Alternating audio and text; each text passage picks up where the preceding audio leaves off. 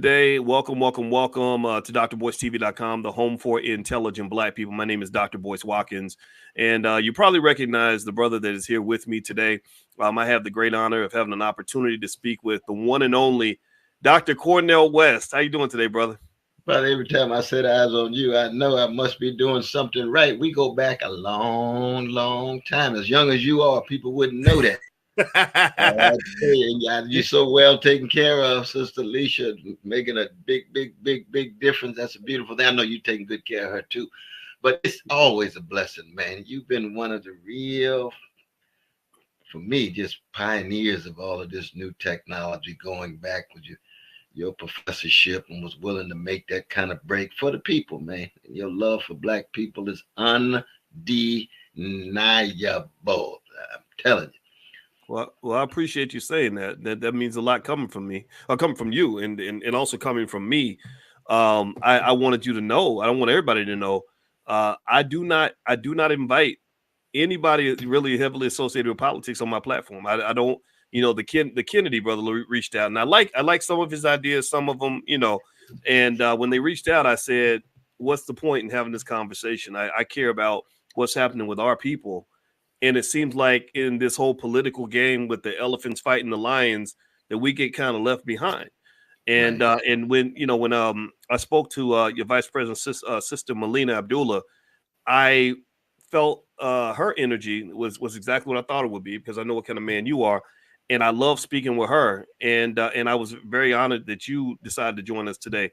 So you're one of a kind, sir, and I definitely have to say that. And also, my wife sends her regards. She and I went to one of your events at the University of Chicago in 1999, Wow. and you didn't know me from a can of paint at the time, and you had a long line of hundreds of people waiting to talk to you, and I still remember that. And then also, I don't know if you remember the day we spent about 7 hours together in New York City in 2013. Absolutely. Yeah, Absolutely. And I saw you at Flagus Church in Chicago.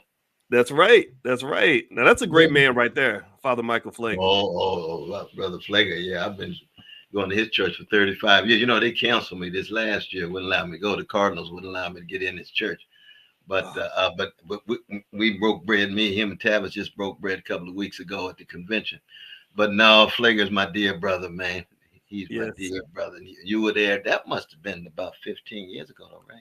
it was quite a few years ago. I stopped counting because the years go by too fast. I understand. I understand, my brother. I can't keep up. But I'll tell you what, I was really surprised to when it was announced that you were running for president of the United States. That sounds exhausting. Tell me Yeah, about that. it is. It's been 15 months now, brother. I wouldn't recommend it to too many folk because event after event after event. I've done 700 interviews and hundreds of talks and things. And of course, the campaign's been broke as the Ten Commandments financially, and so I haven't been able to do as many as I would like to do. But I started in Mississippi, tribute to Sister Fannie Lou Hamer there in Lexington, Mississippi, Jackson, Mississippi, Brandon, Mississippi, and I've been going at it ever since. And it was really based on the sense of same calling. You and I got the same calling. How do we tell the truth, seek justice, how to be of service to the people? We're not here that long, and we want to be able to be a force for good as long as we're here. When I looked up at the electoral political system, is so rotten, it's so corrupt, it's just so hard to gain a foothold for any truth, any justice, any serious love for black people and poor people and working people. I said, been running for justice for 50 years. Now it spills over into this electoral political context just to make sure there was a voice that raises the issues of reparations, mass incarceration, of poverty, wealth inequality, genocide in Gaza, AFRICOM in Africa. Just be able to have voices that are raising those issues with a power and a purpose. And so Mm. it's something that I'm glad I did because it's a certain kind of calling. But you can imagine catching hell, man. Legal suits coming at you. Oh, yeah, trying to get ballot access. You got legal suits. You got spies and operatives in your campaign trying to undercut you. I mean, it's a contact sport. I mean, Machiavelli, when he wrote The Prince, and I know with your PhD and everything you read and reread, so many of these classical texts, man. He wasn't playing with all of the treachery and betrayal and lies and mendacity. But we had to be willing to go through anything for our people. Well, you know, I'm gonna tell you, you talk about the treachery, and in politics being a contact sport. I still remember, and of course, we can. I definitely want to hear more about where you stand on things right now. But I still remember how disappointed I was in terms of what happened during the Obama campaign. When I know for a fact, and I'd love for you to share whatever you feel comfortable sharing. But Sure. from my perspective, you were instrumental in getting Barack's black support. You played a big role in that because he didn't have that support in the beginning. A lot of people don't remember that. And then things kind of went left. And what bothered me about their approach was they didn't just say we disagree with Dr. West. They said we want to dismantle and discredit and destroy Dr. West. And they used some of your former friends to do that. Dr. Michael Eric Dyson. I hate even having to say that, but I didn't like that. Can you kind of speak to some of that? Clear the record because I'm not you, but I'd like to get your take on some of that. Well, no, you're absolutely right about that, though. I mean, early on when he first called me, it was after his speech. Talked about America's a magical place. I said, this brother's going to have a Christopher Columbus experience. He's going to discover that there's a whole lot of social misery and a whole lot of suffering in America. And nothing magical about America at all. Yes, indigenous peoples. Ask those who descend from enslaved Africans, Jim Crow, Jane Crow, lynch black folk, and so on. But we had a long talk, and I told him what is your relation to the legacy of Martin King, Fannie Lou Hamer. And he said, I know I'm not as radical as you, but I'm hoping we'll be able to work together. I said, well, we shall see, but I was willing to do it. And you're right. I did 65 events for him that first time he ran. And when he talked to me, he had like 4% black folk behind him. Wow. Because most of the black political class was over against him. And I didn't do it all by myself, but I was one of the early ones out there in Iowa. And I ended up in Ohio, trying to get black folk on buses and things. I knew, in fact, that he was a kind of moderate. I just felt that it could be a breakthrough and could generate more democratic possibilities for poor people across the board, both here and around the world. But once he brought in Larry Summers, he brought in Tim Geithner.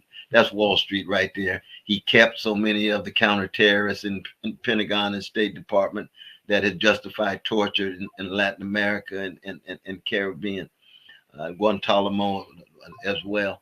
So it was clear that it was just another black face in a high place that was not going to speak to the serious plight and predicament of black poor and black working people, of poor and working people across the board.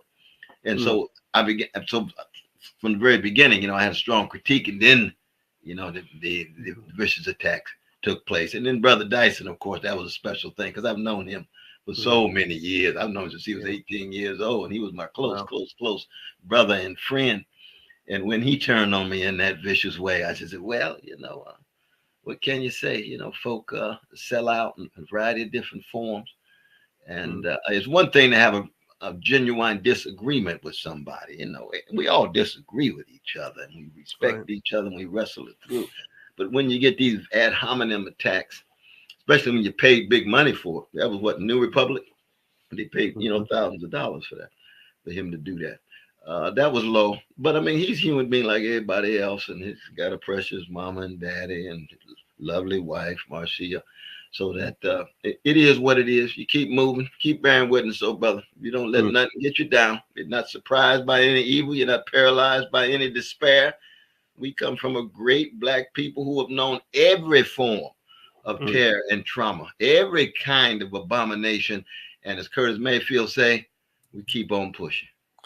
Well, you know what? I'll tell you what. That in case anybody's listening, I assume I'm speaking with Dr. Cornel West, and I'm gonna tell you that's the thing that I always respected about you. And when I heard you were running for president, my first question was, why would he do that? That's and my second thought was, I said, I've sat next to you on many occasions, and it's fascinating. One thing that really tells me a lot about America is the fact that you don't approach people with any form of hostility. It's always love, and use the word brother a lot, no matter who you're speaking to. And I said he's a good man who's trying to do a good thing. What makes him radical and dangerous in the eyes of other people? It's almost, it reminds me a little bit of how the world sort of views Minister Farrakhan. You know, I say, look, you can disagree with him. I mean, that's fine. We disagree with each other, but the idea that he's dangerous and some of these other people out here are not, when they are dropping bombs on people and destroying our entire community, and engaging in mass incarceration, literal extermination of our people. At least they would if they tried. But you don't see that. You see that as safe, but these guys are dangerous. That's a big problem there. So tell me about that part of your experience, Dr. West. How do you feel about that in terms of how often I believe you're misinterpreted by the world? Now, I think that every generation produces certain kinds of people who have a profound hatred of injustice, and in our case, a hatred of the vicious practice and legacy of white supremacy, a hatred of seeing people economically exploited. And that hatred is predicated on a love for those people. And the history for 400 years of Black people is any Black man or woman or sibling who has a genuine love for Black people and a genuine hatred of white supremacy will either be assassinated, incarcerated, misunderstood, misconstrued, rebuked, scorned, and marginalized. And I think your witness, it bears that out too, though, brother. From the academy, the courageous break from the academy. And we won't go into all the history for everybody, but we go all the way back. I remember Syracuse. You know, we can go on and on, right?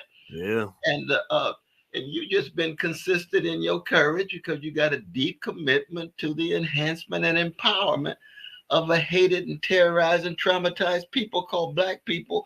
But we bounce back. Yes. Every generation. Here come a new cloud of witnesses. Every generation. Here comes some more freedom fighters. Here comes some more love warriors. Here comes some more wounded healers. Here comes some more joy spreaders. That's who we are as a people. That's part of our greatness. Now we got Black thugs. We got Black cowards. We got Black gangsters and so forth. That's part of our history too. Ain't no doubt about that. You got lukewarm moderates, don't know what to do, waiting to find out, follow a Pied Piper. No, think for yourself. Work it out for yourself. Just be a force for good in your own way, on your own terms. That's all a serious spokespersons and leaders all about. It's like a jazz woman, Mary Lou Williams, like a jazz man of Count and Duke. They ain't talking about follow me like I'm the Pied Piper. No, if Gonzalez want to play a 22-minute solo in Newport, let that brother blow. I'm gonna sit at the piano and listen to it. And it's my band, right? That's Duke's band. Because we lift every voice. That's the Johnson Brothers from Florida, not the Johnson Brothers playing I'll Be Good to You. That's another Brothers Johnson. I'm talking about the Johnson Brothers of Rosamond and James Weldon, right? Lift every voice. You've been lifting your voice. I've been trying to lift my voice. Sometimes we make mistakes. Sometimes we change our minds. That's what it is to be human. Minister Louis Farrakhan raising his voice. Jesse Jackson raising his voice. You saw just died today, James Earl Jones. Yeah, R.I.P. 93 years old. He raised his voice from Mississippi. Yes. Stuttering for the first almost 18 years of his life and ends up the most eloquent person in the country, like Demosthenes in Greece, who was born a stutterer and ends up one of the greatest orators in Greece. That's James Earl Jones. That's our tradition. Yes, that's absolutely. We are at our best, my brother. Oh, yeah. Yes, that is true. And R.I.P. to James Earl Jones. I don't know if anybody knows that he passed today at the age of 93. But everybody type his name in the chat or put an R.I.P. in the chat for brother James Earl Jones. So, Dr. West, let me ask you about the campaign trail so far.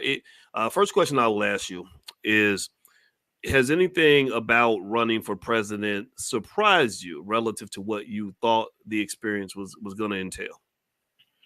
I wouldn't say surprised, but I've been able to see much more closer just how rotten and corrupt the system really is.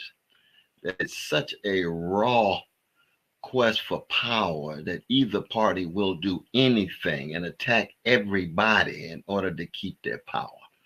So that to find a space for some integrity, honesty, decency, some truth telling and justice seeking, it's very, very difficult for it to have traction, man. And so you end up with a system that really doesn't care for poor people, really doesn't care for poor working class black folk at all.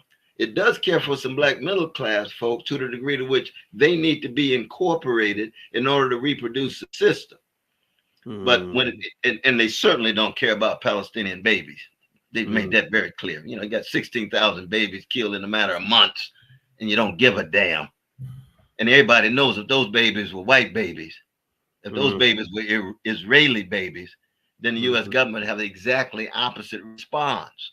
So you see the anti-Palestinian racism going on. And here we come along, you know, I come out of Shiloh Baptist Church, Vacation Bible School. Jesus loved little children, all the children of the world, red or yellow, black or white, they are precious in his sight. So a Palestinian baby got the same value as an Israeli baby, got the same value as a black baby, got the same value as a white baby. I believe that. I still believe it, which means you got to raise your voice. When you raise your voice, what happens? Repression hits. See, I was head of the student for Palestine at Harvard, the faculty advisor. You know, we could hardly get a room on campus. You think they were concerned about repression of voices? Now, all of a sudden, they got studies in anti-Semitism at Harvard because some of the Jewish students feel they haven't been treated right. We want all the students to be treated right, but a Palestinian student got the same value as a Jewish student. And we won't even get in, you know, my battles with Harvard and getting pushed out twice directly and indirectly and so forth. Hey, that's part for the course. But you can just see the rot, man. You can see the corruption. You can see the hypocrisy, the mendacity that hides the criminality. These are crimes. Mass incarceration was a crime against humanity. Biden, who was the architect, homelessness is a crime against humanity. We 12% of the population, 13% of the population, what? 50% are homeless? We 9% here in Los Angeles, 40% of the homeless. But when I come out and call for the abolition of homelessness and unhousedness, abolition of poverty, that's just extension of what Martin was talking about. Martin King, that's just what Fannie Lou Hamer was talking about almost 60 years ago, my brother. Wow. Almost 60 years ago, same struggle. When you talk about how do you empower black folk, how do you make sure that black folk understand what it means to have access to resources, use your resources in such a way that you're a good steward, so it's not just individualistic, but it's tied to community empowerment, and you figure, how is that radical? Truth and love and justice, right? How is that radical? Man, they come at you swinging. Well, you know what's funny, Dr. West, is that because my doctorate's in finance, I often run into people who assume that I'm a capitalist, and I have to correct them instantaneously. I say, no.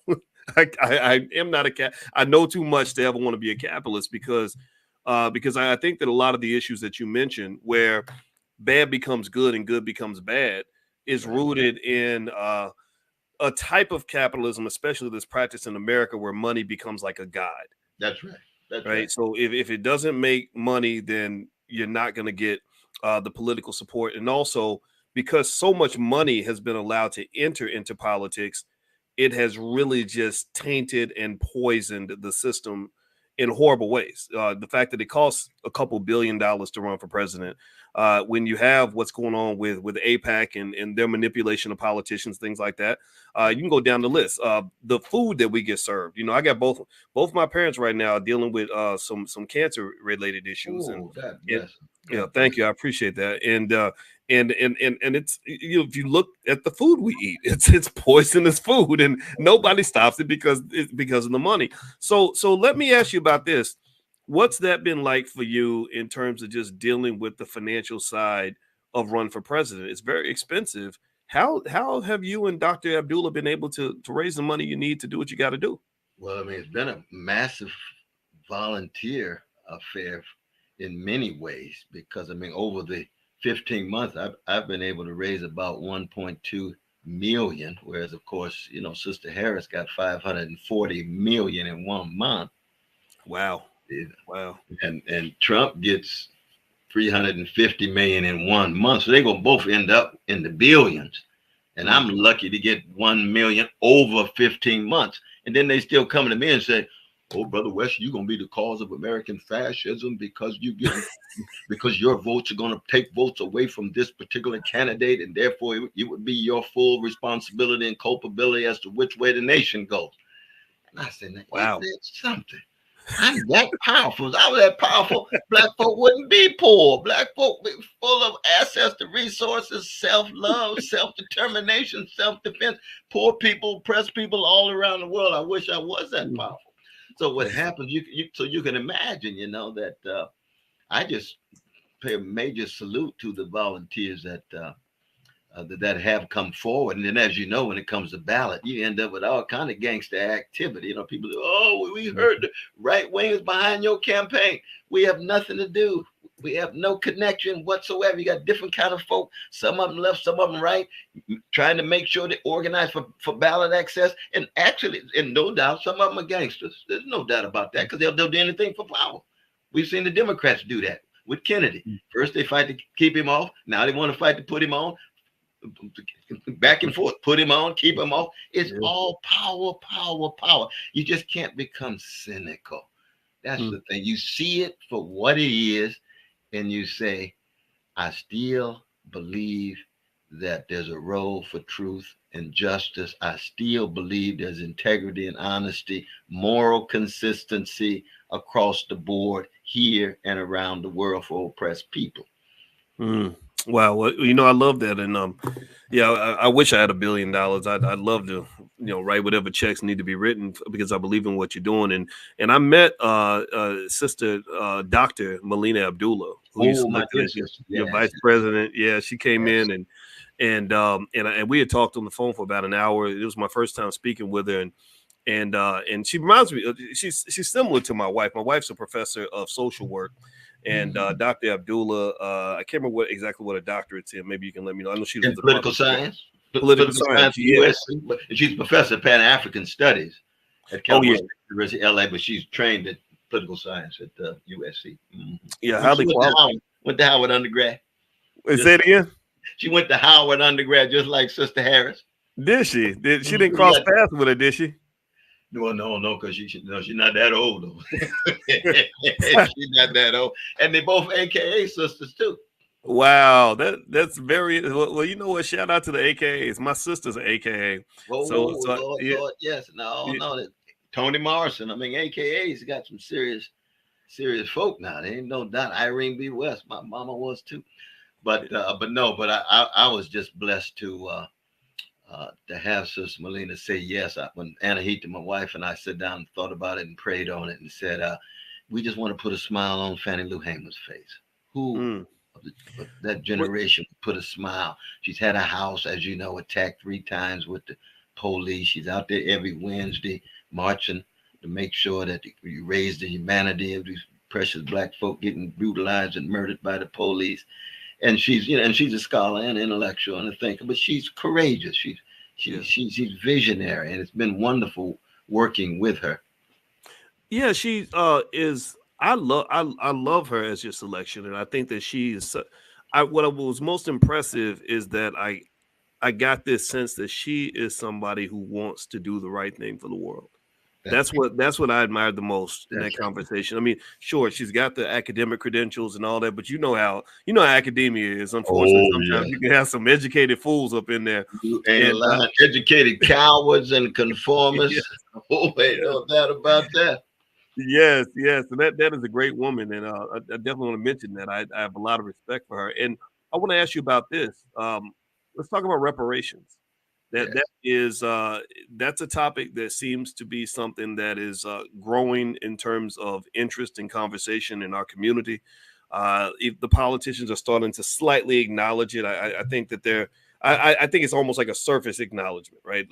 Kamala, when she speaks on it, she talks around it in a way where she won't really directly address it. But do you feel that there is are you happy with the progress that's been made in the fight for reparations? And I'd love to get any other thoughts you have on that in terms of how that battle should be fought. Yeah, I just find it hard to see how people could have a commitment to truth and justice and not have a commitment to reparations, given the kind of economic and otherwise forms of damage against precious black people, hundreds and hundreds of years. How could we not want to find the truth about who constitute the economic foundation of American democracy? Our descendants. And when you find that truth out and you find out what the damage, what kind of repair? Well, that's what the justice demand comes. And that's why Dargady and the wonderful work that he's done with his academic team, you know, as you know, from here to eternity. I forget the sister's name, but she played a very important role too in that book. It's right over here. But that book itself, from here to equality, the strongest case for reparation. Now, see, I sat at the feet of Queen Mother Moore in Harlem. She was a mayor of Harlem in the kind of colloquial sense, who was one of the great proponents of reparations. And that was way back in the 70s. And then with Randall Robinson, God bless him, he just passed, who wrote The Debt and founder of Trans-Africa. I was on that board with Charles Ogletree and others. We had the struggles in Tulsa. Reparations. We lost that case, but reparations is something that's been part and parcel of my life for over 45 years. And I'm just, it has to be an integral part of any serious talk about truth and justice in the country. And that's true for the Japanese. That's true for Jews in Germany. There's a whole lot of different cases that any Truth and Justice Commission would come up with a recommendation of justice demand for reparations. Now, we were making some progress in California, as you know. Then we got, again, the political cowardliness of the Black Legislative Council. They passed the bill, and the governor says, don't put it on my desk because it's embarrassing. I'm running for president. If I sign it, I'm going to have trouble. If I don't sign, I'm going to have trouble. So don't even put it on my desk. And what do? Here's $6 million for another commission. They didn't even put it on his desk. So that's just political cowardliness, you see. Yes. All that work, all that struggle, put it on his desk and see what he does. Is he committed to truth and justice or not? This ain't no game. No, most politicians locked into legalized bribery and normalized corruption. They playing a game. We ain't playing no game. There's human beings down here under all these games you playing. Yes. Precious human beings down there. They're suffering and they fight. They exploit it. They're oppressed, but they're also resisting with tremendous resiliency. And part of our challenge these days, my brother, is deeply spiritual. And this is why I've always, everywhere I go, I always have something very positive to say about you, because when it's a spiritual question in terms of, are you willing to raise your voice and take risks and bear burdens in being in solidarity in your truth telling for people who are catching hell? And what has happened is that selling out has become so normal and become so natural that everybody just concerned about getting a deal. Everybody's concerned about getting money, more status, more position. I mean, I had this with the Harris campaign just a few weeks ago. You know, they kind of reach out and want to be able to set up a deal and provide resources, a possible position. Hey, you got the wrong black man for this.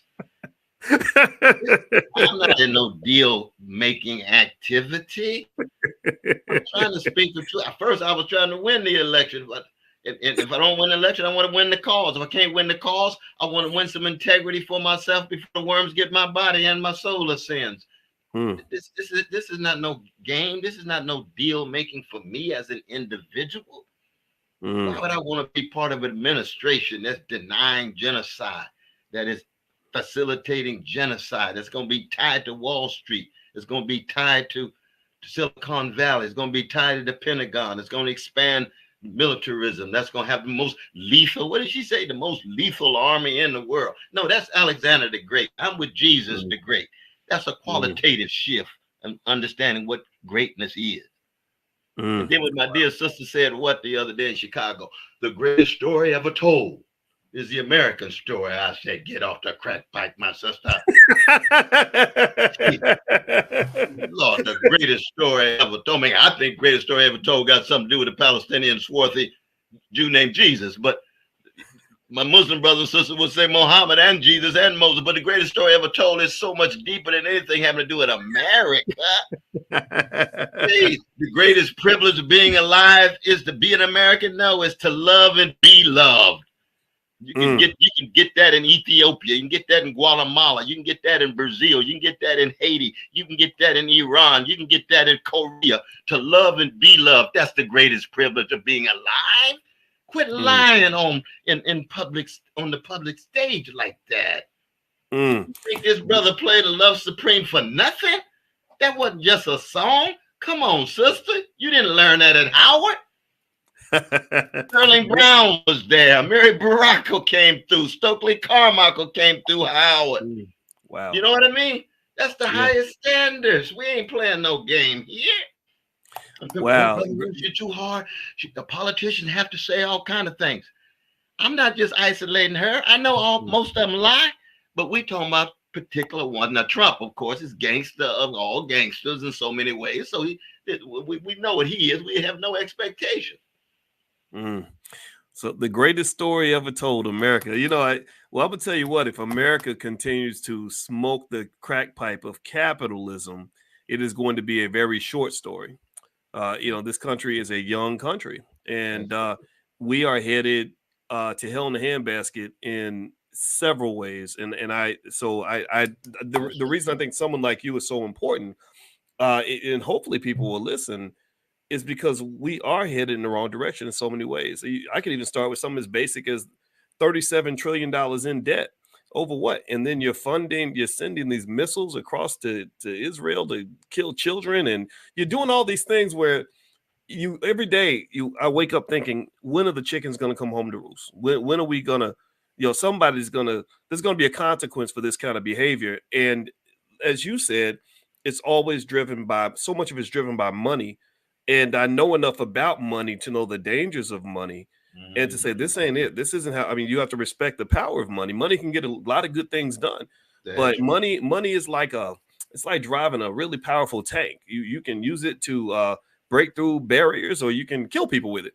And it depends on who's driving. And so Dr. West, I know you are a busy man and you are on the campaign trail. So I'm not going to take much more of your time, but I want to ask you a question. Specifically in terms of reparations. I'd love to get let everybody hear your perspective on what you think reparations should and would look like. If you've thought about that with your campaign, and just a framework, so that as we move forward, we'd be able to say, okay, this is what we're looking for. Because you know how it is in politics. Eventually, if we make them submit to giving something, they're gonna start off by offering us something silly. A bag of potato chips and a hot dog, and So what would you say reparations should look like, Dr. West? Yes. Well, one is we have to begin with the notion that no amount of money could ever repay what Black people have been through in 400 years, beginning with the bones on the bottom of the Atlantic Ocean. So that this is not a quid pro quo exchange kind of situation. We're talking about trying to get as much justice based on truth as we can, but the level of barbarity and bestiality and criminality visited upon Black people can never begin to be repaid. So we had to just be clear about that. So then you say, okay, now given that, how do we proceed? And you got slavery, you got neo-slavery with Jim and Jane Crow and American terrorism and lynching. Then you got Jim Crow Jr., which is now de facto segregation, with discrimination still taking place in a variety of different ways. It might not be legalized, but people have a way of getting in and outside of the law, under and above the law. So that the reparations is not just about barbaric slavery, but it's about the subsequent forms of bondage that have continued, the aftermath of slavery, as people would put it. Now, given that, and again, I follow my dear brother Doherty and others, they come up with 258,000 for each descendant of the dignified Africans who were enslaved. That strikes me as a reasonable starting point. But then we've got to make sure we have a strong enough culture and infrastructure in place that the money that is given is not simply kind of just recycled and recirculated right into the same corrupt system that has been exploiting black people and poor people and working people all these years.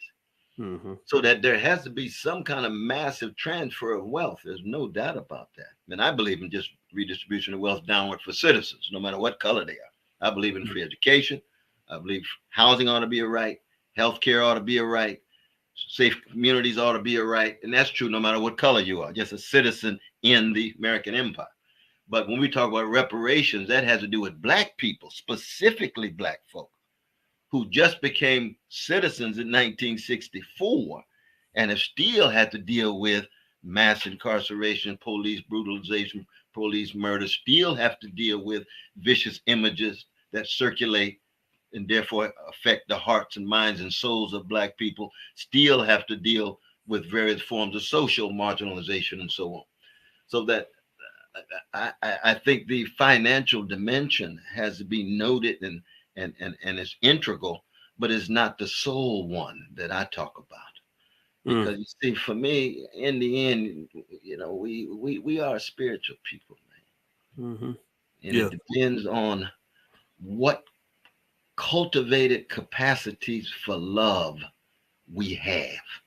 And if we're taught to hate ourselves, they could give black folk each one $1 million.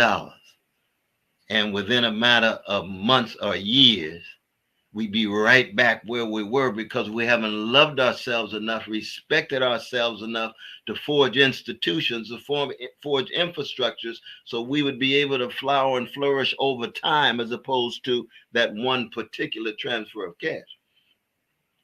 And so it's got to be holistic. But I mean, this is something that you've been talking about and writing about all these years, and I've been learning from you about, and all of us have been learning from you about. But it's for me, it's very important. It really is. And it's a way of connecting us with other people all around the world, especially oppressed people around them. When you talk about American empire going under, that American empire would take the whole planet.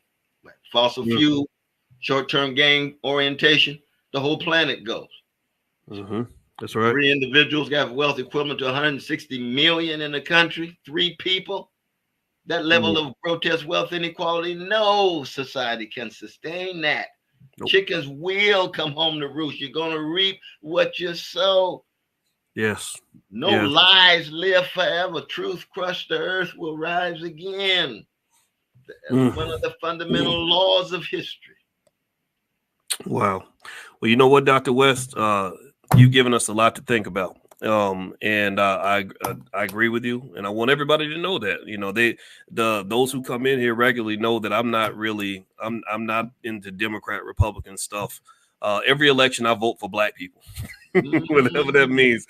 And you also are a person I would vote for. And I'd like to ask you just a final question, because we are also action oriented. This space, people that, you know, they are people of substance, and I respect you, everybody in here watching. I respect you all.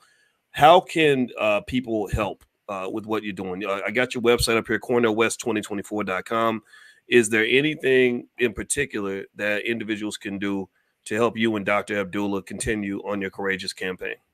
No, I mean, I would just say, you know, if you so choose, provide whatever kind of support you can, but always understand that, you see, as a jazz man and a Jesus-loving free black man, I don't believe any of us are Pied Pipers. I don't believe any of us are simply there to be followed.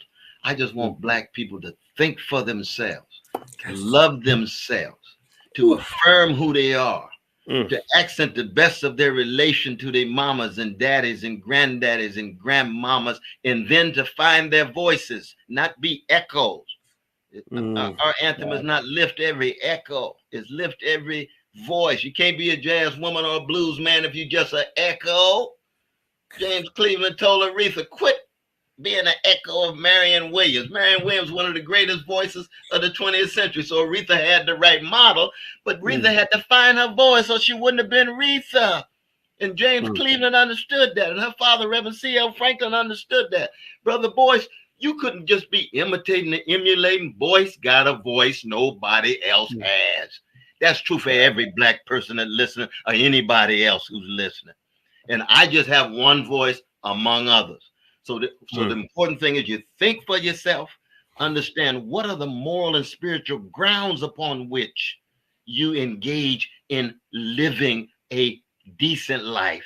And then you come down on the ground, wherever it is. It might be a poet, might be a trade union, it might be a businesswoman, it may be a hip hop artist, it might be a politician. Find your voice and then pursue it with integrity and honesty. That's all I'm trying to do before I go. That's what we need to do. But right now, brother, we got a culture. What is it about? Stimulation, titillation, distraction, addiction. You keep folk addicted to the cell phone, addicted to all of those short-term pleasures. So you end up with a joyless quest for insatiable pleasures. You can get any kind of pleasure you want. That's American capitalism, but you still don't have no joy.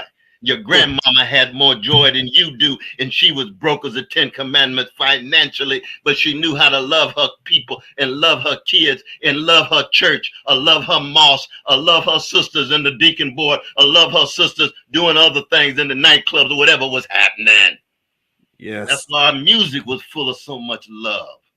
Tremendous love of a hated people. That's part of our greatness. Let's keep moral, spiritual greatness of our people at the center of who we are. That's what I say to black folk.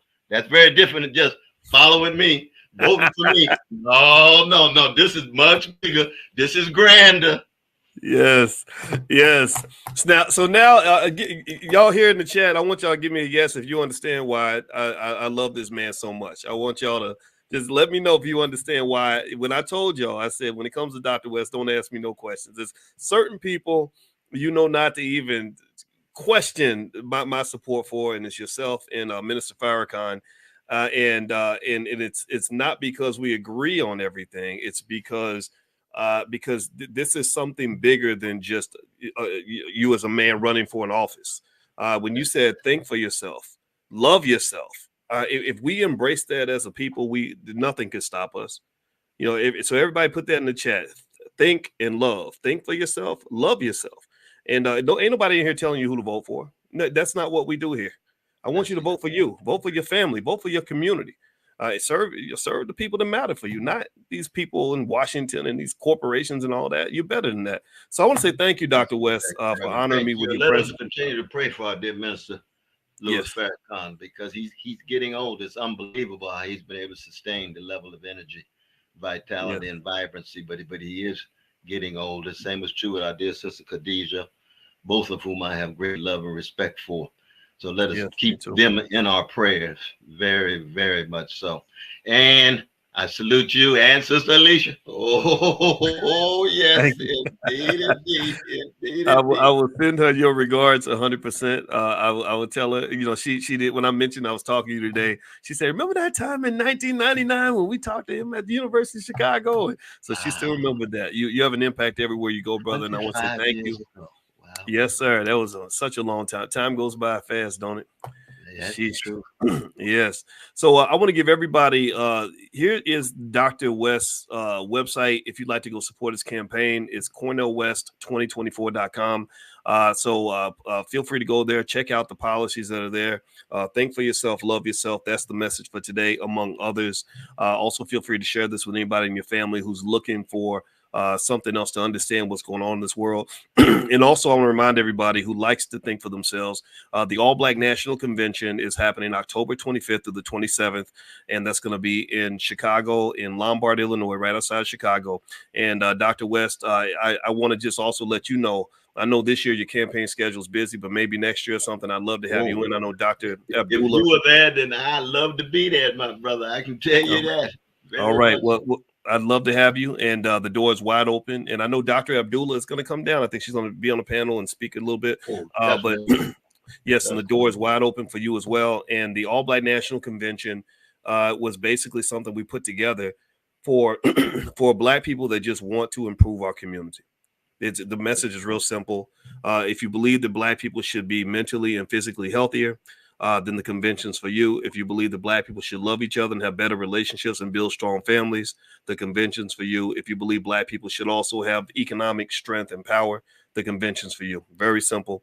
So when you get the time, Dr. West, I want to just publicly state the door is open. You have my support unconditionally, and God bless you for all the sacrifices you make, and I appreciate you very much. Oh, love you, my brother. You stay strong, though. We still here after all of these years and decades. We still here, my brother. Oh, they can't kill us. They can't kill us. You might kill the body, but you can't kill the spirit. You can't kill the spirit. That's the truth. That's the truth. Yes, indeed, sir. Indeed. God bless you, though, man. Bless you as well. And everybody have a good day. And we're signing out for now. And I'll see you all really soon. And don't forget that tomorrow we're doing our free financial class as we do every morning, Money in the Morning, Economic Consciousness. That's what we do every morning. So if you'd like to join us, text the word morning to the number 87948. Text morning to 87948. So take care, everybody. Have a good day. We'll see you soon. Bye-bye. Thank you, Doc. Good morning, everybody. Good morning. Come on in. Come on in. Great to see everybody. Welcome to Money in the Morning. My name is Dr. Boyce Watkins, and I got up this morning, and I'm sorry to say that I was not in the 5 a.m. club. I got up super early yesterday, went to the gym, and did a lot of weightlifting and running and all that stuff. And today I decided to give myself a rest day. Because I don't know. I'm sleeping next to the most beautiful woman in the world, so I thought that it would be nice to kind of cuddle with her for a little bit. And so, but then again, that was part of the plan, right? I think that you should have a balance between working hard and being nice to yourself. Work hard and play hard, because I think that's what gives you a happy life. So today I played hard a little bit. Anyway, I hope everybody's doing well. And speaking of playing hard, sometimes you may come by my YouTube channel and see me kicking it with the brothers and actually playing Call of Duty. I found a group of really cool brothers between ages 30 and 55 that love to play video games like I used to. And I got into it because I wanted to hang out with our son a little bit more, because I've been teaching him stuff like stock options and all that. And when you're a bonus dad, you find every way you can to connect with the kids. So we bonded around money and video games. And so I learned how to play Call of Duty because I wanted to give us something to talk about. And I love this so much that I just said, I'm gonna keep on playing because this game is fun. So every now and then, what I'll do is I'll go on my YouTube channel, drboycetv.com, and I'll be playing Call of Duty, but I'll be talking. We talk about all kinds of stuff. We'll talk about politics and sports and money. So if you ever wanted to sneak in and ask me a question, that's a good time to come in and ask me a question. Come in and hang out. In fact, there's one doctoral student, Jordan Cagle, that I did an interview with, and he's doing really great work with Black boys. I don't know if Jordan's in here today or not, but I really had a lot of respect for him. And he was in the chat, and he came in and played with us, and we just had a blast. So I'm telling you, if you haven't ever tried it, you don't know what you're missing. But if you ever want to come by and hang out and see what we're up to, feel free to come by the channel. It's actually kind of fun. I just had to explain that because some people are like, why are you having fun? You're supposed to be talking about finance. I'm like, I don't talk about finance all day, every day, fool. Like I live my life. I'm a human being. Or on my Instagram, people are like, why would you post that? You're a professor. You shouldn't. I'm like, well, because I'm a guy. I'm a human being. I'm a Black man. I'm a dude. I just do regular dude stuff. But then also I happen to have a PhD in finance. But if somebody works at UPS, you ain't delivering packages 24 hours a day. Am I lying? Give me a guess if you understand where I'm coming from. If you work at Ford, you're not working on Ford motor trucks 24 hours a day. So no, I have fun. And also the other thing that's really cool about life in the internet and social media is that it kind of makes itself conducive to the point where conducive to the idea that you can just talk to people. I like just talking to you. I mean, sure, I can share knowledge and information, everything else. And again, if you want to drill into that stuff, I'm loaded with all kinds of information that can help you. There's stuff that I do for myself financially and for my family and my wife that I am happy to share with you. In fact, later on today at noon, we're doing a stock options income event for beginners. So if you want to come by at noon, I'll give you guys the link where you can actually come on in. It's called Prime 101. It's kind of for beginners. And then if you are in the Prime program, I encourage you to come to class on Monday. You got to come to class on Monday. because I ran the numbers on one of the options income strategies. And what I found is that you can actually make your portfolio much safer. You know how you have the ups and the downs, and it's really hard to kind of deal with the volatility. Well, I found that you can make your portfolio super safe and still generate a really high ROI, like a really high profit on your options business. So I hope you guys will join us on Monday. If you're in the Prime program. If you're not in the Prime program, I'll send you guys a link to do a $1 trial if you want to try it out for a month, and it's $3.99 per month after that. So, but the goal is, this isn't like college where you go and you spend, hundreds of thousands of dollars and they give you nothing in return. What I want you to kind of measure is ask yourself this basic question. Am I making more money than it cost me to be in this program? If the answer is yes, then that's a definite. And if you don't, if you don't expect at some point that you can make more than you're spending, then that doesn't make sense for you. So I want you to be in a position where you say, yeah, this isn't free. This does cost some money, but it's a fair price. It's because I see people charging tens of thousands of dollars for stuff, and just I would just be really careful about that because a lot of people are really good at kind of getting you hyped up to sign up for something, and you're not really getting the kind of value that they promise, and they charge insane amounts of money, and especially when you talk about stocks and options, a lot of these people just aren't qualified. To be honest with you, like, they don't. I can identify quickly if somebody knows what they're talking about with the stock market. And there are some people who literally will take one class on stocks and say, I can show you all everything you need to know about stocks, but they don't really understand what's going on. So anyway, if you want to join us today at noon, you can sign up at Prime 101. I'll send you guys the link. I don't have the URL. Actually, I'll put something in the chat if you guys want to join us today. I think I have the $1 trial link, and you guys can try that out. And also, if you are already in the class and you're looking for stuff, don't forget you got a really great support team. We have an excellent support team. The email address is support@theblackbusinessschool.com. That's support@theblackbusinessschool.com. So feel free to reach out to them if you can't find something, you're looking for something. I'm trying to find this dollar trial. Here we go. Here's the code if you want to do a dollar trial in the program. Some of you have been thinking about it, you've heard about it. And some of you are already in it. And so if you whatever your true honest feelings are about the program so far, feel free to share that in the chat because I don't want there's no hocus pocus here. This is not hype. This is all substance. It's not built to be flashy. But there's a lot of opportunity there when it comes to options. In fact, I'll tell you guys this. When I showed my son, finally, how your kids don't listen to you. Kids, like, you can literally have the keys to like the universe, and your children just will not listen to you, and they'll listen to like some stupid person on the street before they listen to you. Just know you're not alone. Like, I go through this too. Our kids, me and my wife, they don't even know. First of all, our kids don't even realize how rare it is to have two college professors as parents in your house. Like I didn't meet a college professor. I didn't meet a black college professor or any college professor until I was like 19 years old. And so the fact that they have two black college professors in their house that rate is very rare. But it's funny because they think that that's just normal. So we'll try to explain stuff to them, and they'll just be like, yeah, yeah, yeah, whatever, right? And so anyway, I finally got the oldest to start listening because he's now at the age where he needs money. And I was like, well, if you want me to, I can show you how I make money. It's actually easy. It's easier than like whatever that crappy job is that you have. And he was like, okay, I'm ready to learn. So we sat down and I showed him.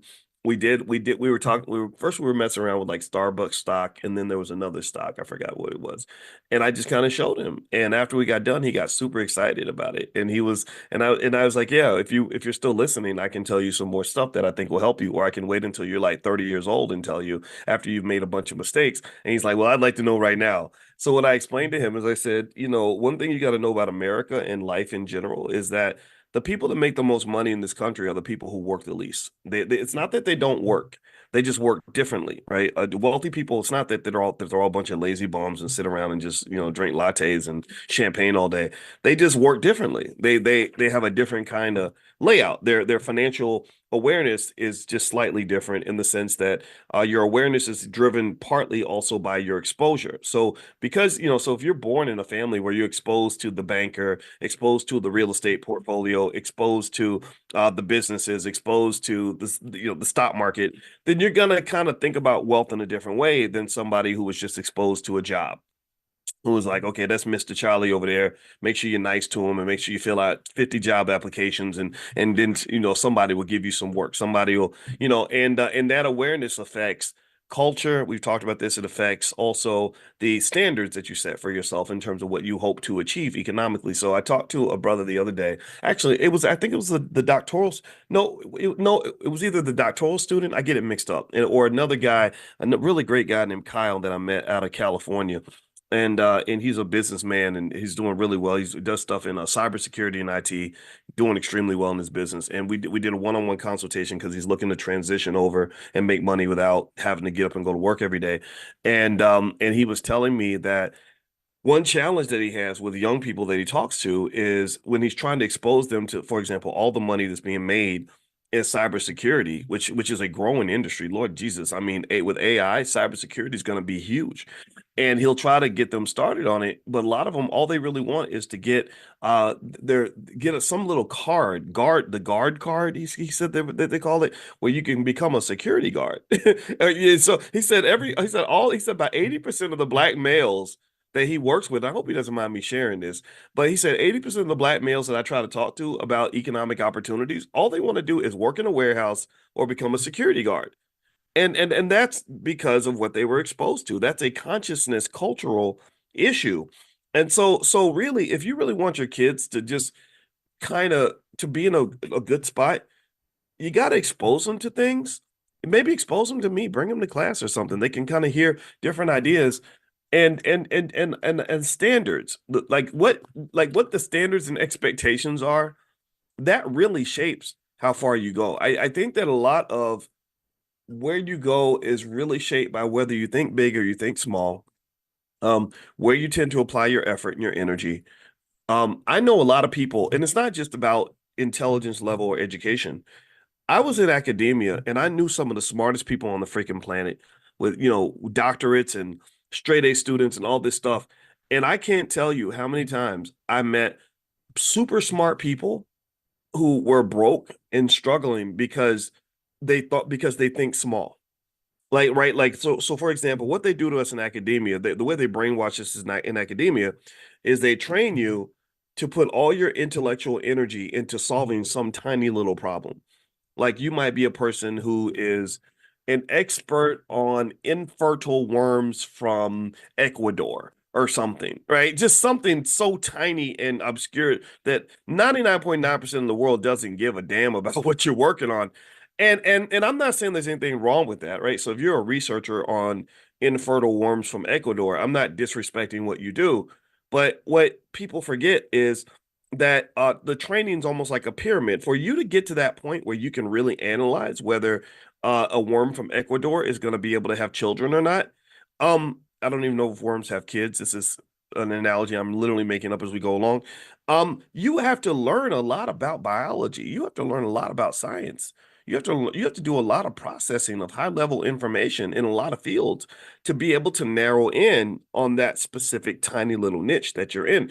So if you get caught to the point where you're mentally trapped in your niche and you don't see all the other amazing skills that you've developed along the way, then that can put you into a horrible, ugly economic trap where you end up like a lot of people I know that have advanced degrees, PhDs and stuff, who are literally on welfare. Like there are college professors that are on welfare. There are professors at major universities that can barely pay the bills.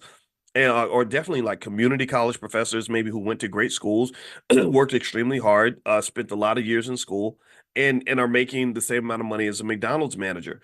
I think that should challenge you a little bit in the sense that it doesn't mean that you're goofy, stupid, or that you wasted your time. I'm not here to say that at all. I don't want you to feel bad, but I want you to know your worth.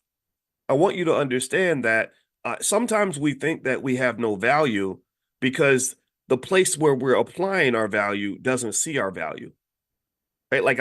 I'm showing up speaking eloquent Chinese, just extremely wonderful Mandarin, but you only understand Spanish, so you're telling me that I'm speaking gibberish, and I believe you. I'm like, well, damn, all these years I spent studying Chinese is a waste of time because to the people that matter to me, they think it sounds like gibberish. Or almost like being in a relationship where you could be the greatest catch in the world. You could be the most beautiful woman on the planet, but your man is like, I don't like skinny women. I don't like thin girls. I want them big. And so you're kind of gross to me. And so you think you're gross because your man likes the big girls. And then you don't realize that there are men out here that love a thin woman. Right. So the same thing is true in professionally speaking. A lot of us get in the economic trap where we don't understand how to extract the value out of the skill set that we've developed, and we become beholden to the people that we're dependent upon to extract that value for us. Meaning, if I'm a PhD and I've spent all these years in school and I've hustled my butt off, studied 8, 9, 10 hours a day for the last 6, 7 years, and then my university doesn't see my worth and they don't want to pay me right or they want to get rid of me, then I feel like I have no worth. I think that's a problem. I think that that is a that's a consciousness issue. It's kind of a self-esteem issue. It's one of these things that requires some thought, some financial consciousness and meditation for you to realize that you are incredibly valuable. You're smart. You know how to do stuff. You know how to learn things. Your capacity for consuming knowledge and applying it is extraordinary. Your work ethic is amazing. How the hell can you tell me that somebody who's super smart, super well trained, can learn anything at lightning speed and works their ass off isn't worthy, isn't valuable, economically speaking? You're valuable. You just aren't applying the value in a place where your value is going to be appreciated. So that might mean going out and expanding your skill set. One thing I had to do was, I was sitting there and I was actually paid pretty well by my university. I ain't gonna lie. I mean, I had haters on the Syracuse University campus because when I came in, because I was a superstar, I was the only African American on the planet to get a PhD in finance that year. I had the highest salary amongst all the assistant professors, and I made more money than all the associate professors, which was a notch above. That was the associates who had tenure. I made more money than all of them too. Right? So you want to talk about a black boy getting hated on? I mean, I didn't even understand it at that time. I assumed everybody loved everybody, but when I look back at it, I'm like, yeah, if I was him, I would have been mad at me too. So I was making good money, but the thing was, I didn't like the way I was treated. I didn't like the fact that they didn't appreciate the work I wanted to do for the African American community. I didn't like the fact that every time I did something that was extra black, I would get punished. I would be celebrated in the black community, but punished in my white community, in the white space. So I said, I got to get the hell up out of here. These people, this is terrible. And so one thing I remember feeling like as I said, wait a minute, hold on. If I'm supposed to have all this education, I started realizing that most business school professors have never run a business. And most business school professors don't know how to make money without getting a paycheck. And I said, that's kind of a contradiction. That's a bit of an oxymoron. I need to fix that. That's kind of weird that I can only pay my bills if this person's feeding me financially, if they're giving me this check. So I said, how do people pay their bills without a job? So I started researching that. I started listening to podcasts of people who don't go to work every day but still make money. I started, kind of really thinking carefully about my own limitations in terms of what I was and was not taught. And it led me to think about culture and just how the job culture had been so deep in my experience and deep in my family. And I said, no, I'm rebelling against that. We're going to escape that, because the thing is, if you are able to pay me money for my skill set, then I should be able to also pay myself. I should be able to also extract just as much wealth out of me as you can extract out of me, right? So my point is to say that I think sometimes when we don't have the right exposure and the right experience, we can really limit ourselves, and that's how you have these really hardworking, intelligent people who end up becoming like warehouse guards or something because that's all that they were exposed to. I would argue, in fact, that I would rather be a person of average intelligence who thinks big than to be a genius who thinks small. If you're a genius who thinks small, you're not going to accomplish much. You're going to do very small things really, really well. Right? So you're going to do small things that no one cares about, and you're going to be really damn good at it. It's almost like me counting the number of tiles in the ceiling in my house or something, right? Or the number of cracks. 2,347,842 tiny micro cracks in the ceiling. That's hard to do, but it doesn't necessarily add value. It's a tiny task, but it's done extremely well. So I would almost say that if you are wise and you're trying to expand your thinking economically, you got to push yourself outside the box a little bit. And I think you have to maybe start with this premise that you don't know nearly as much as you need to know. And that there, and then also an added premise would be that there are people out there that know what I need to know. So I'm going to go out into the world and listen and hear enough stories and see enough experiences and get enough exposure to expand my thinking. But then also, I'm not going to limit my kids in their thinking. So it's because I sat there and I just was telling our son the other day, I was like, dude, to be honest with you, I said, if I'd known what at your age, what I know now, I don't even think I would have went to college. I would have went to the best entrepreneurship program I could possibly find and did a year of intense training in how to run a business. Maybe 2 years, whatever. I definitely wouldn't have spent 8, 9, 10 years trying to get a PhD so I can get a great job. I literally would have spent 2 years as a black man, based on where my experience would be as a black man, where you don't get the same opportunities, you don't get the same jobs. I don't believe these white folks like us that much. I just don't. And I'm not offended by it because I just think it's human nature. And I know the history. I've read, the Dr. Claude Anderson books, and he breaks it down. Like when I see, I'm like, oh, so they've hated us for 400 years. Now I know why they treat us like this. And so in hindsight, that's what I would have done, because the beauty of it is, once you get past this idea that they love you, and you start realizing that what matters is that you have to love yourself and love each other, then you can get to the business of really doing business and moving forward with an understanding of what your opportunities are and your limitations are, and you can apply your energy in the right way. So if I am a black man and I say, I'm 21 years old, and I realize, okay, you know what? They probably will never see my true value. They'll probably never give me what I'm truly worth for the work that I do and the energy I put in. But I can get my value. I can extract my value. I just have to pick up a different skill set. I'm not a white boy. I'm not white. I'm going to have to learn things that maybe I wouldn't have to learn if I was white, and had a fully developed economic ecosystem ready to receive me and to reward me for the work that I put in. Right. That's the difference. And so that to me would limit a lot of frustration. Also, the beauty of it is, if you master those specific skills at an early age, the sky's the limit at that point. You then have that possibility that maybe you run across a business idea with your homeboys that generates $1 million a month, and you guys are literally living at the highest heights of society, because you didn't get on the crowded freeway. You drove on the side streets where it's wide open. Do you understand? Or maybe your consciousness caused you to elevate, right? I was telling you that about like getting in an airplane, and you go, instead of operating in 2 dimensions where you have limited numbers of dimensionality, limited possibilities for yourself, you rise up to that next dimension, where now you're in a helicopter or an airplane and you can fly over the traffic.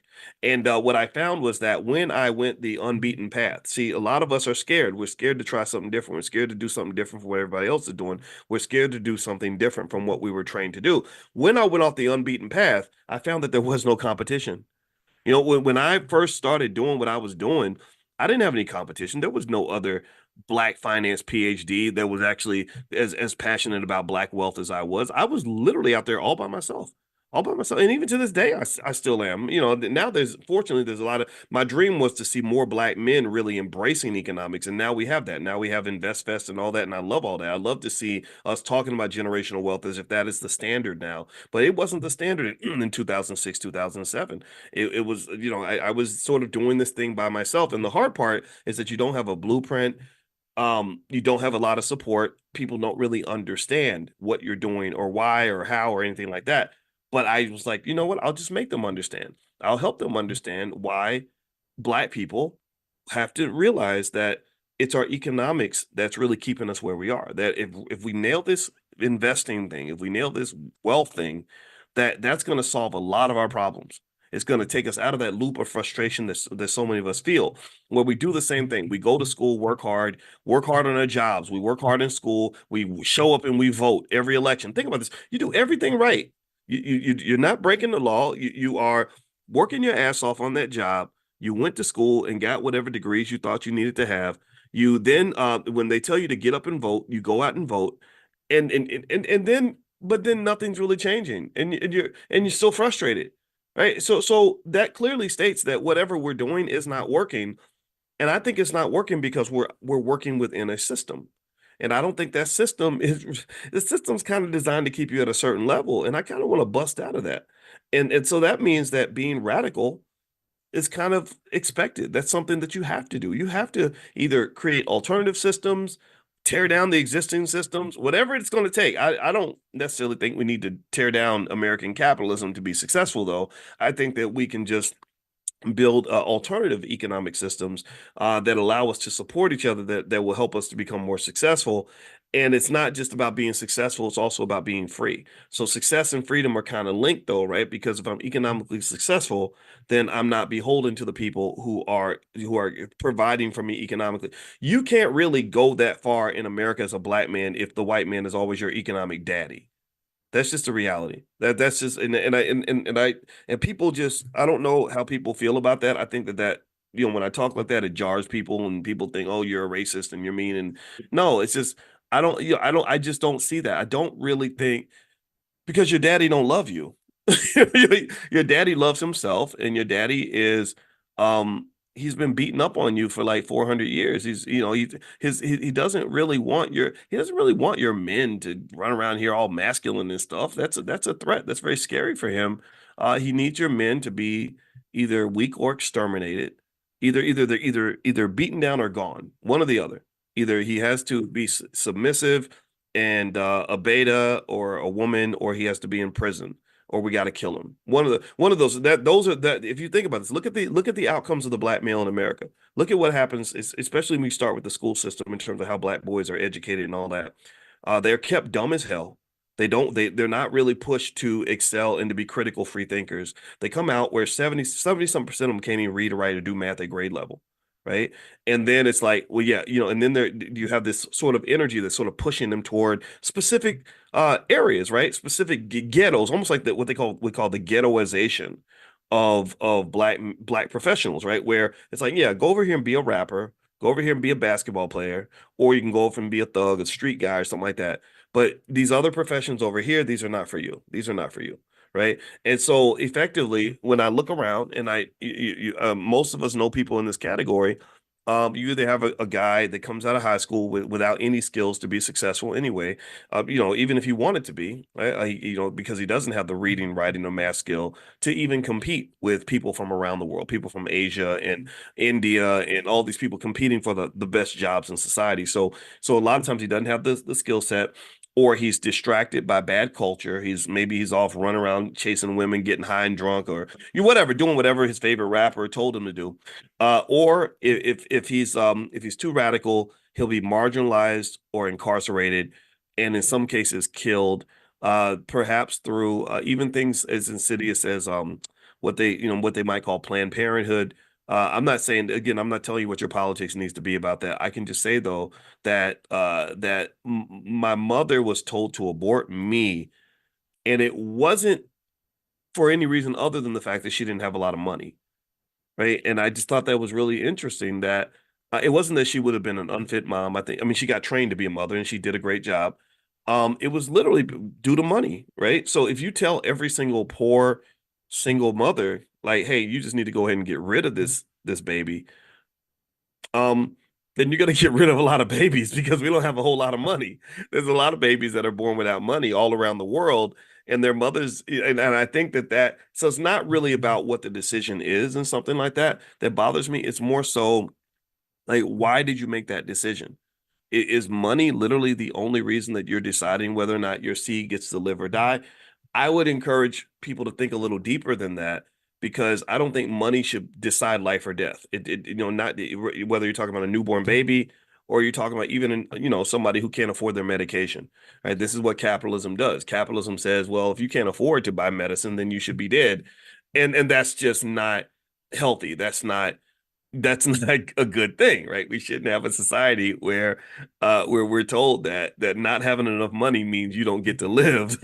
Life should be a basic human right. And so anyway, with that being said, though, I will say that if you have a black boy, especially, and you want your black boy to reach his fullest potential, that's really going to have to be your job. You're going to have to sort of take him off the track a little bit and kind of give him the real deal, the real conversation. You can even bring him to my class, and you know me, I'm gonna give him the real deal and really tell him how America really works. Because I think that when we are given a fantasy about how America is supposed to work, we end up getting our feelings hurt. we end up angry, right? Give me a guess if you've seen that. Give me a guess if you have felt this yourself. Have you ever felt angry because the so-called American dream didn't show up the way you thought it would? Give me a guess if you've ever been angry, maybe because you were discriminated against. You didn't get the job that you should have gotten, even though you worked just as hard as the white girl and y'all applied for the same job and she got the job and you didn't, or maybe somebody got the less qualified, got a promotion you deserved. Just whatever, right? You get mad. You get really mad.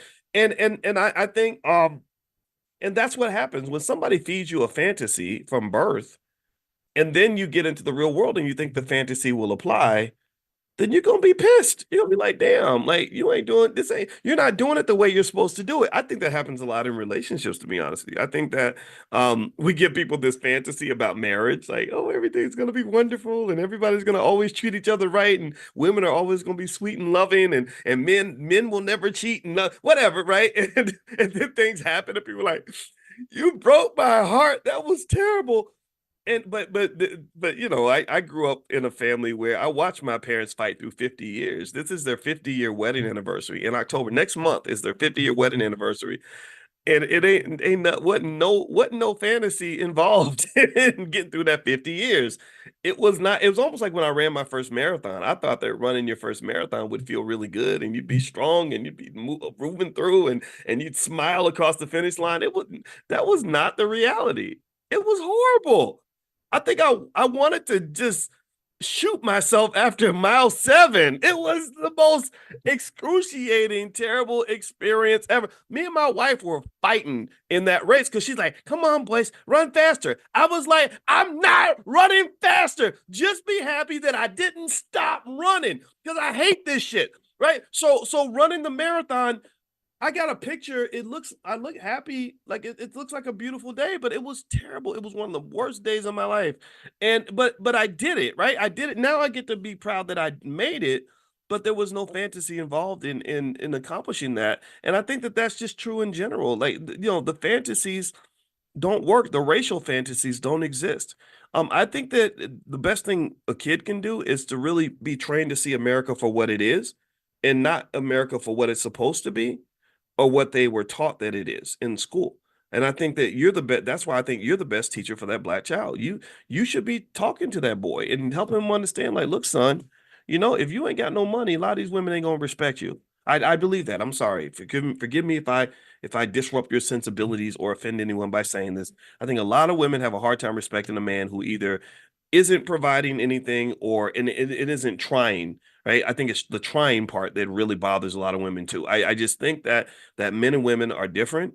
And I know that we want to do our best to have this gender neutral society, but if you read any biology book ever written in the history of all mankind, 99% of them will tell you that men and women are just so different.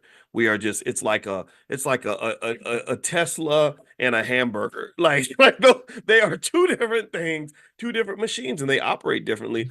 And I think honesty is better than having someone sort of think that things are supposed to work the way they work in a textbook. And in fact, that it goes to the highest levels. Even a lot of professors, again, in business schools, can't run a business because they know what's in the book, but they don't know what's in the world. And I think that the world itself is a giant textbook, and I think that's the best place for young people to be taught. And if you teach them that in the right way, then what you can do is you can kill off the fantasy and then help them get fixated on understanding the reality. And at first, it's a little cynical. It hurts their feelings and makes them sad a little bit. But then once you get past that, you start to open up tremendous possibility because they're operating not based on the way things should work, but on the way things actually do work. And I can tell you, once I kind of grabbed onto that, things it was very easy to kind of get a lot of things done. I knew who not to depend on. I knew that a lot of the hard work was going to have to be done by myself. I knew that even a lot of black people aren't going to really support what I'm doing until they see that it's actually working. Then people tend to get on board with things that are actually working. And so anyway, one thing I want to mention really quickly too, before I forget is here's another thought that I had this morning. I wanted to make this recommendation for anybody that wants to be economically successful. I'm really super convinced today, and I got to bring my wife in this week so she can help reaffirm this. I think that a lot of your economic possibilities are limited by the fact that so few people actually take the time to get some type of therapy or some type of training in therapeutic techniques. And why do I say this? Well, because I thought about this. Let's just start with just relationships. We talked about how healthy relationships are conducive to economic success.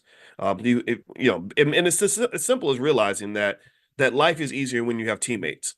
If you have a teammate and you're accomplishing the same goal and you can stay on the same page, you're going to be more effective than an individual trying to do it by themselves. For example, when I told you I play Call of Duty with my homeboys sometimes on my YouTube channel, one way that we beat up all that we're able to beat all these crazy 12-year-olds and stuff that are on the game is because we do one basic thing. We stick together. We work together as a team. So the kids are better than us. They're fast. There's something about getting older where you're not as quick with your thumbs and stuff. But so the kids are fast and they're really good and they come in and they can kill everything, but they can't beat four people against one. Like when we all work together, we're like, okay, he's dead, he's dead, he's dead, he's dead, and you keep going. It's really sad though that you got these little kids playing these violent games. It's so terrible. Anyway, but with that point, my point is to say that that we know that healthy relationships impact your economic outcomes. Give me a yes if that point is made and you understand this, and if you agree with me that a person that has healthy relationships with others is going to do better financially than somebody who's not. A wife who has a husband is on average going to have a better economic outcome than a wife without a good husband, right? A man who can work with other people on a business is going to be more successful than a person who is the solo asshole who just alienates everyone and doesn't work with other people and tries to do it all by himself or herself. Give me a yes if you understand that. Okay, so given that that's true, here's what I thought about today. It's a subtle point, and I want to make sure I make it clearly because it can almost sound like something I've said before, but it's deeper because I literally had this epiphany on this today. Your mental health is deeply connected to your ability to just get along with other people. And I was actually thinking about myself and how to better who I am. And I thought about times. Let me know if you let's have a confessional real quick. How many of you have ever had a situation where you burned a bridge with a person because you were overly emotional? How many of you maybe have a relationship that you think about a long time ago, maybe some girl you loved and y'all had a bad day and you said something you could never take back, or maybe you had a friend and your feelings were hurt, and because your feelings were hurt, you ended that friendship and you've regretted it ever since. Or maybe you've been in business with someone and something went wrong, and because you didn't know how to deal with it and your emotions got elevated, you made a drastic move where you're like, damn, if I could have really thought about that, I wouldn't have done that. Right. And well, here's what I want you. Okay, so here's what I want you to understand is that kind of compulsive thinking, that kind of highly charged emotional reaction, number one, it happens much more frequently in heavily traumatized people. Heavily traumatized people, once they're in the middle of the trauma, it's almost like being emotionally drunk and you just kind of go off. And maybe again, deep down, it might be because you are dealing with your fear of abandonment because your dad left when you were 5, or your mother never loved you. So when that woman acts like she's gonna leave or is mean to you, it just triggers you or whatever. And or maybe you alienate yourself because you don't like rejection or whatever it is, right? I think everybody's got these like weird little scars from childhood and stuff, and it can cause you to just overreact to stuff where you like, no, well, no friends. Because really, that's your inner child kind of reacting to something that you're experiencing in adulthood. And children shouldn't be making important decisions in your life. You shouldn't, your decisions are not going to be good ones if they're being made by a child. But that's what happens in again, I'm being an armchair psychologist here. My wife is the one who really studies psychology, but that's what I realized. I said, sometimes, man, sometimes Boyce the child is the one that's reacting to what happened to Boyce the man. And Boyce the child doesn't make good decisions for Boyce. He doesn't. When Boyce the child makes a decision, he'll cut his arm off to spite his face, or whatever they say, cut your nose off to spite your face, right? He'll burn a bridge, or he'll end a relationship when that where it's really something that's not that big of a deal or something that could have been worked through. And I don't want the child making decisions for me because the child makes crappy decisions. The child makes really bad economic decisions. Did you know most studies show pretty much that most of your spending decisions are very emotional. The child does not make good business decisions. The child does not make good decisions as a husband. You get your feelings hurt in marriage. You get your feelings hurt a lot in marriage. And you have to know how to process that. So here's my point. Here's what I'm proposing to you to consider. I think that those who work deliberately on emotional intelligence and emotional maturity are gonna do better in every area of life, particularly in their economics. Because what emotional maturity will help you do is when you find yourself being triggered, you can identify when the trigger has occurred, and you will be able to use therapeutic techniques to work yourself through it so that you don't blow up the building. Do you understand what I'm saying? And the more traumatized you are, the more you need these techniques. And this is what therapists can do for you. Therapists can show you basic things like deep breathing, like how to like stop, like when you know you're about to say something crazy, how to stop, walk away, take some deep breaths, and spend some time processing it. I can tell you, every marriage has its rough days, and if I get really mad at my wife and I'm in my right mind, when Boyce the child is not in the building and he's not making the decision, and Boyce the adult is there, Boyce the adult will have a reaction and realize, okay, I'm about to say something that I can't take back, and I love this woman, and I just don't realize it right now.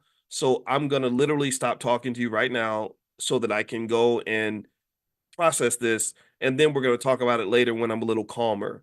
And almost every single time, the way I respond is different once I've had a little bit of time to separate myself from the high energy, the high cortisol levels associated with whatever we were dealing with in that moment. Do you understand what I'm saying?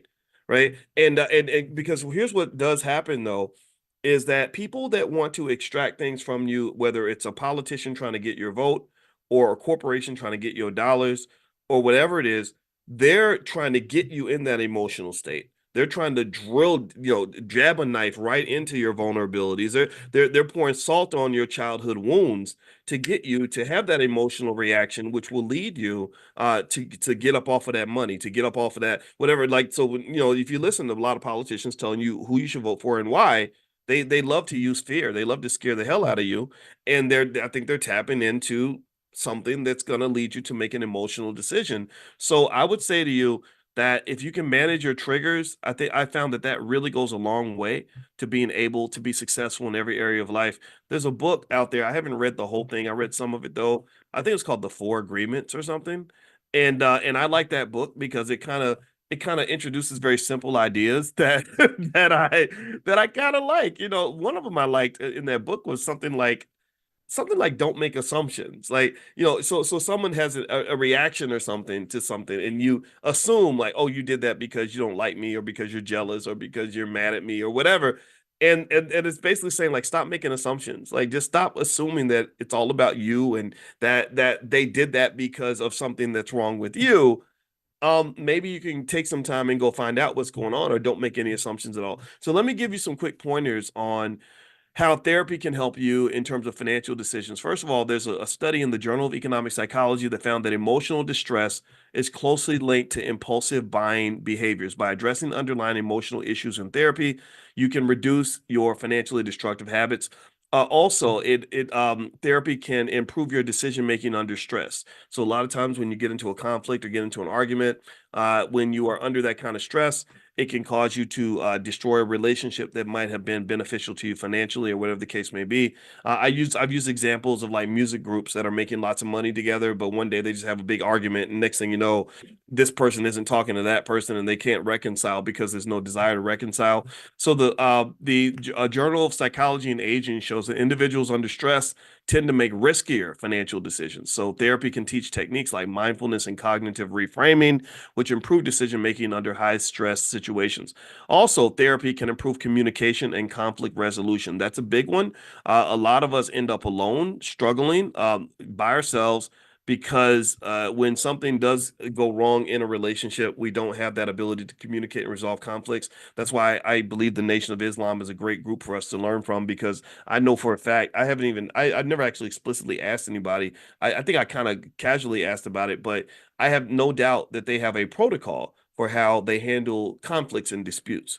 Then the protocol is critical because it can help avoid situations where gossip or bad feelings or somebody's feelings being hurt can destroy a relationship. You get together, you talk about it, you work it out, you figure out what's going on, and then you kind of form your conclusions from that. And so the study of the Journal of Marriage and Family found that couples who engaged in therapy reported better financial communication and reduced conflict over money, which led to greater financial stability. Also, therapy can help you build confidence and reduce your financial anxiety. A study in the Journal of Anxiety Disorders highlights how therapy, particularly through interventions like exposure therapy, we talked about exposure earlier, and CBT, can reduce financial anxiety, allowing people to take more calculated risks in investing and decision making. And that's true. When you talk about investing, risk is not the devil. Risk is fine, but it's got to be a calculated risk. It can't be a sloppy risk. And last but not least, the Journal of Positive Psychology found that individuals who engage in therapy have clarity and purpose in setting life goals, including financial ones. This clarity helps people make better economic choices that align with their broader life vision.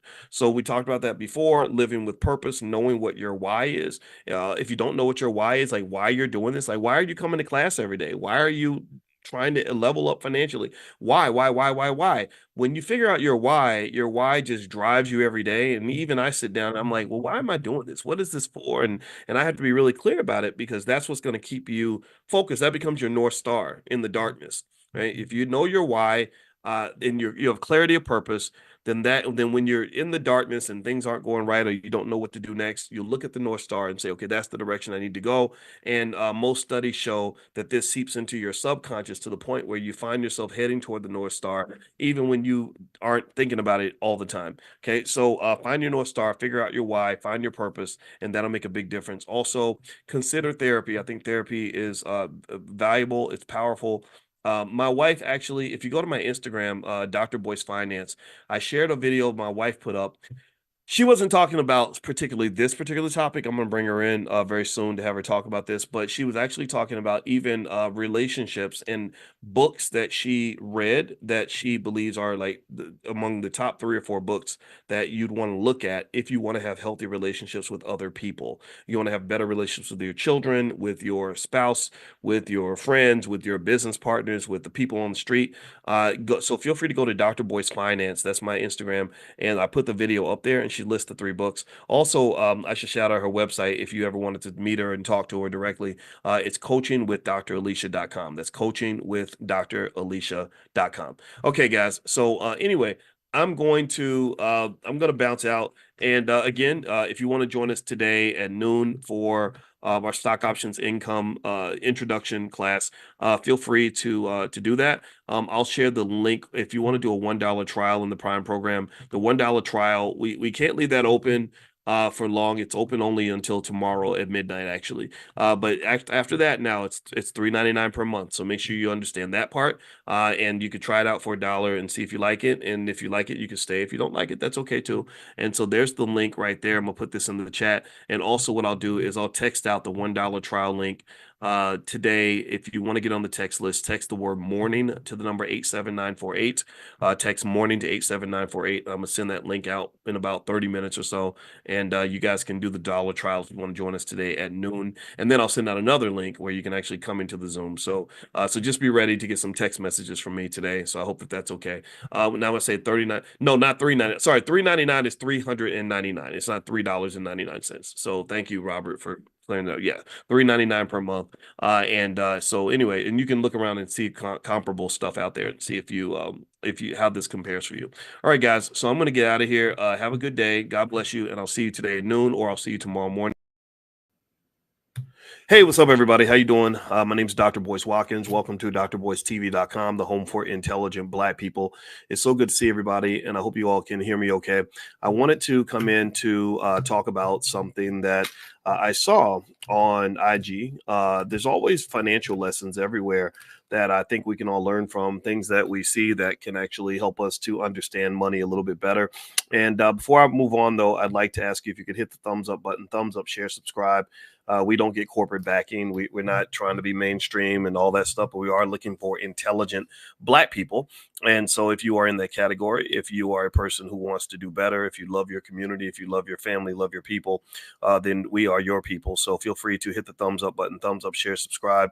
And also, as I begin, I want to remind you guys that every single morning, 7 days a week, at 10 a.m. Eastern, I do financial training for anybody that wants to learn about money, anybody that wants to learn about economics. And I see Yoshika. How you doing today, girl? Good to see you. Tony Brown is FBA. All right, Foundational Black Americans. Shout out to all foundational Black Americans. Give us our reparations. Give me a yes if you agree that we deserve our reparations. All right, so one of the things I wanted to show you guys is a clip that I found of a young lady who is apparently from Nigeria, and she says her dad pays all of her bills. And I thought that would be an interesting financial lesson because a lot of y'all got kids. How many of you got kids? Anybody got kids? Give me a yes if you got kids, and give me a yes if your kids get on your nerves sometimes. if you got kids and they annoy you sometimes, then you put a yes in the chat. We got 3 kids in the house, and I'm their bonus dad, so I didn't actually give birth to these kids. Our son is 6'9", so if you saw him, you would know that I cannot have the biology to produce a 6'9" kid. But I love him. I love him very much, and shout out to all the people out here that are taking care of their kids, whether you gave birth to them or not. So let me go ahead and play this clip. Give me a quick yes if you guys can hear the clip. There's a young lady that should be on the screen. If you're on Instagram, you won't be able to see the video, but you'll be able to hear it. Also, those of you that are listening on Spotify, same thing for you, but I'll explain what we're seeing here. So hopefully you guys can all hear it. So let me know if you can hear it. Here we go. I'm going to play it right now. It's on my Instagram page, which is Dr. Boyce Money, and here we go. Oh. And what do you do for a living? I vibe. I'm joking. No, I do acting and social media. What would you say you spend in a typical month? I can't say this online. Roughly. Between like 5 to 8. How do you spend that money? Shopping and Uber. And rent and stuff? My dad covers my rent. How much a month are you paying in rent then? Or is your dad paying? I pay yearly. My dad covers. I'm Nigerian. For everyone out there, you know, in the culture, that's just how we are. But yeah, my dad covers everything. My dad covers my life. How much do you think you need to earn a year to be comfortable living in London? I don't know how it works in terms of like how much people make in this country. I can't lie to you. Me personally, I need a lot.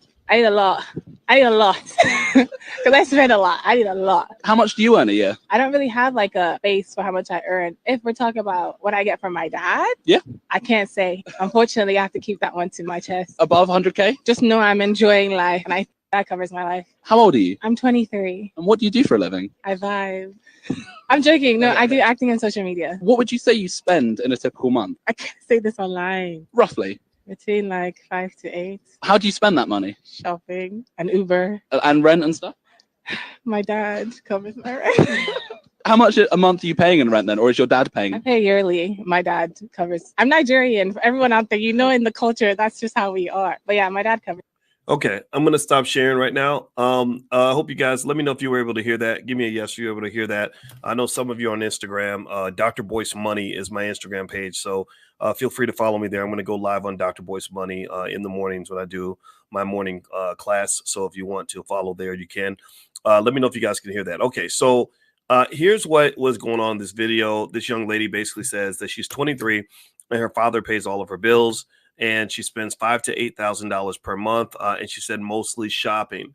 And here's the thing. I think that was inspirational. First off, let me ask you all a question. How many of you give me a type the word good if you think that that's a good thing. Type bad if you think it's bad that a 23-year-old can do whatever she wants because somebody else is paying the bills. So give me a good if you think that's good. Give me a bad if you think that's bad. What do you all think? I'd be curious to know what you all think about this. Interesting thing. Okay, I see a bad from Angela Africa. Okay, Vanessa says bad. Jay says good. Jay says she's honest. Yes, honesty is good. Kim Hitchcock says bad. Okay, Emma says bad. Who else? Okay, April says yes and no. Okay, that's interesting. All right. Let's see. Moyo says good. Yoshika says I'm torn. Yeah, you know what, Yoshika, I'm with you. I am torn. Todd Buchanan, you said both. Yeah, I'm going to give the short answer on this. Again, in my simple opinion, I'm not an expert on being a dad. I'm considered an expert in finance, but that does not mean I know everything. So I'm not a know-it-all. First thing you learn when you get a PhD is how little you actually know. So your opinion really does matter to me. And I like hearing perspectives because I like learning from you. Let me go ahead and give you my answer. So the Dr. Boyce answer to whether this is good or bad is that the answer is both. It is good and bad. So what I'm going to do is give you some pros and cons so that when, some of y'all are doing well, some of y'all are making money. You're going to have kids out here that are going to, go out in the world and they're going to say, anybody, I don't know if y'all remember the Cosby episode where one of the kids was like, yeah, Dad, we're rich. And he was like, no, we're not rich. I'm rich. and so it's kind of like sort of letting kids know, like, hey, I learned it. I figured it out. I got it out of the mud. You have to get it out of the mud too.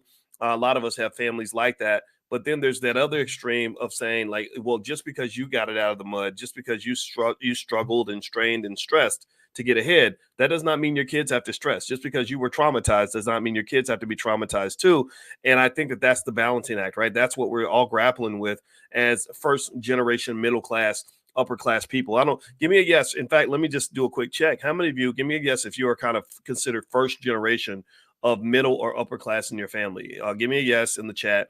If you started off poor and now you become successful, you started from the bottom, now you're here. All the people that are in that category, put a yes in the chat. And I'm going to put myself out there too, because I was, born to a 16. Well, my mother was 16 when she got pregnant. When we were 17 when she gave birth to me.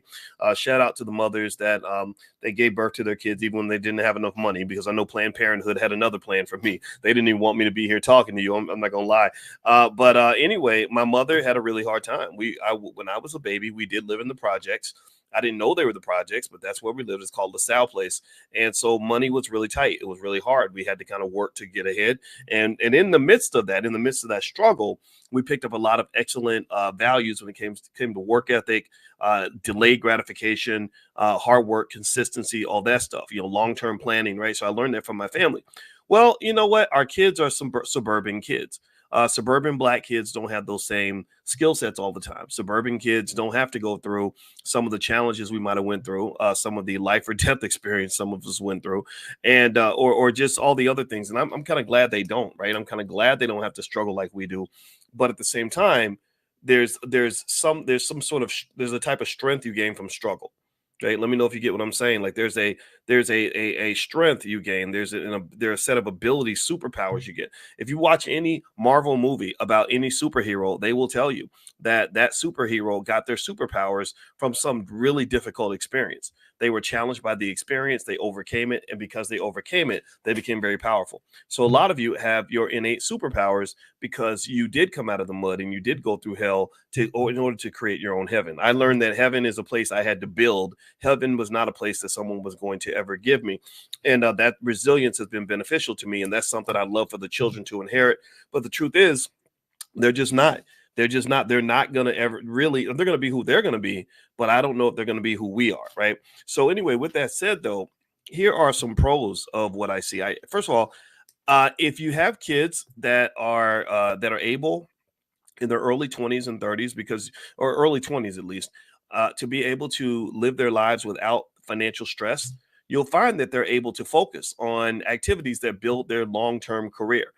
They won't have the immediate stress of financial burdens. A lot of research shows that early support in a young person's career can lead to positive long-term outcomes. So if you take that financial burden off of the plate for them, they're able to make long-term decisions as opposed to making short-term decisions, putting out short-term fires. You know what I mean? So I remember when I was 23 and I was working hard. I was a straight A student. I was trying to get my PhD, but I would have to distract myself from my long-term career building activities so I could get $500 to pay the rent. Okay. That was not beneficial. That was not something that was not a character building experience necessarily. That was something where if somebody had said, hey, let me write this check for the rent so you can focus on school, that would have benefited me, because it wasn't like I was going to take the money and go out and become a thug or go out and start gambling with it. I was going to pay the rent with it. So that is one benefit. Also, when you delay financial stress, research shows that young adults face significant financial pressure in early adulthood. Give me a guess if you've noticed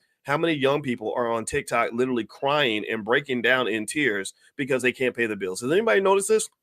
This is a really popular trend right now of just falling to pieces on TikTok, as if the internet cares about your feelings. And I guess that maybe those are the only friends that they have. And they're all crying. They're all sad because they don't have enough money. And I feel so bad for them. And I say, why didn't your daddy invest for you? Where's your daddy at? I believe every little girl deserves a daddy. I hate the fact that we have become so distorted in our community that we somehow have become used to the idea that 76% of all Black girls don't have a father in the house. I think every Black girl deserves a daddy.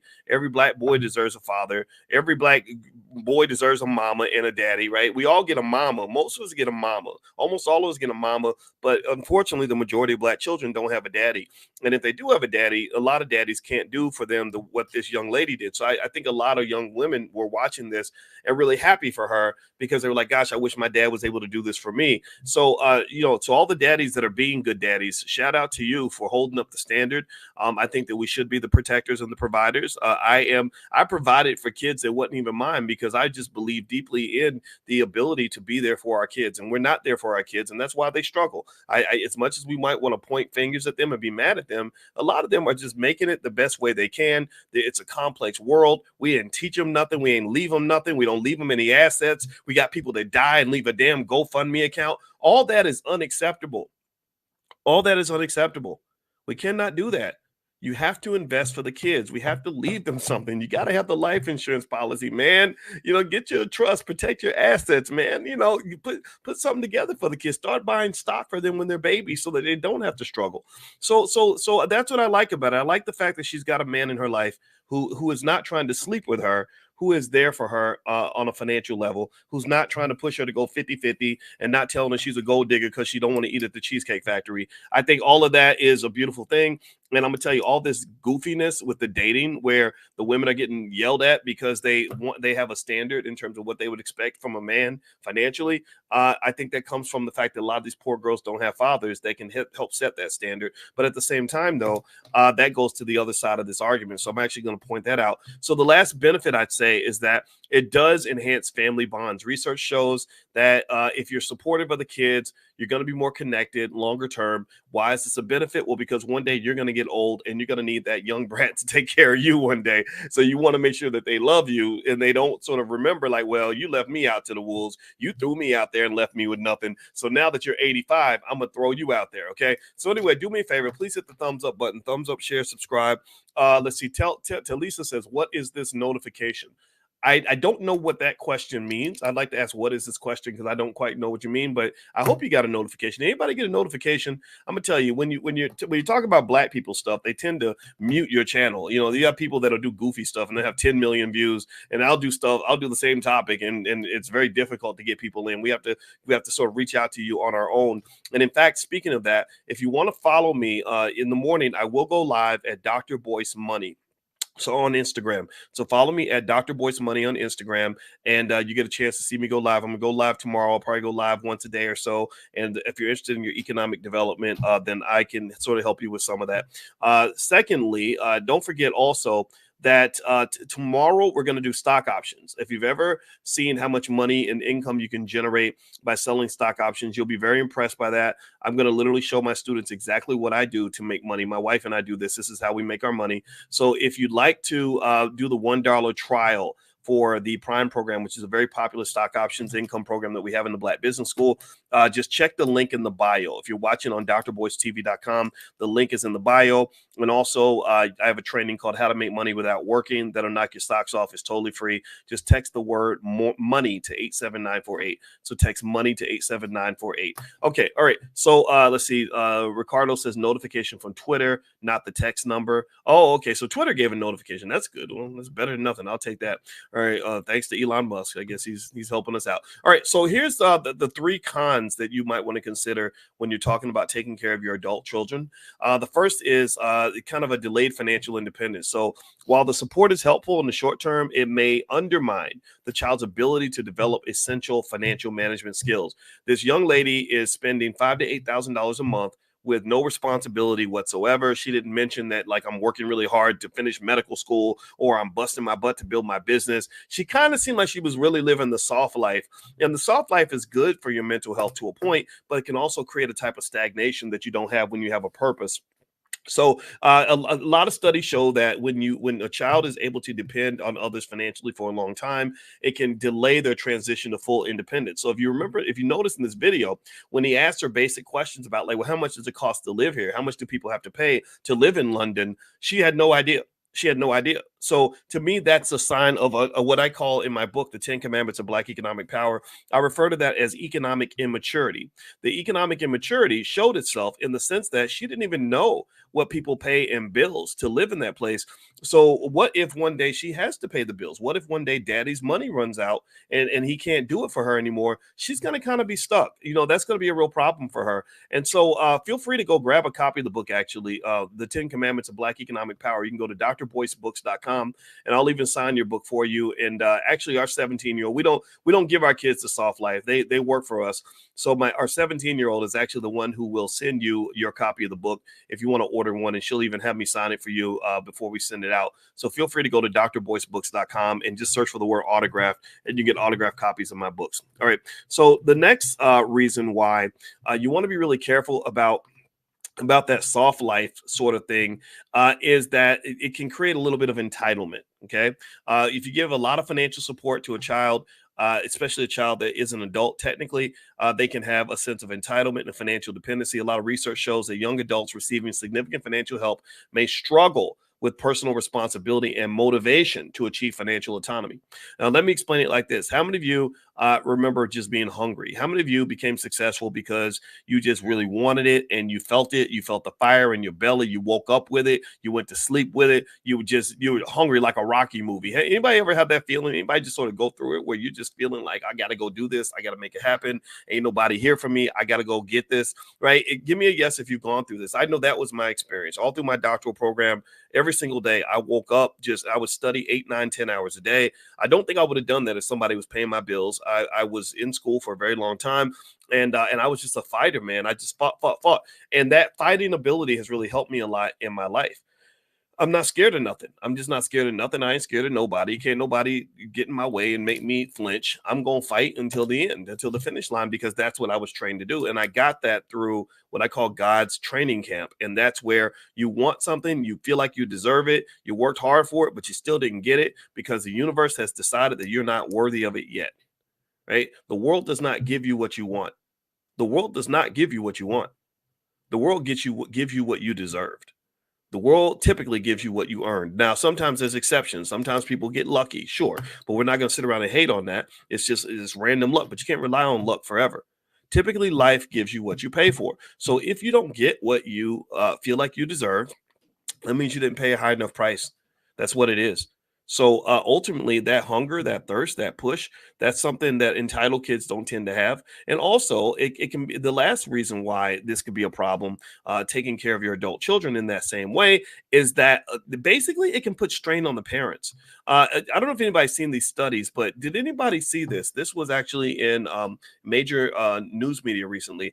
The Surgeon General came out with a report where they basically said that parents in America are in a health crisis. They're in a mental health crisis that literally you're getting crushed in what they call the sandwich generation, especially those of you between, say, the ages of, I don't know, maybe 35 and 55. The sandwich generation is where you've got kids to take care of and you got aging parents to take care of. And you got your job, and you got the bills, and you got inflation, and you have unprecedented amounts of credit card debt, unprecedented amounts of auto loan debt, unprecedented amounts of student loan debt. You're dealing with all of that, right? So you are literally under a lot of pressure. And the Surgeon General literally said, this is a public health crisis of epic proportions. Like, this is a big deal. So really, the part of the reason that I'm a little bit concerned about, taking on a financial obligation like that, $5,000 to $8,000 a month, is because, if you run into a financial strain and your child is saying, hey, daddy, where's my $8,000? And you're down to your last $2,000, that can be a problem because you're trying to maintain this image of being the strong man financially. And maybe that image is one that you can't handle at the moment. Maybe you're having a tough time. Maybe maybe your business is struggling. Maybe your savings have been depleted. So ultimately, that's one of the downsides that I see. So if you want to know my 2 cents on it, I think I'm definitely a big believer in investing in kids. I believe you should invest in them in terms of time, invest in them in terms of money, invest in them in terms of energy, invest in them emotionally. All these investments matter. I think some financial support is certainly beneficial, especially if they're doing good things for themselves. And if you got it like that, maybe when you do make those investments, not get to the habit where you create it as a fixed cost. A fixed cost is where they know they're getting the money every month. Instead, make it like a sporadic gift. Like, okay, here you go. I just decided to send you $500 today. And I just want to say I'm proud of you. You're doing a great job. But don't say, hey, I commit to sending you $500 a month forever, because eventually when that relationship comes to an end, or when that financial thing ends, you might have some friction there. You're going to have some financial anxiety. Financial anxiety causes people to start fighting with each other. It causes a lot of conflict in families. My wife is a therapist, and she deals with that type of stuff. In fact, I'm going to bring my wife to class later on this week. She's a licensed therapist and a full professor of social work. And so if you want to join us for Money in the Morning financial consciousness training, where we train on the art of economic elevation, how to get your finances right, go sign up at b1moneytips.com. The class is free. It's every morning at 10 a.m. Eastern. So feel free to go to b1moneytips.com and you can join us. And this week, I want to say Wednesday or Thursday, I should be able to get my wife in there to bring her by so she can kind of talk to you guys about financial anxiety and how to deal with financial psychology, the emotions of money. Money is very emotional, and it's something where you don't want money to destroy you and your best relationships. You want money to enhance these things. So that's what we're going to do later on this week. All right, guys, I'm going to get out of here. Reminder, this podcast is on Spotify. So if you look up my name on Spotify, you can find me there. I'll also be live tomorrow morning at Dr. Boyce Money. So feel free to check that out. And last but not least, don't forget the All Black National Convention is happening October 25th through the 27th. This is where we get together. It is a Black sponsored conference with the smartest Black people on the planet coming together to solve problems specifically for Black people. The politicians aren't doing anything specifically for Black people. The corporations are not doing things specifically for Black people. The government ain't doing nothing specifically for Black people, but Black people are doing things specifically for Black people. So if you're into that kind of thing and you want to be around other people that are looking for solutions for their families, that want to build wealth, that want to educate their kids, that want to build a stronger community and want to just connect with each other, go to allblacknationalconvention.com. That's allblacknationalconvention.com. We usually have hundreds and hundreds and hundreds of people there. We're almost out of tickets. We're going to sell out. We always sell out every year. So you may want to get your passes now. I don't expect there'll be any passes available at the door. So I hope to see you guys in Chicago, October 25th through the 27th. So anyway, I'm out of here, guys. God bless you. Thank you so much for listening. I hope you guys have a wonderful day. And don't forget, if you want to do the $1 trial for the stock options income program, it ends tonight at midnight. You can actually look for the link in the bio. It should be in the bio. So have a good day, everybody. God bless you. I'll see you soon. Bye-bye. Engineering? Absolutely. I have a DEng, a doctorate of engineering, that I got in 2013.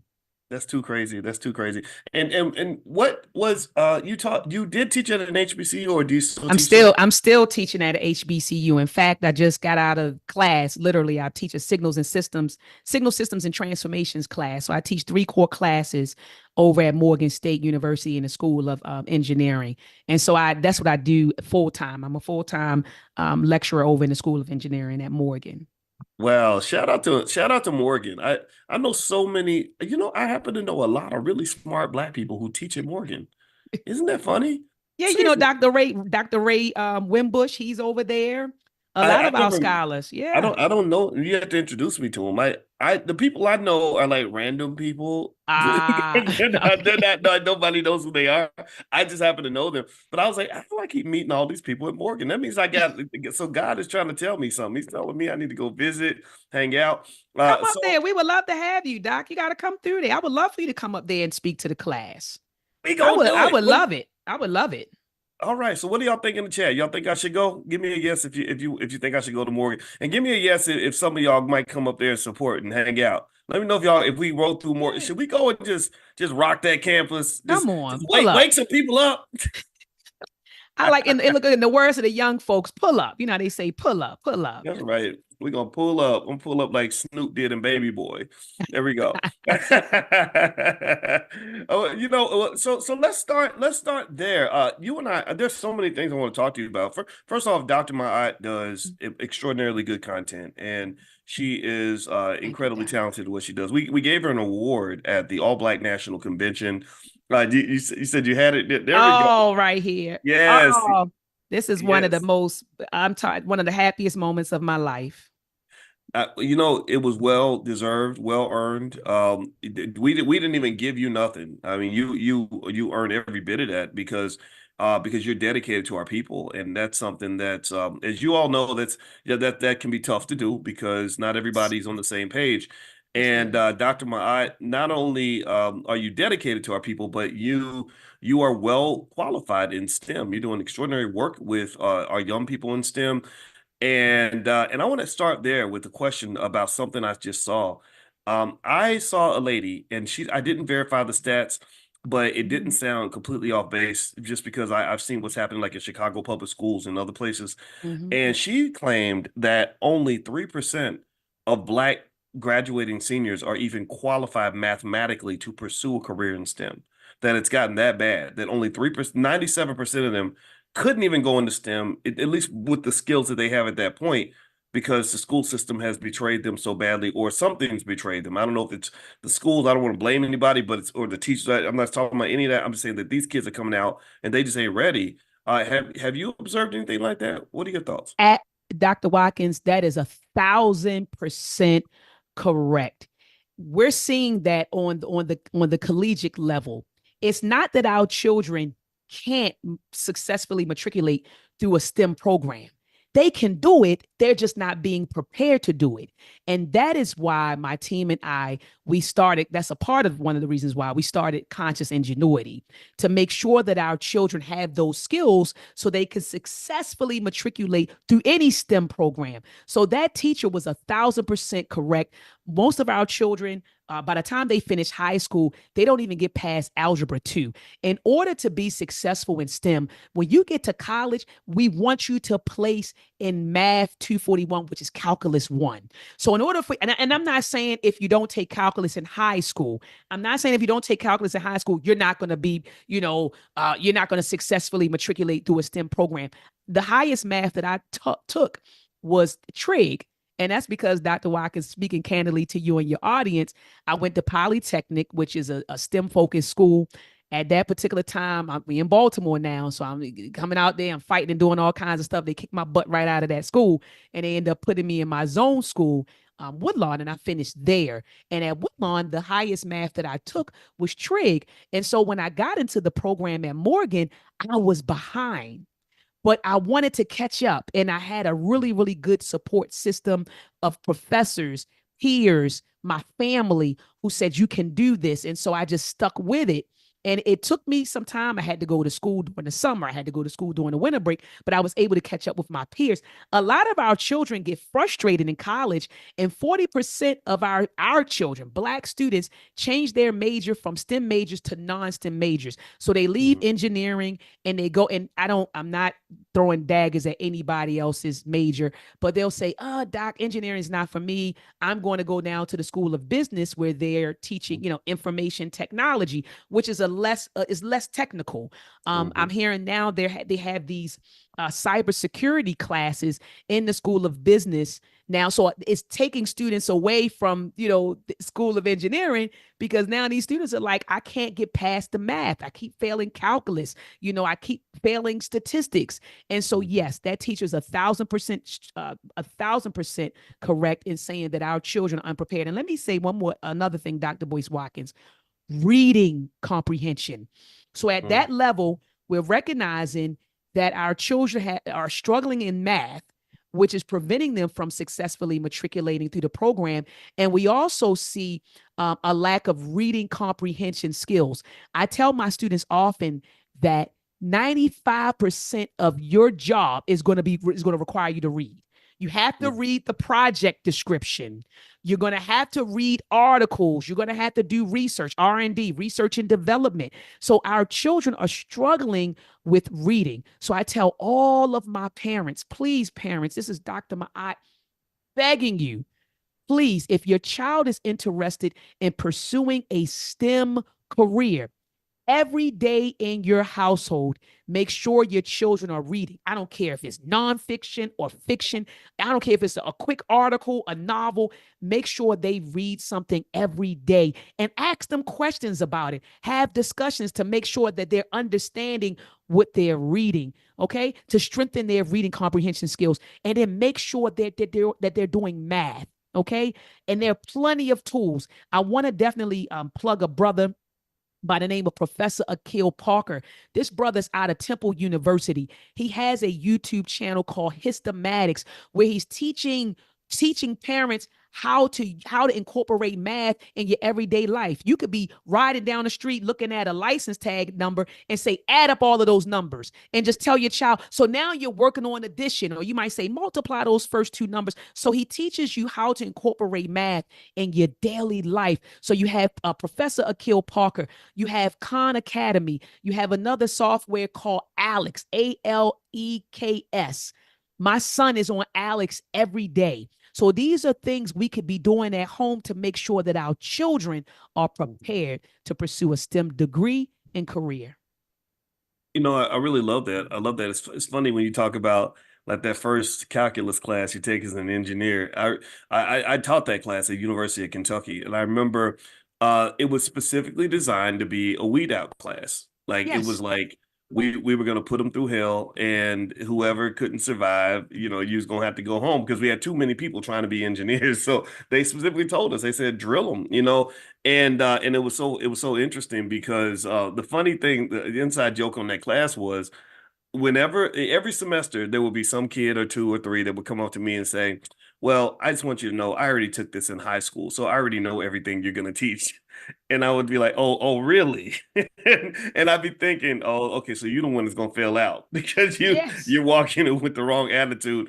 Yes. And so, but you are right. And then what would happen, and I was a business major, is I remember it was almost like the business school became kind of almost like this graveyard of broken dreams for all these kids that used to be engineers or used to want to be engineers, right?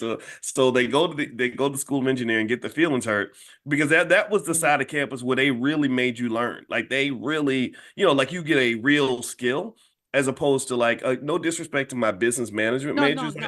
Yeah, right. But it's kind of like it's a little fluffy. It's not specific. Whereas you know, engineering's pretty intense. My friends that studied engineering were challenged, but the benefit though is that you're getting these skills in terms of logic and just the ability to really just process information in a special way. So when I got to my doctoral program in finance, the best students in our class a lot of times were the students who studied engineering in undergrad.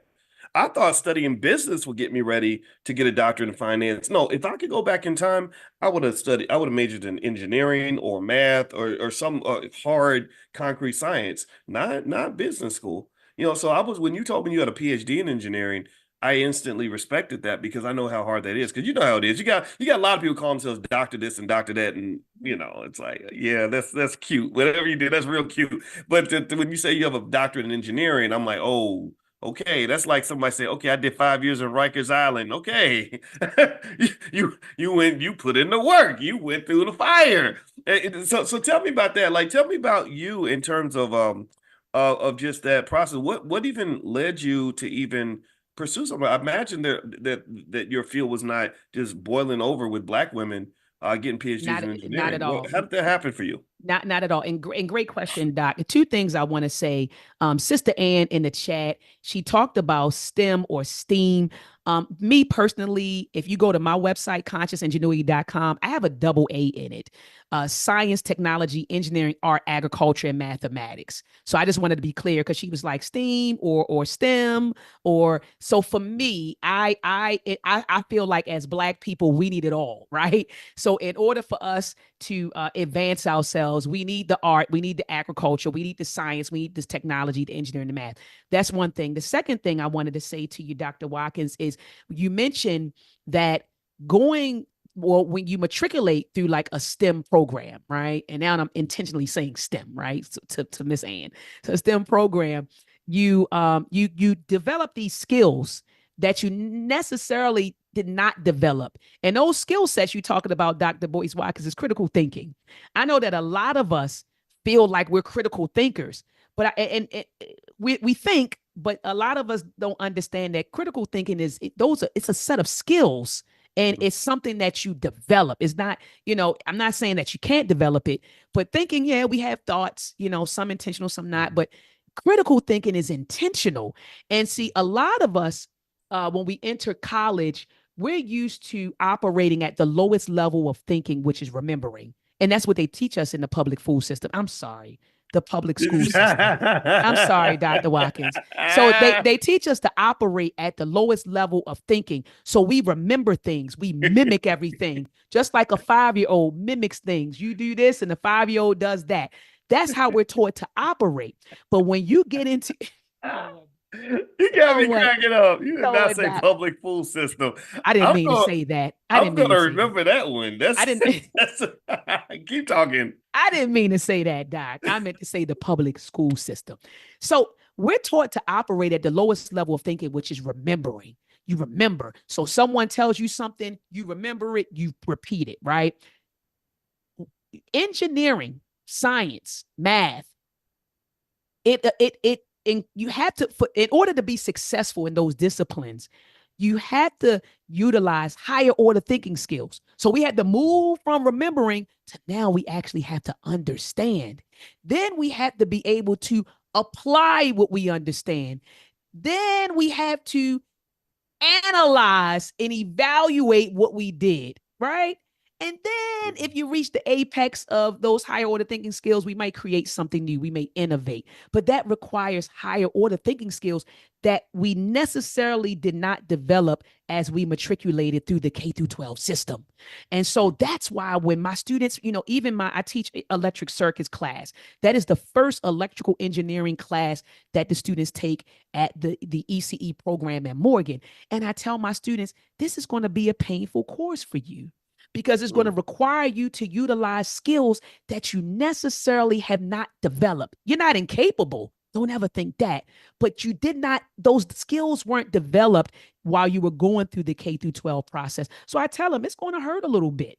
It's going to be challenging a little bit, but you will be okay. So I wanted to say that to you, Dr. Wilkins and Dr. Watkins. And now I want to move into your question. How did I get into engineering, electrical engineering to be specific? I got to give props to my mother. Got to give props to my mom. When I graduated from Woodlawn, I wanted to major in history. I told her, I said, I'm going to school. I'm majoring in Africana studies. That's what I told her. And she said, baby, and my mother, she was a school teacher for, like 20 years in the system. And then she became assistant principal, then assistant to the area executive. So I come from a family of educators and also community activists. So no wonder what I'm doing, it's not, if anyone who knows my family, they would say, okay, I see why the sister is an educator and I see why she's a community activist. My father, he's a community activist, his side, community activism. My mother, educators.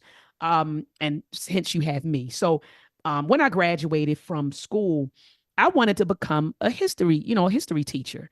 And she said, baby, teachers don't make any money, baby. History, you're not going to make any money. So one day she came home with a magazine and it showed the top 10 paying majors. And at the top, it was computer engineering. And I said, well, my engineering is math and science. And she knew I was good in it. And I knew I was good in it. And so I said, well, yeah, I can do this. I can do this. Because at that time, we just thinking about bringing more money into the household. So Morgan State had an open house.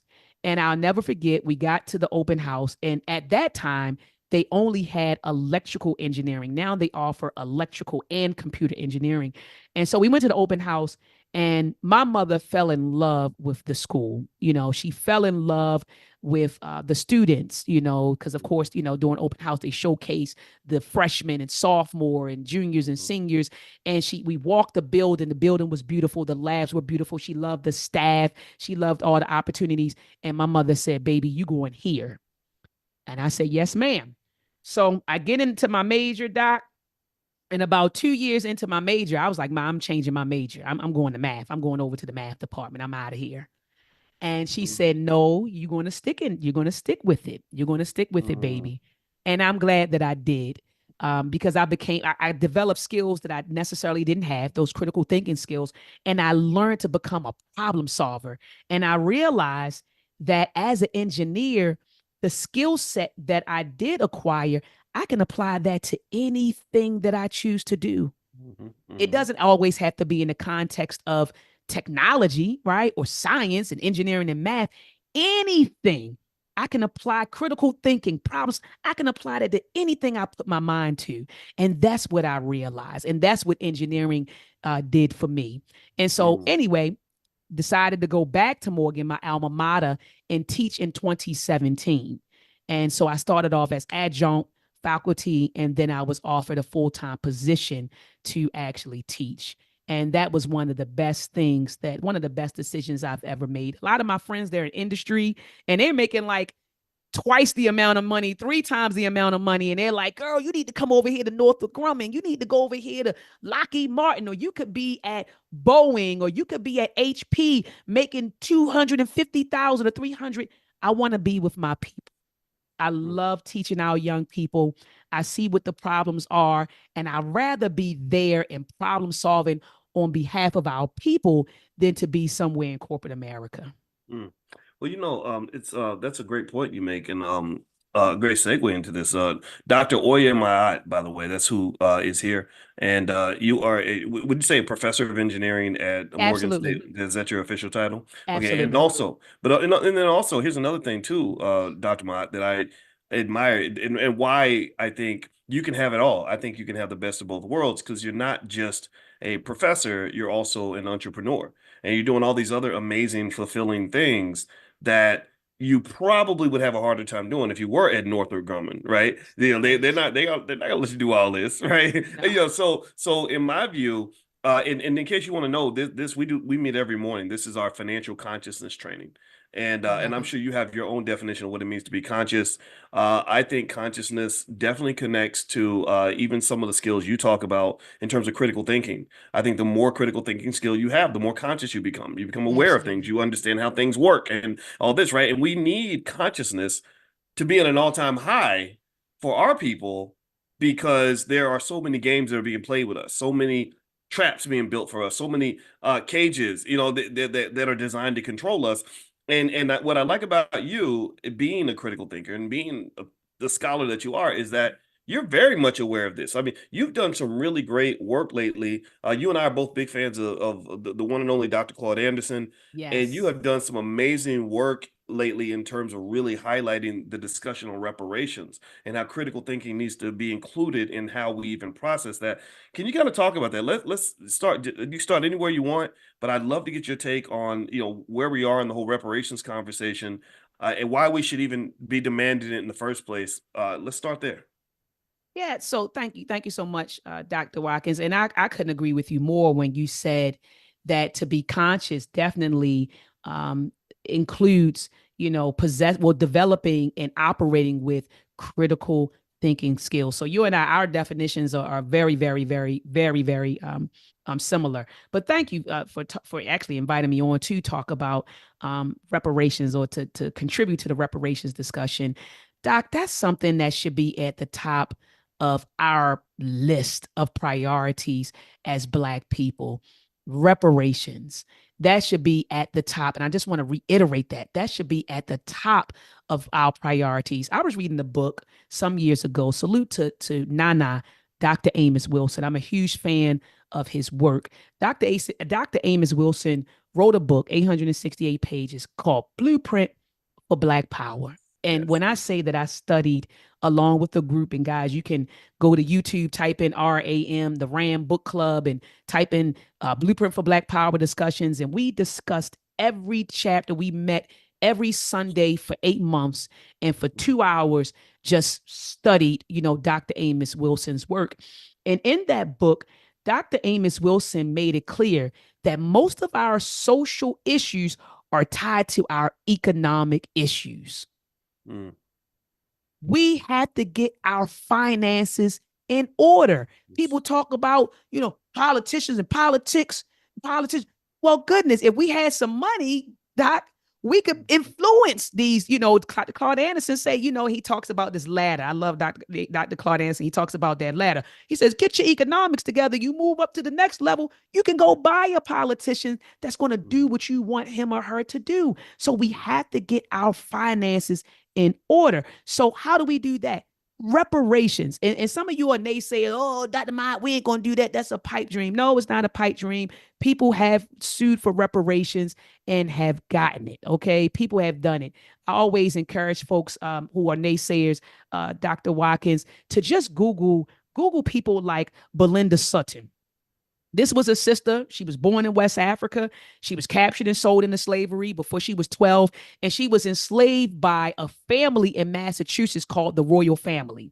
But the Royal Family, their assets got seized because they were loyalists. So the government found out that they were loyalists. So they seized their property and they also manumitted their enslaved people. And Belinda was one of them. So you can go online and just Google Belinda petition. She actually signed a petition. She petitioned the government for what we would consider now reparations, and she did it multiple times. And so this woman this is the first known case of a free person obtaining financial reparations for slavery. You also have another sister, Kylie House. She started an entire movement. She helped to found an entire movement called the National Ex-Slave Mutual Relief Bounty and Pension Association.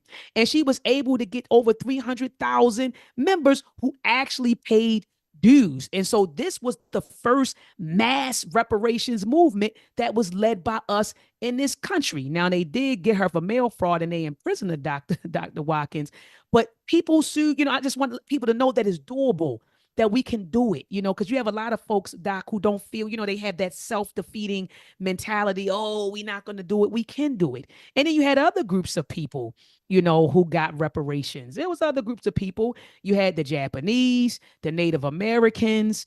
You had the survivors of police abuses in Chicago, victims of forced sterilization, the Black residents of Rosewood in Florida.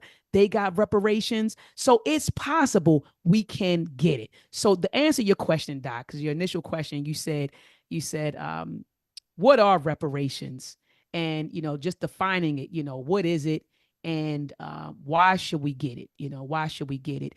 And the definition that I take is from Dr. Darity.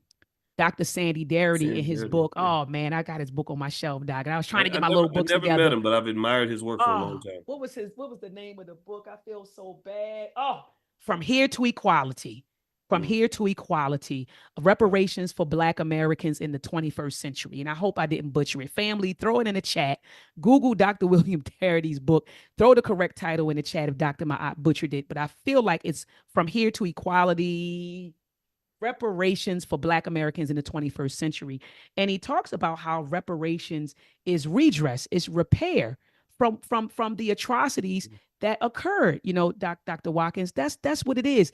And it was a lot of things that happened. It's not just slavery. I know a lot of people like, oh, it's slavery. It's not just slavery.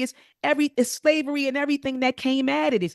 It's slavery. And as Dr. Claude Anderson says, it's semi-slavery. Jim Crow was semi-slavery. It was slavery. Then you had systemic racism. You had policies that were passed that created this enormous racial wealth gap. So Dr. Darity says, man, reparations should close the racial wealth gap. So whatever number, and I'm not talking about in the thousands, Dr. Watkins, because some people want to call a reparations program, Dr. Ma'at, in California, they're giving people $1,000. That's a reparations program. That's not a reparations program. Oh, Dr. Ma'at, they're giving some citizens over here $500. That's No, a reparations program should be designed to close the racial wealth gap that exists between Blacks and whites.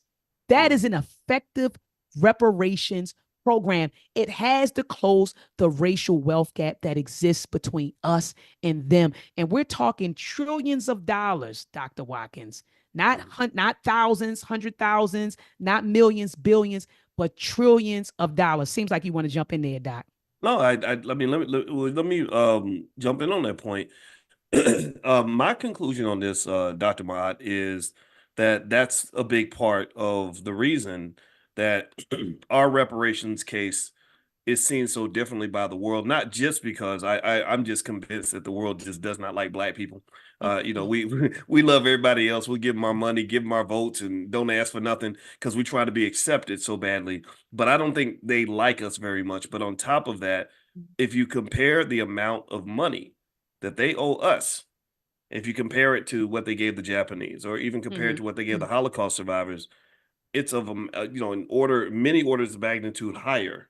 It's an amount of money that would be about a third of the national debt. I think that the national debt's 37 trillion, and we really are owed about 14 trillion. That's the estimate that I've seen, and so I think that that's part of it too. Is that the amount is just so massive that they're like, what the hell are we gonna do with this? What are we gonna do with this? And but that doesn't mean we don't have the conversation. We don't keep pushing the issue. And Absolutely. one of the things that's interesting, I'd like to get your take on this, is I think critical thinking skills from people like yourself and others is important in this discussion because they're gonna come up with some BS. When they finally submit, because you see in California, the folks out there in California ain't playing. They are No. not. Shout out to the black people in California. They are getting in these Absolutely. politicians' faces. They are telling them we're gonna take your vote. And actually, this week, Dr. Cornel West is going to be on here on Monday, I believe. I Beautiful. just his wife texted me. I think it's Monday.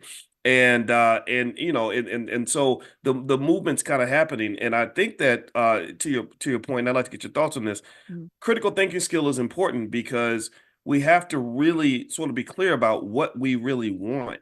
I think really people like yourself have to be involved in the conversation. People like a Dr. Claude Anderson, I'd be happy to contribute. Sandy Absolutely. Darity and others, and what they're not, but they're not going to do that. Well, if it or they finally start having that conversation, they're going to say, "Okay, Al Sharpton, what do you think we should do for black people?" And that's not appropriate. Can I get your thoughts on some of that? Absolutely. And right now we're hearing all kinds of proposals. I know that Kamala's pitching her opportunity economy. I'm not clear on what Donald Trump is proposing, but I I think know he had that the platinum plan. oh, so he's still doing he's promoting the platinum I plan, don't know if Doc. he's still promoting the platinum plan, but I imagine that comes with a free grill if you want to get a new grill like Dame Dash or something, but Yeah, so absolutely. So they're coming with these plans, and I'm such Doc, I'm telling you, you're reading my mind. Everyone in your class who this is a finance class, please get The Color of Money, Black Banks in the Racial Wealth Gap. And I know when I go like this, because of the screen, it looks like the words are in reverse, right? But it's called The Color of Money, Black Banks in the Racial Wealth Gap. Because a lot of the stuff that they're proposing, Dr. Watkins, they've been doing this stuff since the 1800s. A lot of the stuff, oh, we'll give you a community bank. Oh, we've been down that road before with community banks. We've been there. So a lot of the stuff that they're proposing, we've been there, done that, and we end up not becoming the beneficiaries. Everybody else benefits but us. And that's what's happening. So you have to apply critical thinking to these policies that they are proposing because, they're really slick, Dr. Watkins, with the language. So they'll say, well, we know that, and I'm not going to say any names because I know you said you didn't want to make this a politically charged discussion, but they'll say things like, oh, well, Freedmen's Bank, even though, it was, created, for free, formerly enslaved people, we want to open it up to everybody. And they'll start talking about minorities, and before you know it, everybody's benefiting from something that was created for us. And see, that's when critical thinking comes into place. We got to be able to carefully analyze these policies and how they are going to impact us directly. And when you start reading the fine line, you say, this is not a good, it sounds good on the surface. And I don't want to get into other policy, $25,000 down payment. It looks good on the surface, but when you start reading between the lines, and again, that's your critical thinking kicking in, you say, okay, this is not really a good policy. This is not a policy that's going to impact Black people the way they think. This is really going to impact middle class, not the working poor, but the middle class or upper middle class, or it's really going to impact, other minorities, right? the immigrants that are coming over, the migrants that are coming over, non-Black people. And so you start seeing that when you critically think, when you critically analyze these policies that they are proposing, Doc. Well, Dr. Oyamad, I'm gonna keep saying your name because I want everybody who's coming in late to know who I'm talking to. So that's a good point, Dr. Mad. And one point that you made that I thought was interesting is you talked about how the whole conversation on reparations has been racialized. Yes. What do you mean by that? It has now become a Black thing. When people think about reparations, they have racialized reparations. They think that it's a Black thing. If you talk to, a lot of people talk about how we have been miseducated. They have miseducated us, and we start talking about the miseducation of the Negro, right? By Dr. Carter G. Woodson. They have miseducated us, but we have to understand that white folks they're just as miseducated as we are. White ignorance is a thing, and the media is complicit in that. The media and the education system, they are complicit in maintaining white ignorance. And so white folks, the average white person, when they hear reparations, they think of Black people in slavery. They're not thinking of, a debt that's owed, something that must be repaid because of an atrocity that happened.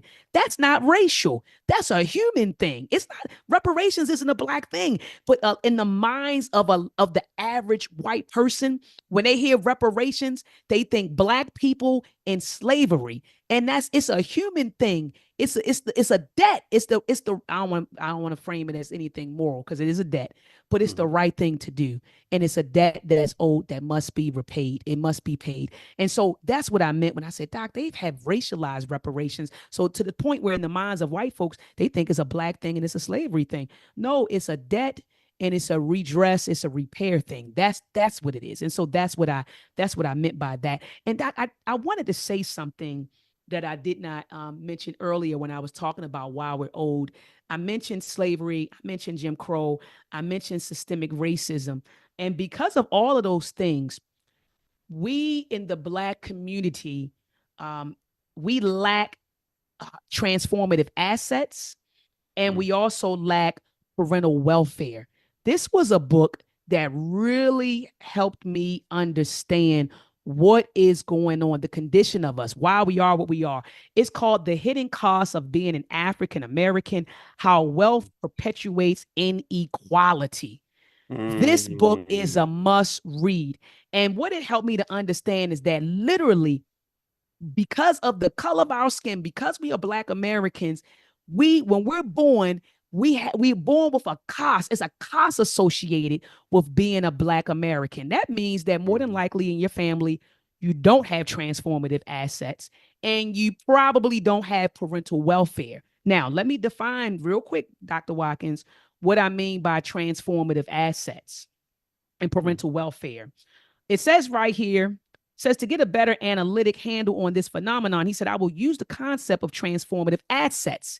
Inherited wealth lifting a family beyond their own achievements. I'm going to say that again. It's wealth lifting a family beyond their own achievements. See, a lot of white folks, and in this book I saw it, a lot of white folks that in terms of income, they make what we're making or less. But the difference between us and them, is that they have transformative assets. So they might be living in great grandma's house or great granddaddy's house that's paid off. So guess what? They don't have a mortgage. They're just paying land taxes and utilities. When it's time for their children to go to college or their children to buy a house, they can just grab the equity out of grandma and grandpa's house.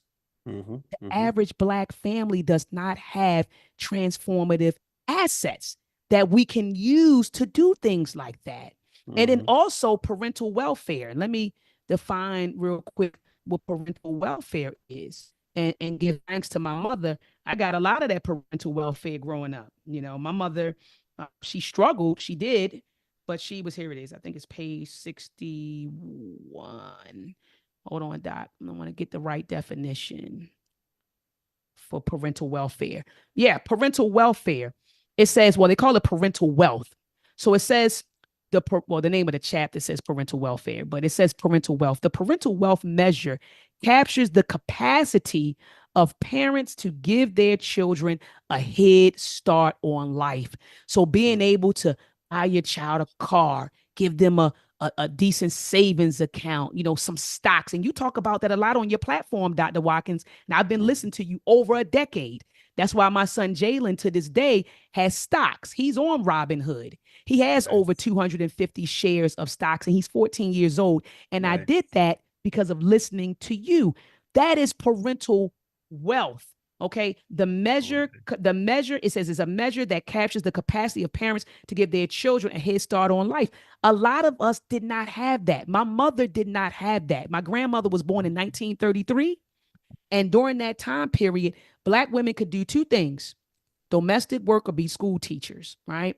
And so my grandmother was a domestic worker. She dropped out of school in the 5th or 6th grade.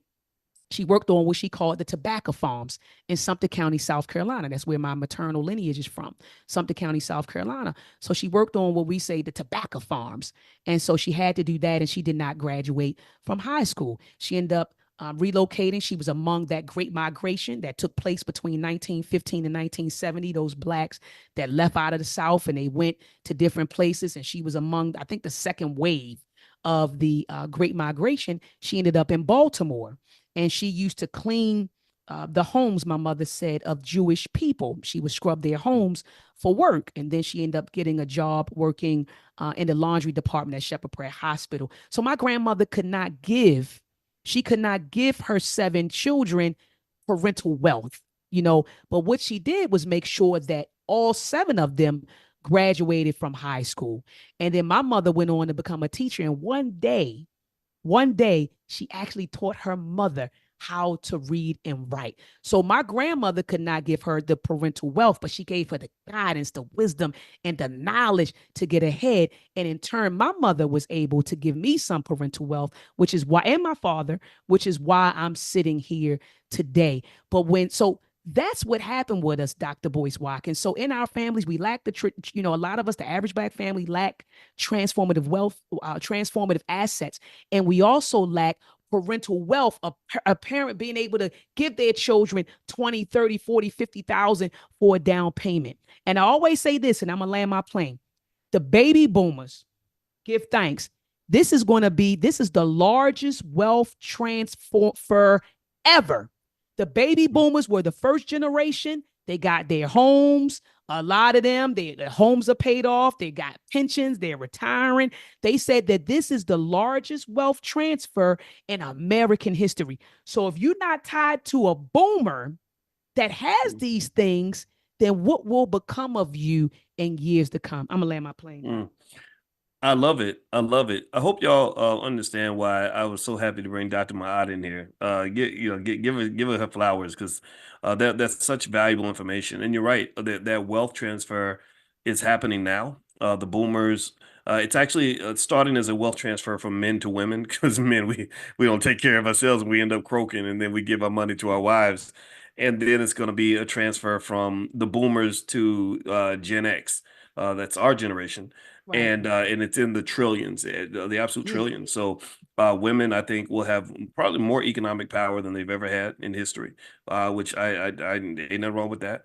And then also whenever there's a wealth transfer, whenever money's moving around, there's opportunity there, there's possibility there.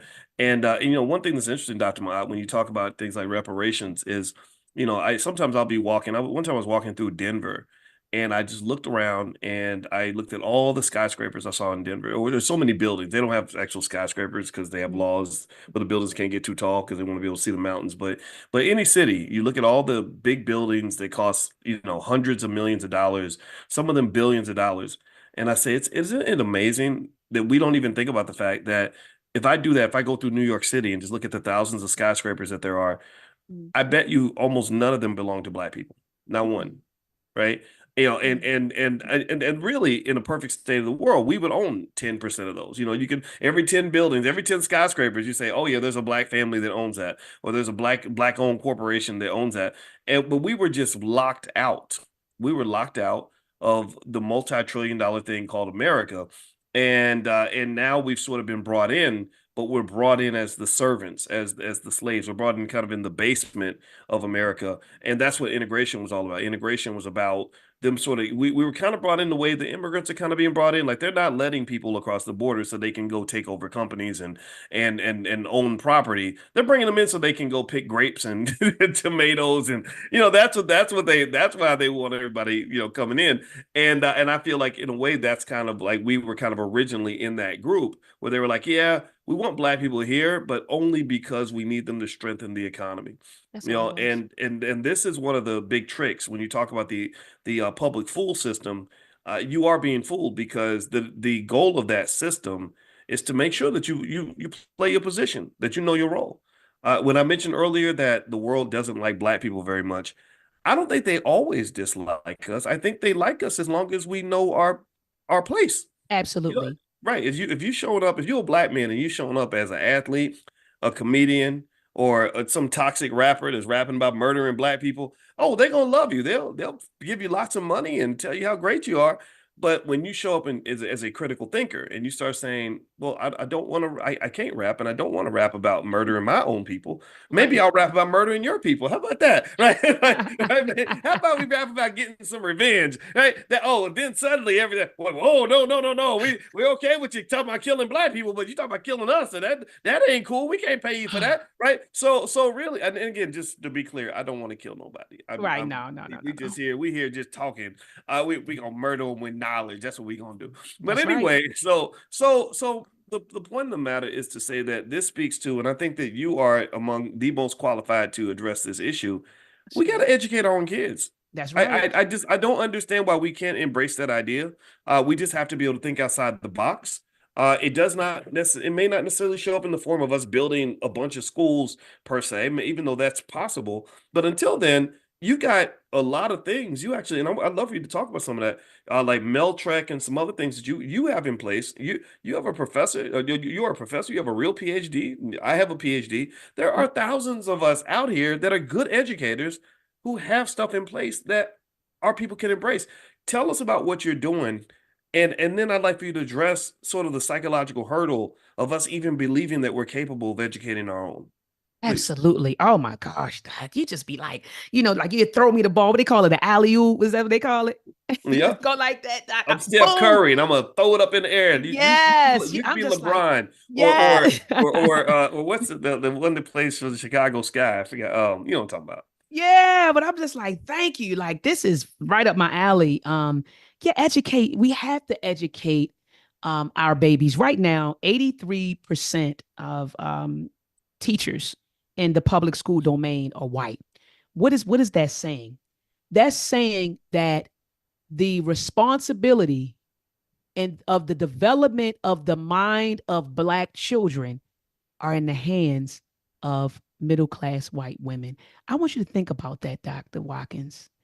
83% of school teachers are white, middle-aged women. What does that mean? That means that the future consciousness of us, Black people, is literally in the hands of white women. And you all should read the book, They Were Her Property, by Dr. Stephanie Rogers. Oh boy. Anyway, in the hands of white women. And so we had to take ownership of developing the consciousness of our children. That's their education. Education, see, a lot of us think it's just something that you get, it's the passport to a great future. It's just something you get. Man, when you educate someone, you're socializing this individual. You're grooming this person to think a certain type of way. You are embedding the culture in them, politics. A worldview is being developed. It's so much that happens during the education process.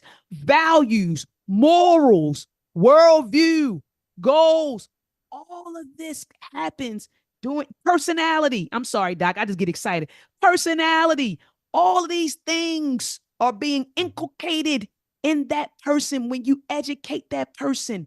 So when you allow outsiders to educate your babies, These outsiders are in control of your morals, your values, your worldview, your culture. Come on, man.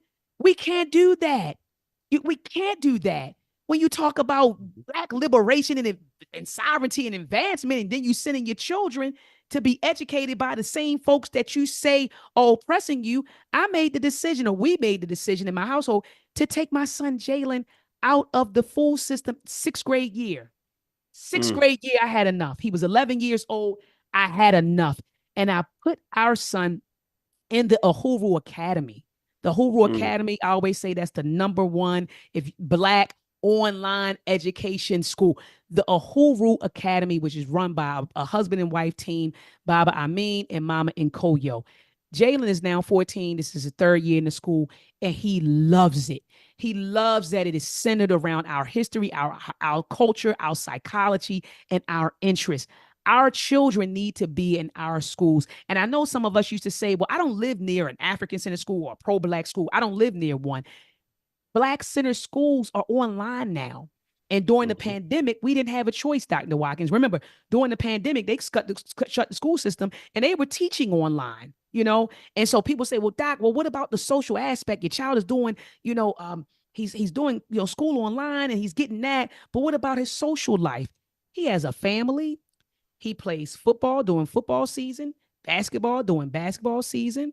He goes to church with my mother. He's active in the community. During the summer, he attends 2 to 3 summer camps. So he has a social life. So a lot of us, Doc, we make all kinds of excuses. Well, the real deal is this. Be afraid to change. People are very monotonous.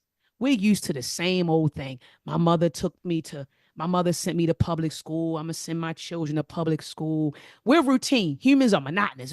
It's routine. It's routine. No, just because you went to public school, you don't have to send your child. You have options. We have options, and we need to understand what our options are, Doc, and not be afraid to explore our options. Public school is not the only option.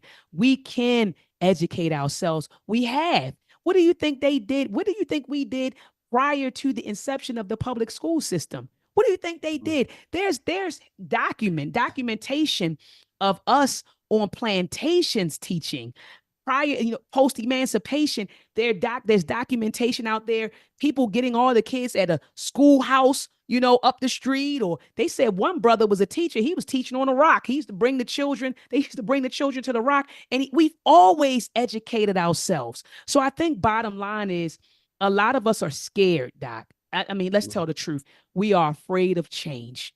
That's what it is. A lot of us are really scared, and we don't want to admit that. We don't want to admit that. We are afraid of change, and we need to overcome that fear and understand that it's our responsibility to educate our babies. It's our responsibility. Our babies aren't even receiving education right now. What they are receiving in the public school system is miseducation. How do I know it's miseducation? Because when they grow up, they act against their own self or best interest. That's how I know they've been miseducated. See, educated people don't do that. When you're educated, you act in the best interest of yourself. And by self, I don't mean individualism. By self, I mean collectivism. So the best interest of self, the best interest of Black people. See, when you act against your best interest, you're miseducated, because educated people don't do that. Education empowers you. Miseducation disempowers you. So we have to understand that our children aren't receiving education right now. They are receiving miseducation. They are being trained. They are being schooled. They are being indoctrinated. Okay. And so I land my plane there. Yeah. I mean, it's to your point, it's, the power, teachers are very powerful, because teachers don't just teach you how to do things. They teach you why you should do these things and who you should be doing them for. So sometimes a highly educated Negro can be more dangerous than an uneducated Black person. Come on. If you have that education and you've been taught to use all of your skill, all your resources, to help other people, to do things for other people, and sometimes even against the interests of your own people. I mean, there's a lot of highly educated Negroes that work for BET, who get excited every time, the BET Awards get 10 million viewers or whatever, and they made money from all these big white corporate sponsors that say, "Oh, that was great. Bring Sexy Red on. Keep her on there longer next time."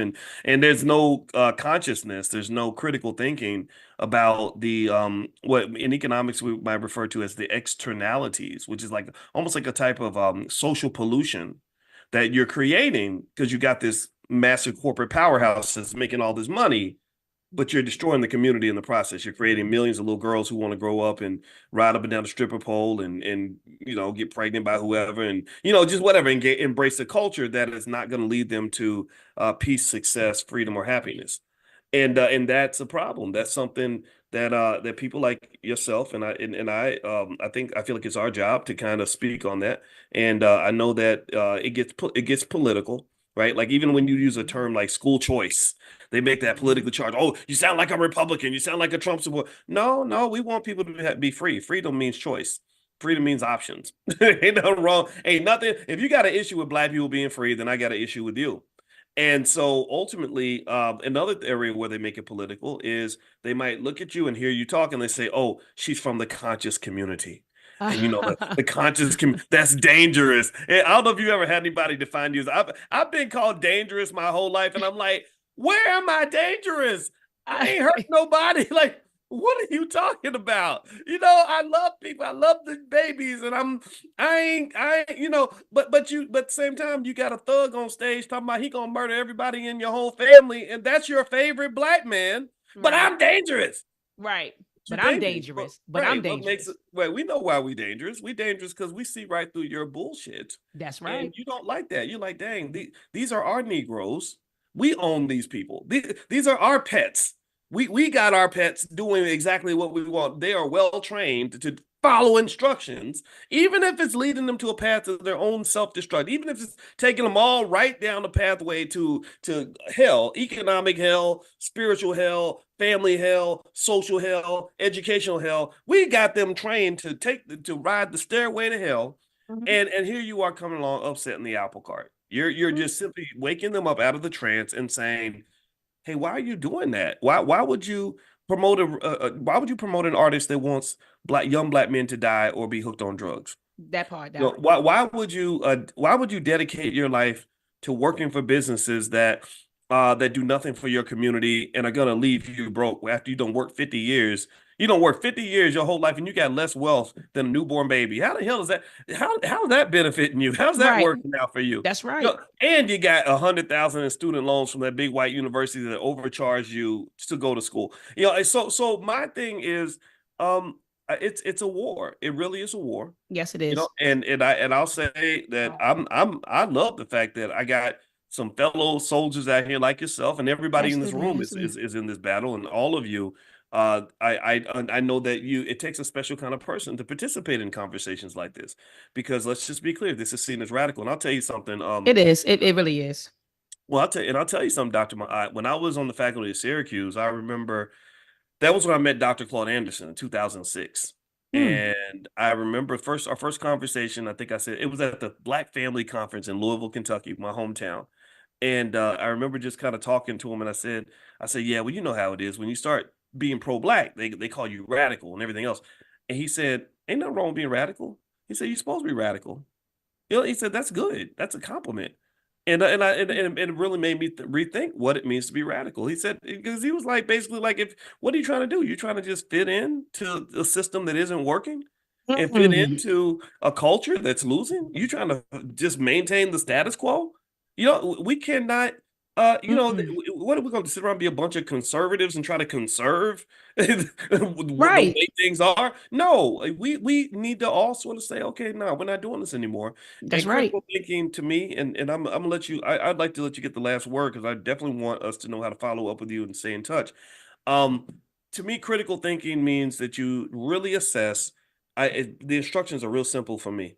And everybody write this down if you may have heard me say something like this before. Look in all the areas that represent your quality of life. I encourage you to start with health, wealth, and relationships. Look at your mental and physical health. Do you feel that the life that you live optimizes your mental health. I say for Black folks, our mental health is not optimized. We No, crazy. not at all. A lot of us have crazy trauma everywhere. You in Baltimore, people getting Yes. shot up, babies getting, crazy stuff, Yep. drugs and everything, right? Mental health healing is an absolute must. That has to be Absolutely. Yes, that has to be part of our reparations plan. The part that we implement, we gonna implement our reparations. The repair ain't just something that's gonna be done by white folks. We can repair No. ourselves as well until they get on board.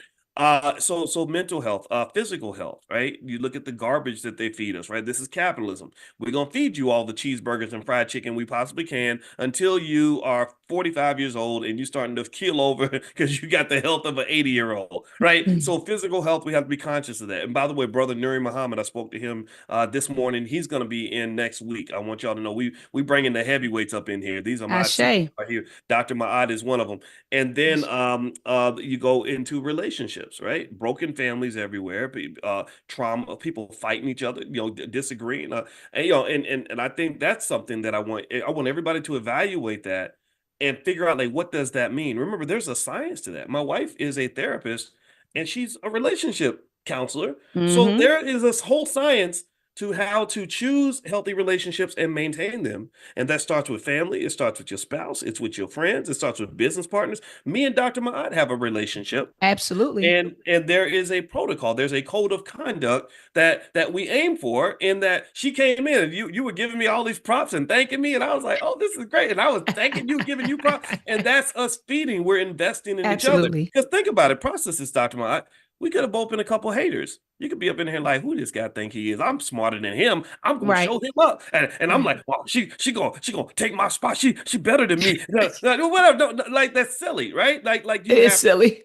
right. So ultimately, it really and even consciously, like me reaching out to bring you in, there are things we have to. It's interesting, like even little things like I'm gonna be vulnerable and confess that, like, one of the problems I had from my trauma Mhm. is, I think as a kid I had a thing with rejection.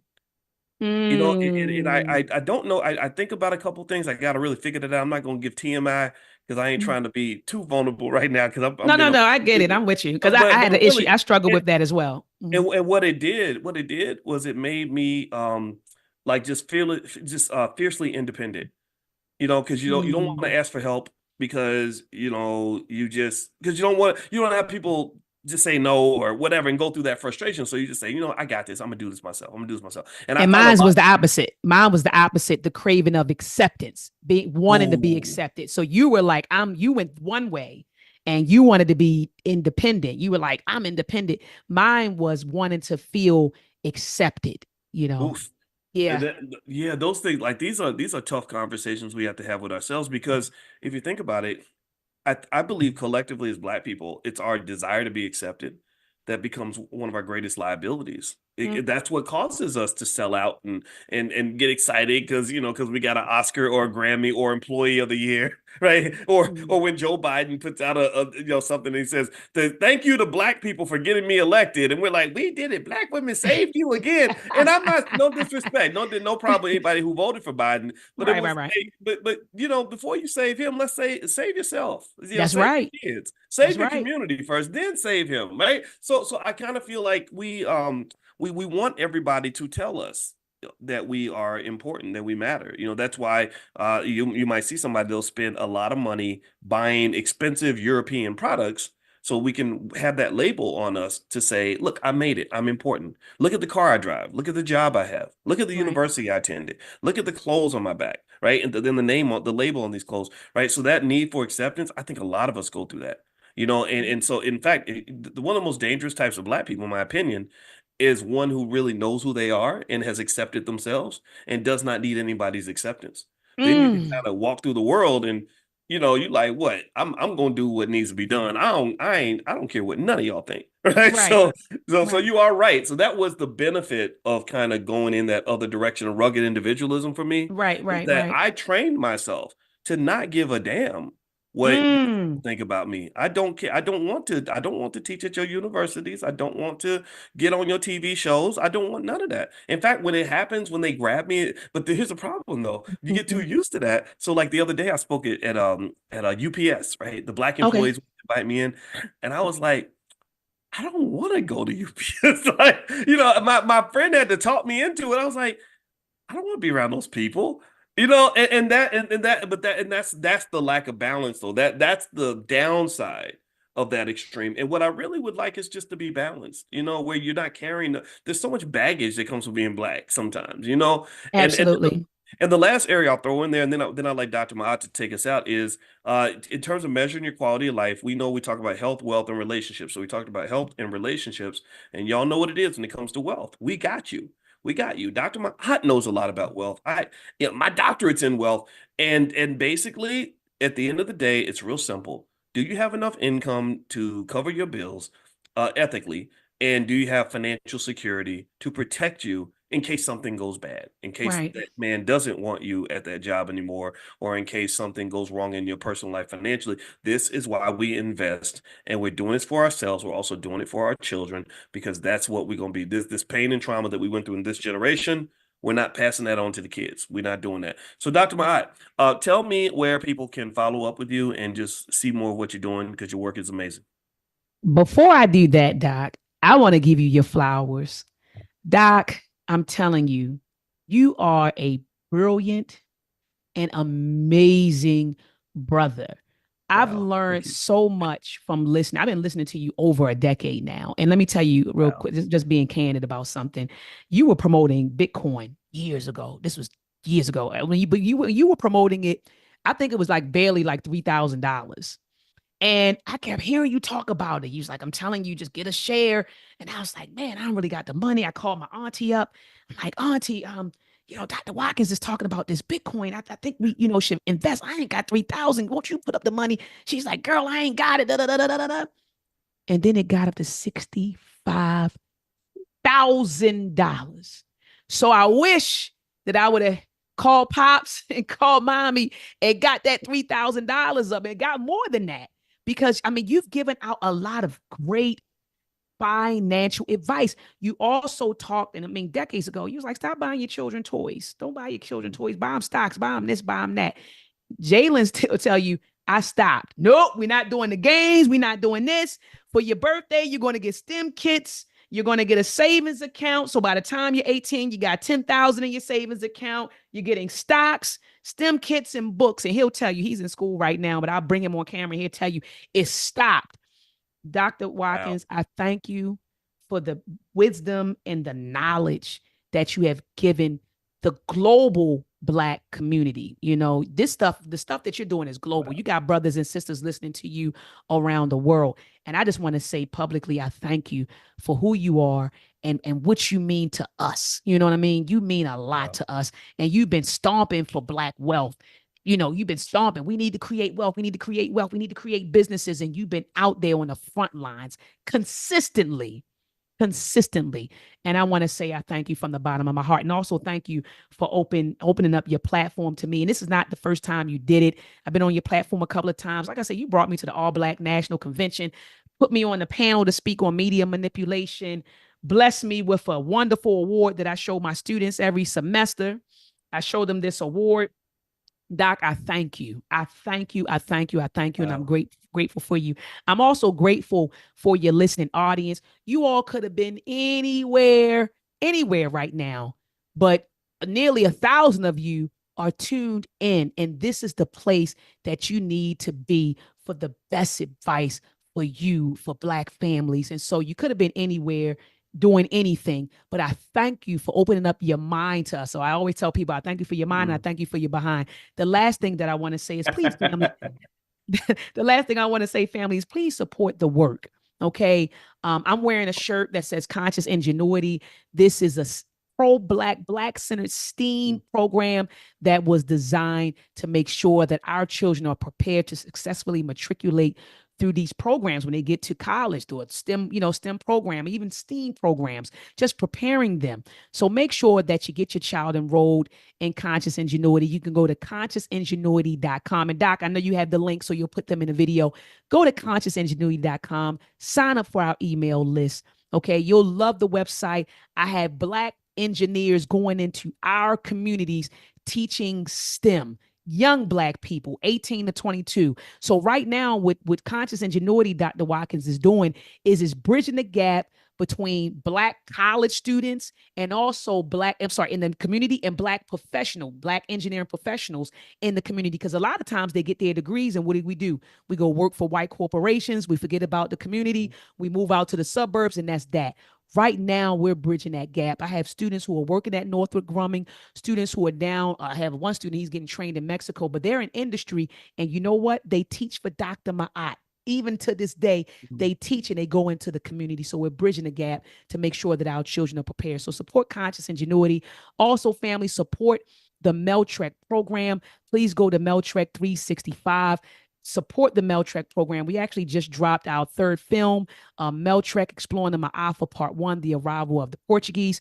Meltrek is a series that is teaching Black history from a Black perspective. And it's an animated children's series that's doing that. So we're targeting the babies, making sure we teach what we call corrective history. Lastly, family, make sure that you get your son enrolled in the Asafo training camp and your daughter enrolled in the Agoji training camp. These are camps that focus on critical thinking, the development of critical thinking skills, and also character and leadership skills. So make sure you get your baby enrolled in what I call all of these youth empowerment programs. With that said, thank you so much, Dr. Watkins, for having me. Peace. And I always say Black excellence. Peace and Black excellence. Yes. Yes. Well, by the way, everybody, I put some links in the chat for you all to take a look at, and also we will bring this back so that everybody can get a chance to take a look at this. And also, what is your Instagram, Dr. Ma'at? It's Dr.Ma'at_. So Dr.Maat_.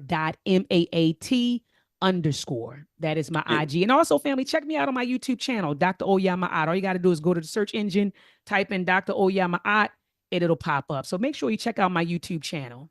All right. And you'll see her name on the screen. So give me a quick yes if you're going to go and follow or support something. Let's be conscious and let's be clear.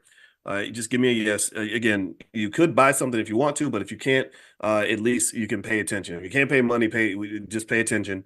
And because and the reason it's important, the reason I'm consciously asking you all to put that yes in the chat is because it's not easy to get the attention of our people if you're not into like foolishness and silly stuff and destructive stuff, right? And so again, I had no problem with the rappers that have 20 million followers that they're where they talk about their baby's mamas and who they shot yesterday or whatever it is that they might talk about. That's fine. They can do what they're going to do. But I really think that we got to bring our scholars to the table. You have thinkers in your community that are really doing great work, that are deeply committed, and Dr. Ma'at's one of them. And I would say thank you, Dr. Ma'at, for coming in and hanging out with us. It was a pleasure having you here, and we will do this again. And everybody have a great day. And I don't know about y'all, but I'm feeling good and Black and strong. Same here, Doc. Yes. And also tonight, Constance Carter. You all have met Constance Carter. That's another person that we partner with who's extraordinary in real estate, stuff like that. She's doing another free event tonight at 8 p.m. for those that are interested in multifamily property, stuff like that. So I'll text that out to you as well. So have a good day, everybody. And don't forget, if you want to get on the text list, if you are not on there yet, text the word morning, MORNING, to 87948. Text morning to 87948 so that you can remain connected. We'll bring you into the private Zoom and we can do this. We do this every single day, 7 days a week, 10 a.m. Eastern. That's what we do. We're all serious about this. So thank you, Dr. Ma'at. And thank you, Dr. Watkins. Have a great day. 100%. Have a good one. Peace and bless love. you. All right.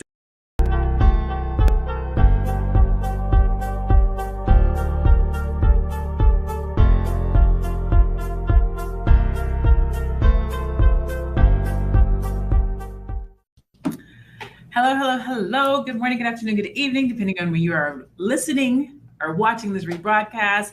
I am Dr. Lene Javette, and welcome to Fly Nubian Money, where we help you master your mindset and maximize your money. Today, we're talking about Damon Dash, a man who once had a net worth of $50 million, but is now reportedly worth only about $100,000. That's a huge deficit. Damon Dash co-founded Rockefeller Records, helped launch Jay-Z's career, and was a major player in the music and fashion industries.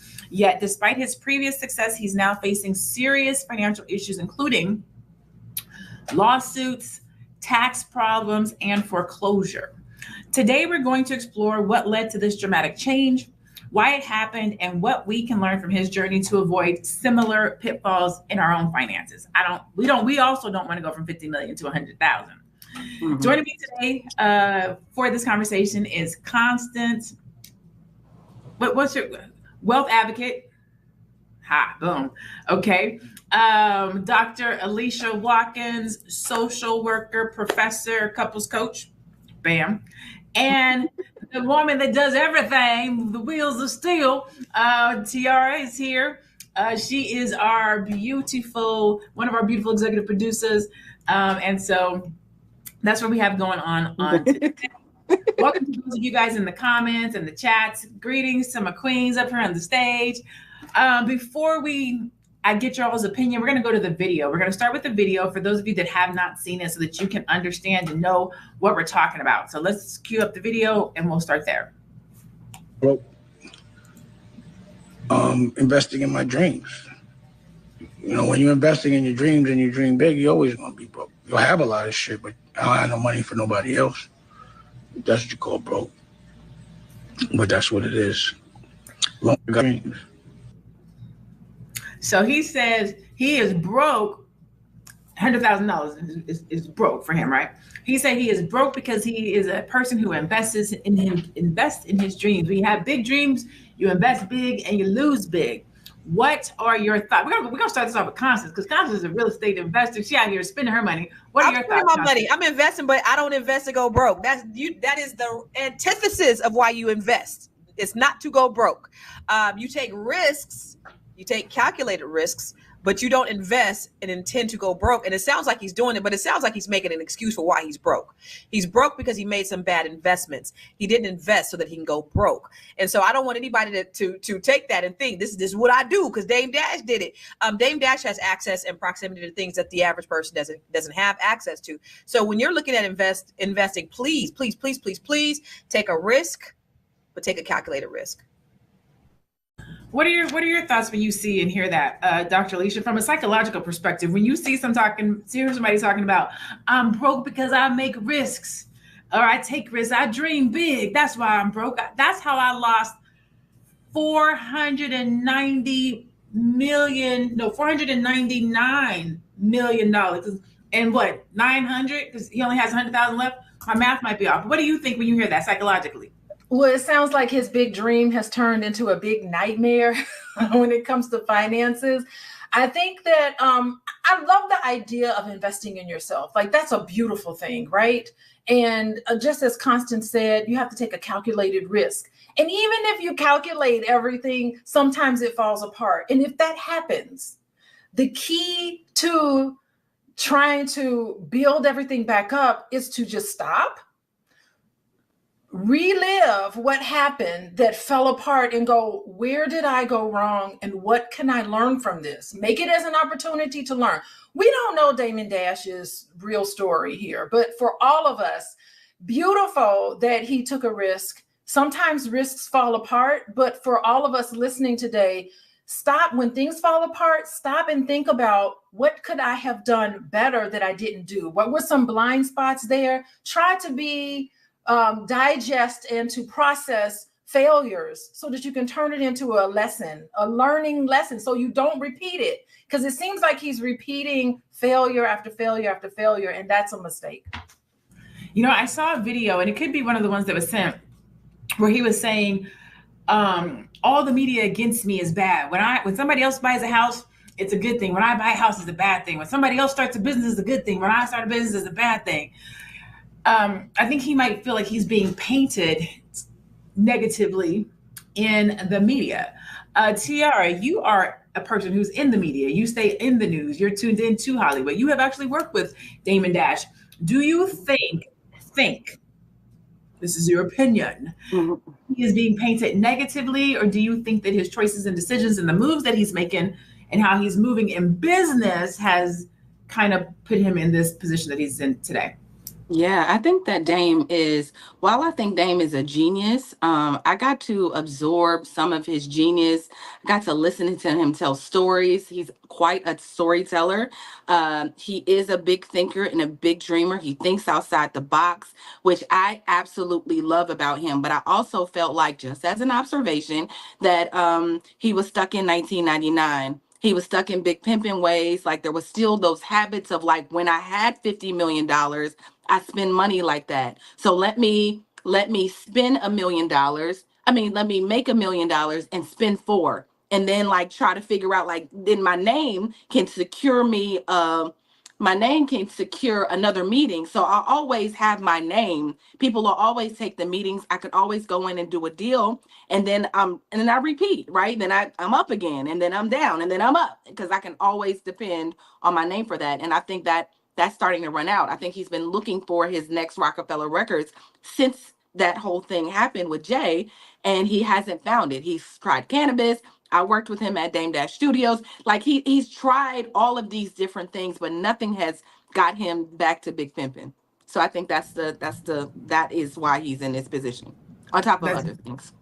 On top of other things. In the chat, let me know. So again, today we're talking about from Rockefeller to rock bottom. We're talking about Dame Dash having lost, I got my calculator out so I can see it, $49,900,000. He has lost.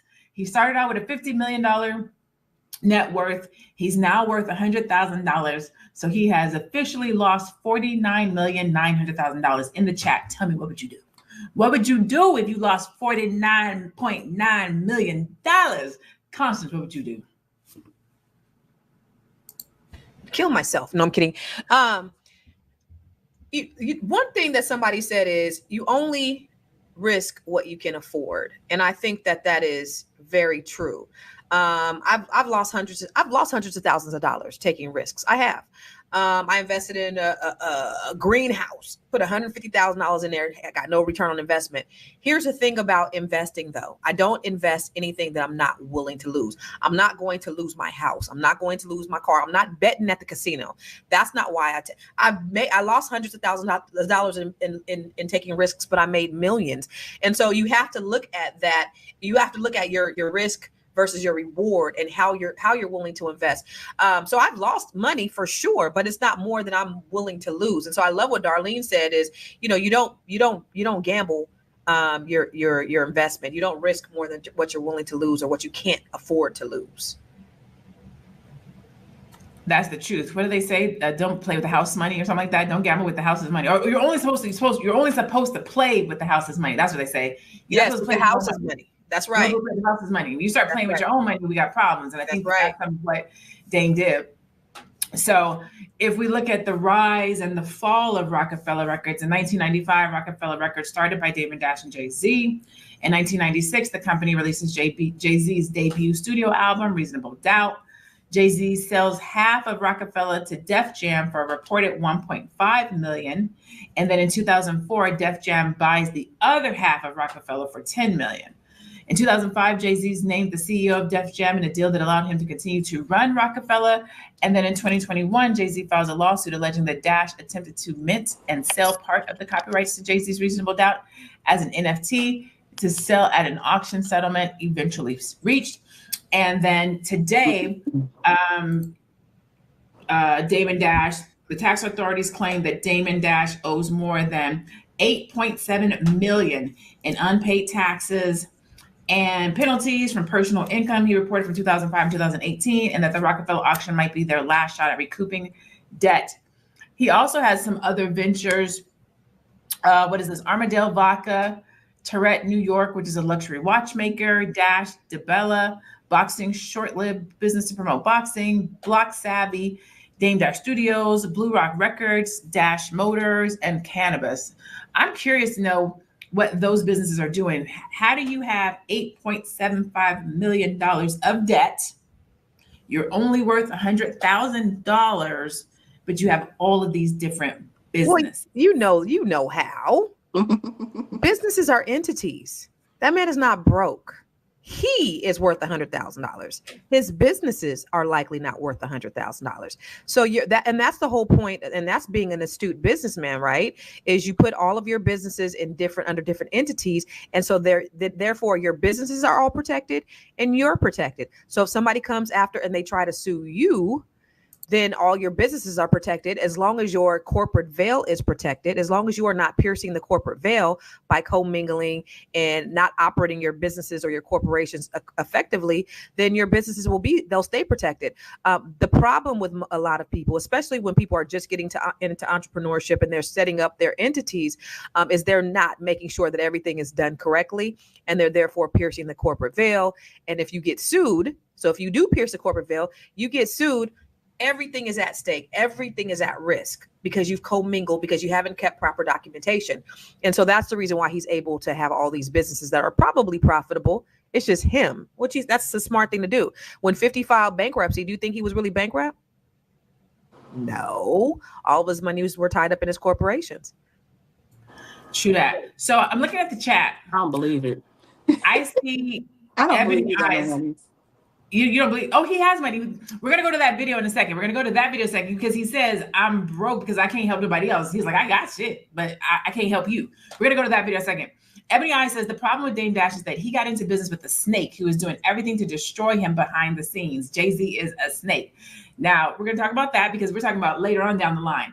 This other one says, Glocko Bangs says, Dame lost his $50 million because he refused to use other people's money.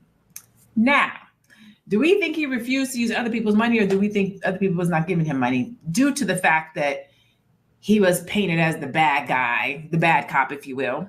He has, quote unquote, a God complex. Do you think it was hard for him to get money, Dr. Alicia? When I'm hearing some of these, that timeline that was up, I was just like, wow, what is up? When you have a trail of failed endeavors following behind you, and that means, coupled with that, you also have a trail of failed business partnerships behind you. So your, more than money, your reputation with working with individuals in a collaborative way where it's lucrative,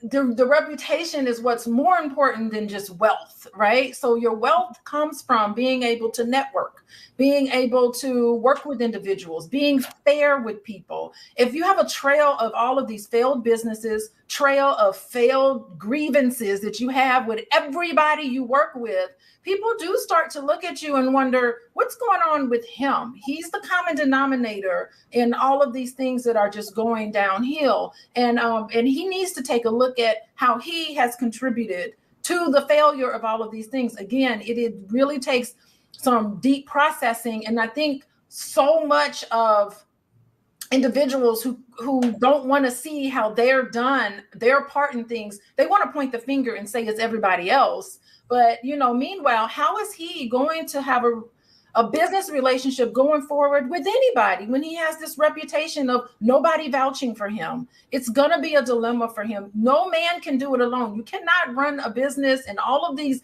lofty, big dreams. You can't do it solo. You need help. So I really encourage him, and all of us, to know it's so important to be able to work with other individuals. I like that. So I'm gonna ask this question before I go to Tiara. In the chat, I know there's more than a few of y'all. You guys are here on Fly Nubian Money, so I'm gonna guesstimate about how old you are. You don't have to tell me, but if you were around when the first album hit, Reasonable Doubt, if you were around, if you heard a song off of that, if you bought the CD, because those are CD days, it might even have been tapes, but I'm probably thinking CDs. If you were around at that time, throw a $14.99 in the chat, because that's about how much CDs cost back then. So if you were around when Reasonable Doubt came out and you bought that CD, throw a $14.99 in the chat, $14.99 in the chat. That way you don't have to tell me how old you are. Tiara, Yes, you're an ma'am. entrepreneur. Yes. I'm an entrepreneur. Yes. Dr. Alicia's an entrepreneur. Yes. Constance Carter's an entrepreneur. I'm an entrepreneur. You're an entrepreneur. Damon says he's broke because he invested in his dreams. What do you think about as an entrepreneur, stepping out on faith, taking risks, and investing in your dreams, how far are you willing to go? What do you think about that kind of a mindset? Because I got a kid. I'm gonna go the distance, but I just don't know how far I'm gonna go. Like, what do you think? Yeah, sometimes I think it's important, like Dr. Alicia said and Constance said, it's important to take risks, and it's important to be brave and but they have to be calculated. If you have children, and I have a daughter, and so I don't ever want to live in a space where it's unstable for her, or like we're moving from place to place. There's foreclosures, there's evictions and foreclosures and things happening. That's how you know that, like, I need to get a night job or something. Like, I need to figure out how to keep my life stabilized while I'm waiting for the big dreams to come. But in Dame's situation, I've literally heard in real life him say, like, who am I going to work for? Who is Dame Dash going to work for? I'm never going to work for anyone else, so I got to get it myself. And so just thinking about, like, I just think about if that is going to be your path, right? I keep saying this, like, you can get money from your name. Like, you can get a meeting just because of who you are, taking advantage of that. Like, I felt like when I look at the internet and do research, I know that he's he's being sued and he has to pay people because he's taking advantage of them. Like, we went in a partnership, and then, you sold a movie behind all your partners' back, and you have the million, you have the money, but you left them out and you went and spent the money, to catch up on bills. So I think that's not what you asked me, but I just wanted to say that because he says, I'm a boss. I'm a boss. But you're like, you're like Dr. Alicia said, you're leaving this trail behind of like shade. Like, right. And that's the thing about things. That's the thing about life. It doesn't even have to be business, but karma is a bitch. Mm-hmm. The things that you put out there are the things that you're going to get back. And I'm glad you brought that relational piece up, Dr. Alicia, because I think that is extremely important. People are so short-sighted, and they are so concerned about the short term that they don't look at the bigger picture. That's why you have all these people out here doing these get rich quick schemes and, taking people for their money and doing all these just shady things because they're just looking at the right now. And if you look at holistically how far relationships will take you, then you would change the way that you do business. And I think, please, Black people, if you don't get anything from this podcast today, understand that the way you have relationships and the way you do business with people and the way you treat people, it comes back to you. It really does. I wasn't surprised when I saw all those articles. I wasn't surprised. I was like, oh yeah, because it makes sense, right? Yeah, this is who you are. That's the energy that he puts out, right? Yeah, that's how you move. And not just in business. I know we're talking about business, but karma's a bitch. It's a bitch in life all the time. Yeah. Somebody personally, professionally, how you treat people, like treat people how you want to be treated. It will come back. It will. Okay. So let's reset this room here real quickly. Our other executive producer just text messaged me with his story, but we're gonna get to that in a second. We're gonna get to that in a second. I just got a text from him too. Did you get it too? Tell my story. Jesus. He didn't say that. That's just I'm ad-libbing. So this is Fly Nubian Money. You can catch us every Monday through Friday at 1:00 p.m. Eastern, right here on Fly Nubian Queens. You can also text the word Queens to 87948. Again, that's 87948. That way you can be notified when we're live. Especially if you're at work and you don't want people to know, you get that little text message, say, hey, we live. You can throw your earphones on, you can tune in. You can also find us on Spotify. You can go over there, look for Fly Nubian Money, and you can check us out there. Or you can go to flynubianmoney.com for any financial tools and resources that you might like. There's some freebies and some different cool things over there for you. Today we're talking about Damon Dash, from Rockefeller to rock bottom. What happened to Dame Dash $50 million fortune? Right now he owes $8.7 million in back taxes. His net worth is about $100,000. And we're going to go to that video where he is talking about the actual sales. So his third of Rockefeller Records is up for sale right now. is up for sale right now. And so he is doing some shucking and jiving, trying to get people to bid on it for 10 million or over.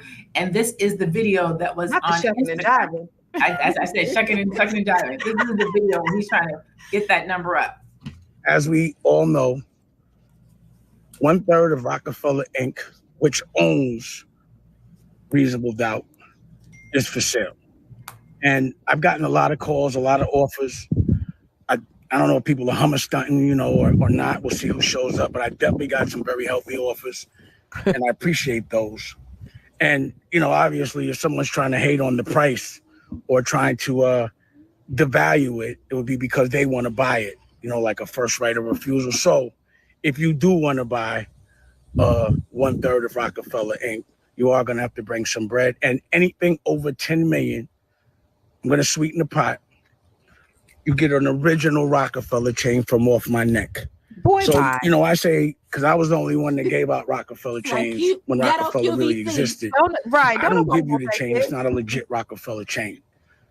Okay. You get one of these.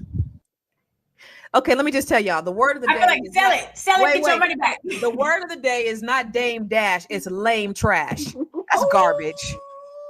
Lame trash, y'all. Come on. That was lame. And so he's shucking and jiving, and he trying to sell something that he has no right to sell, or he doesn't benefit from. Wait, because I saw an article with the article. It's so funny because he's lying. The attorney, I read an article saying the attorney said that he has no, he can't negotiate any of this. He has nothing to do with this process of the third being sold. So he just on the internet fronting. And I like, no, like Lene said, shucking and jiving. Oh my God. I wasn't even gonna say that, but when I just see what he did to somebody. Well, they say the roosters will come home to roost, or whatever. The chickens will come home to roost. Will come home to roost. You can't listen. Diddy's getting it. You can't treat people a certain kind of a way for a very long time and expect that it doesn't come back to you. Ooh. Somebody said in the chat, "Why y'all treat him like that?" Let's address that. Yeah. We're not treating him any kind of a way. We were just talking about the situation. If your cousin had $50 million and lost it, and now it's only worth $100,000, you would talk about it too. What can we learn from this? How can we make sure that when you get $50 million, you don't have these same issues and problems? That's what we're talking about. How does this happen? Right? But also, what did he do?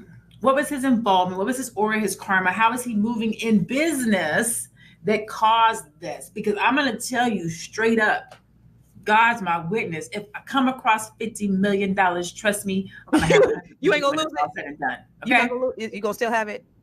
Okay. If I come across 50 million, I'm gonna have 100 million when it's all said and done. Let's go. No, but he said he wants to be broke. Because when you invest, you are broke. What did he say? What that stupid ass shit he said in the beginning? He's following his dreams, girl. He's following his dreams. You know, that sounds like some when raggedy ass Negroes be trying to spit game at you, you'd be like, you don't shut your ass up. That's what that sounds like. Yeah. Wait, let me ask this to Dr. Alicia. Dr. Alicia. Okay, sorry about that. What do you think about this kind of mindset? Is it a strength? Or is it risky? Because in one essence, to be an entrepreneur and a business owner, you have to be a little bit off. You have to be a little bit crazy to take the last thing that you have and put it into a business. Because we do that. We will take our last and invest it. We are crazy. Yeah. But is that risky or is that a strength?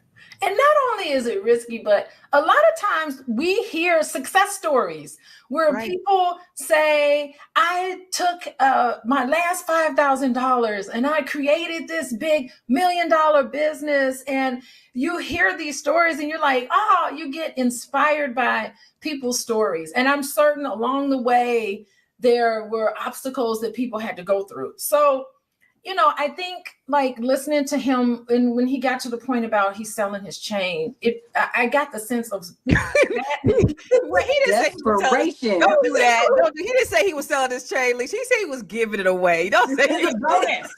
Yeah, if you spend 10 million, you can get this $100,000 chain. I'm telling you, give him a little bit. Give him a little bit. Yes, on this chain. That, you know, to me, I don't know if he realizes he's coming across as so Corny. He is Corn desperate. ball. He's coming across as desperate, He is sad, desperate. almost anxious. He probably didn't even rehearse it. It probably was just like, I hope he didn't. it's like he got into this mindset. People are not going to think that this is worth as much as it is. So I need to do this quick sales tactic of throwing this bonus in to galvanize people to be excited about my product and what I have to give. This is not 1990, boo. Them things, though, that tactic does not work. Can I ask Dr. Alicia a question? Okay, Dr. Alicia, this is my question to you. We don't want the chain, Guillermo. Let me ask Dr. Alicia this. Dr. Alicia, with him being, with him having, is this delusion, can it be considered like a mental illness at some point? And this is what I mean. If you always are in a position where you feel like you can make it back, this God complex that we're talking about, if you feel like I'm gonna pour all of my money into everything that I have 10 ventures, I'm gonna put money into every one of them instead of just focusing on one, right? Feeling like you're waiting, or I don't know if it's like he's looking for something to stick, you know what I mean? Or like, is there a mental illness in there after a while where you feel like, I've had all this money, I know I can make money? And so, you know, there could be a mental illness. I wouldn't know for him in particular because I haven't spoken to him at all. But I think, you know, it's a double-edged sword. It's great to want to be ambitious and start all these different projects. But again, it takes time and effort to complete it. Like, everybody knows Dr. Boyce. He's a mile a minute. He has all these different ideas.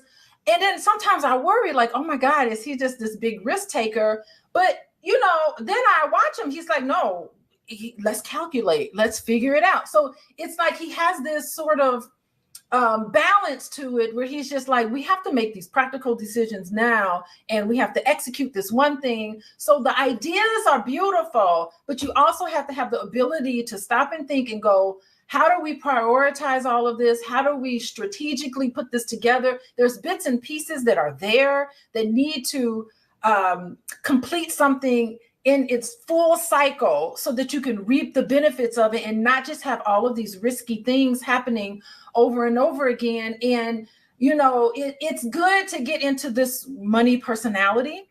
It's good to know if you're going in business with somebody, have them take a money personality test. I have the couples that I work with who are about to get married and they're like, Dr. Alicia, we're getting married. What should we do? They have to take a money personality test.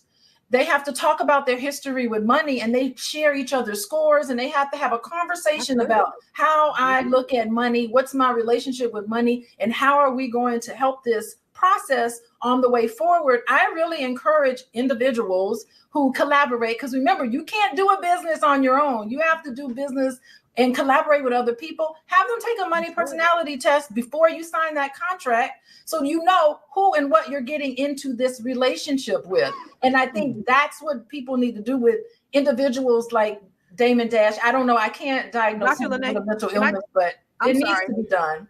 Go ahead. So somebody said that mental illness is entrepreneurship. Are you sure it's not narcissism? Are you sure it's not, like Andrea said, delusions of grandeur? What, you know what I mean? What could be? It could be. I mean, we definitely see elements of it. I mean, that timeline is telling, you know, you definitely see elements of it, but I wouldn't know because I'd have to interview him and talk to him and all of that. But I think, you know, you just have to be careful with who you decide you're going to get into a marriage, a marriage with in business. You need to really be strategic and it's fun and exciting. Somebody can be fun and exciting the first month or so, but you have to like really get references. Give me a list of people that you've worked with before. Make sound decisions. And then it makes sense to have all these lofty dreams because you have a nice solid foundation of which you know you're going in business with someone and you're not like up at night worried, is this person gonna take my money and run? Yeah. Listen, so today we're talking about from Rockefeller to rock bottom, what happened to Dame Dash $50 million fortune. He's only worth about $100,000 now. This is Fly Nubian Money. You can catch us here every Monday through Friday, 1 o'clock p.m. Eastern. Okay, so there was a comment that said, let me go back to it. Ricardo Stalwart. Dame is a very smart man. If he was like most people in the entertainment industry, he'd be just as rich as Diddy and Jay-Z. He prioritizes art over the money like Kanye. No, he's supposed to be. He's not a businessman. He's a businessman. No, Jay is a businessman. That's right. But Dame is supposed to be a businessman too. So no, you don't as a businessman, because the artist is who prioritizes art over business. Then you're supposed to have the brain like Dame. And Dame, you just like you said, Tierra, he is a highly intellectual person. Oh my God, he's so brilliant. He's a genius. Yeah, he is. But he's it's probably, his spirit. Sorry, and that'll ruin it. It's his spirit. Yes. It's his mindset. It's his mindset. It's his spirit. He talks over people when they, he does not listen. He's very stubborn. He's bullheaded. All of those things. Like I observed that in the first day we were working together. I noticed that. I said, oh, I can see why Jay-Z would leave this situation. I'm Tierra. I'm tired in a day. And I want to leave. Like I want to leave, and I'm not Jay-Z, right? Like I could see why. He doesn't listen to people very well. It's like, oh shoot. Oh, she'll come back. There she goes. Wait, maybe she's not. Okay, so this is what I was gonna say. And hopefully this will address Kiki's comment. He said the name of this channel, it's called Black Excellence, but it's literally 4 Black women talking about another man's broke issues. Imagine that. What we're actually talking about is financials, how you go from $50 million to $100,000. I don't care if you're black, white, yellow, purple. We don't talk about it. How do you lose that kind of money? But let me back up. Number one, no shade. Not taking anything away from Damon Dash and what him and Jay-Z were able to do during that period of time. Kudos to 2 young black men able to build a record label. Absolute, and one Biggs. There was 3 of them. Not taking anything away from him from that. What we're talking about is how it went left. Good cop, bad cop. At some point in time, when you are the bad cop, the person who has to come in and be the strong arms and be the loud and the aggressor, the person who's not ends up getting the crown. They're the calmer, cooler person. People start getting in there. Hey, you don't really need old boy. Like we can come and let's come partner over here. Let's come do this deal. Do you want to be the CEO of this? Like, and you can see how there's a separation between the good cop and the bad cop. Dame pulled the short stick. I don't take anything away from that. He got the raw end of the deal. He did. That's what it is. But his demeanor, who he is, how he acted, didn't help it. When that was said and done, I'm not a big rapper or hip hop head, but I know that Jay-Z has this verse that says, if you made one, make another one. And he has spent his time trying to make another one, whether that is through rappers or businesses or ventures, to reproduce what he did with him. And in doing so, you guys have posted it, talked about it in the comments. He used his own money.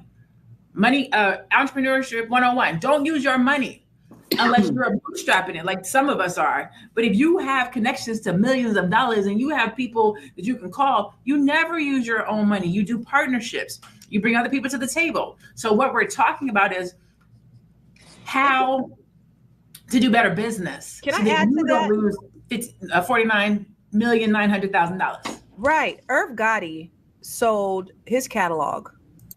Was it $100 million? So he got $100 million cash, right? He's like, I'm getting ready to start investing in movies. And he has all his money to invest in movies. The same company who gave him the $100 million also gave him a line of credit. He said, I'm not using my own money. This is legacy money.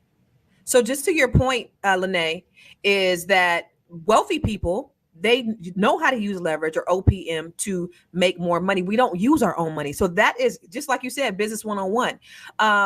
Many of his peers know the rules. And I don't understand. I think it was just an excuse because he's just not a smart. I don't know. What is it? Why would he say that? Because he knows. Why would he say I'm using my own money to make more money when everybody knows that you don't use your own money? And I'm asking this to you, Tierra. Why would he say I'm using my own money to make more money when we all know business wise, that's not what you do? Because he doesn't like to answer to people. Like, why would he, if he doesn't want to feel like he's owned, the moment somebody gives him money, it's like, I don't want you to own me. immediately. Like he don't take that real well. Like Dame is not, he like, I'm gonna do it. I'm gonna be a mogul. I'm gonna do it myself. But you know what, Dr. Lene, you just said something about him making, Jay did say, you made Hove, okay, make another Hove, right? Mm-hmm. But he did. He made his ex-wife, Rachel Roy, who was also worth a lot of money. He just has an eye for talent. He saw Kanye. He saw all the things. He saw things in Cam, Kanye, all these different people that went on to make money. Well, maybe not Cameron, but you know what I mean? So he has an eye for talent. It's just like, he should be a billionaire, but he's not because of he's in his own way. And I think that's it. That is the answer. There's no other. He's in his own way, always. And that doesn't take away from his brilliance. It doesn't take away from his smarts. It doesn't take away from the catalog that he's been able to create. It speaks to the ability to leverage those things, right? And we definitely don't want.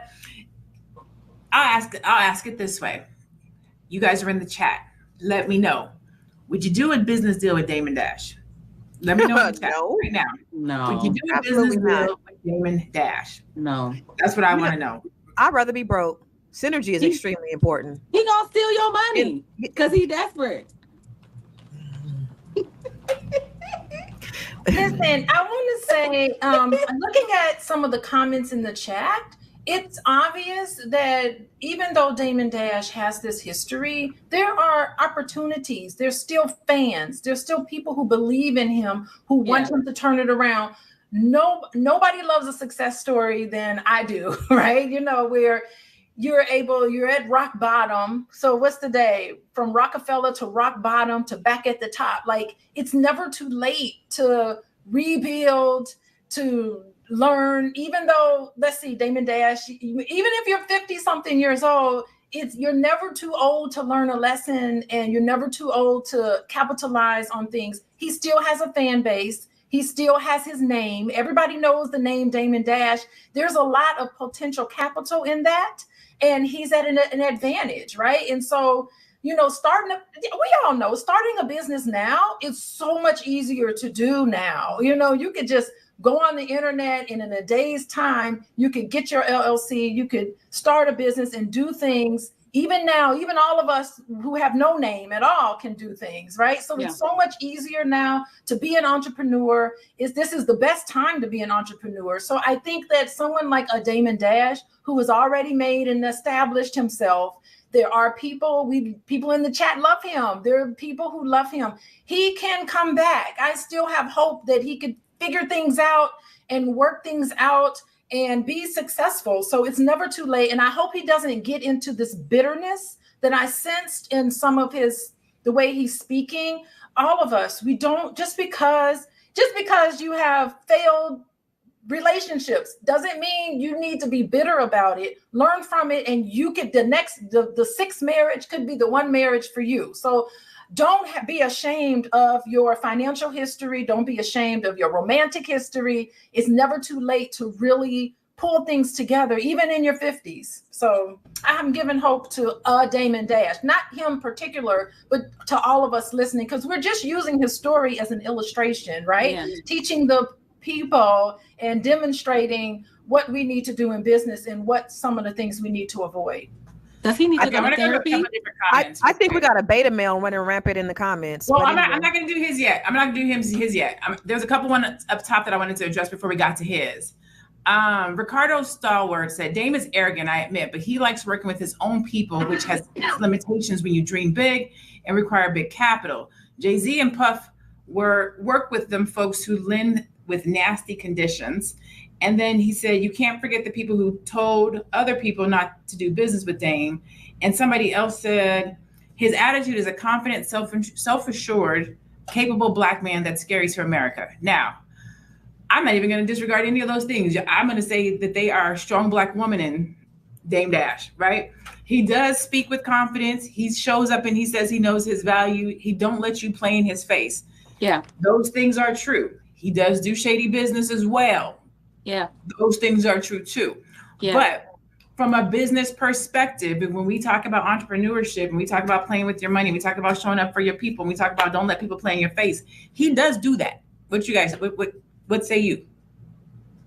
I wonder, Dr. Alicia, I just wonder if he needs some therapy before we can say, you know, like there has to be a shift. You can't just wake up one day and be different unless you want to, you know, like you can't also say like, I'm a shady businessman sometimes, or I'm desperate, so sometimes I do shady things.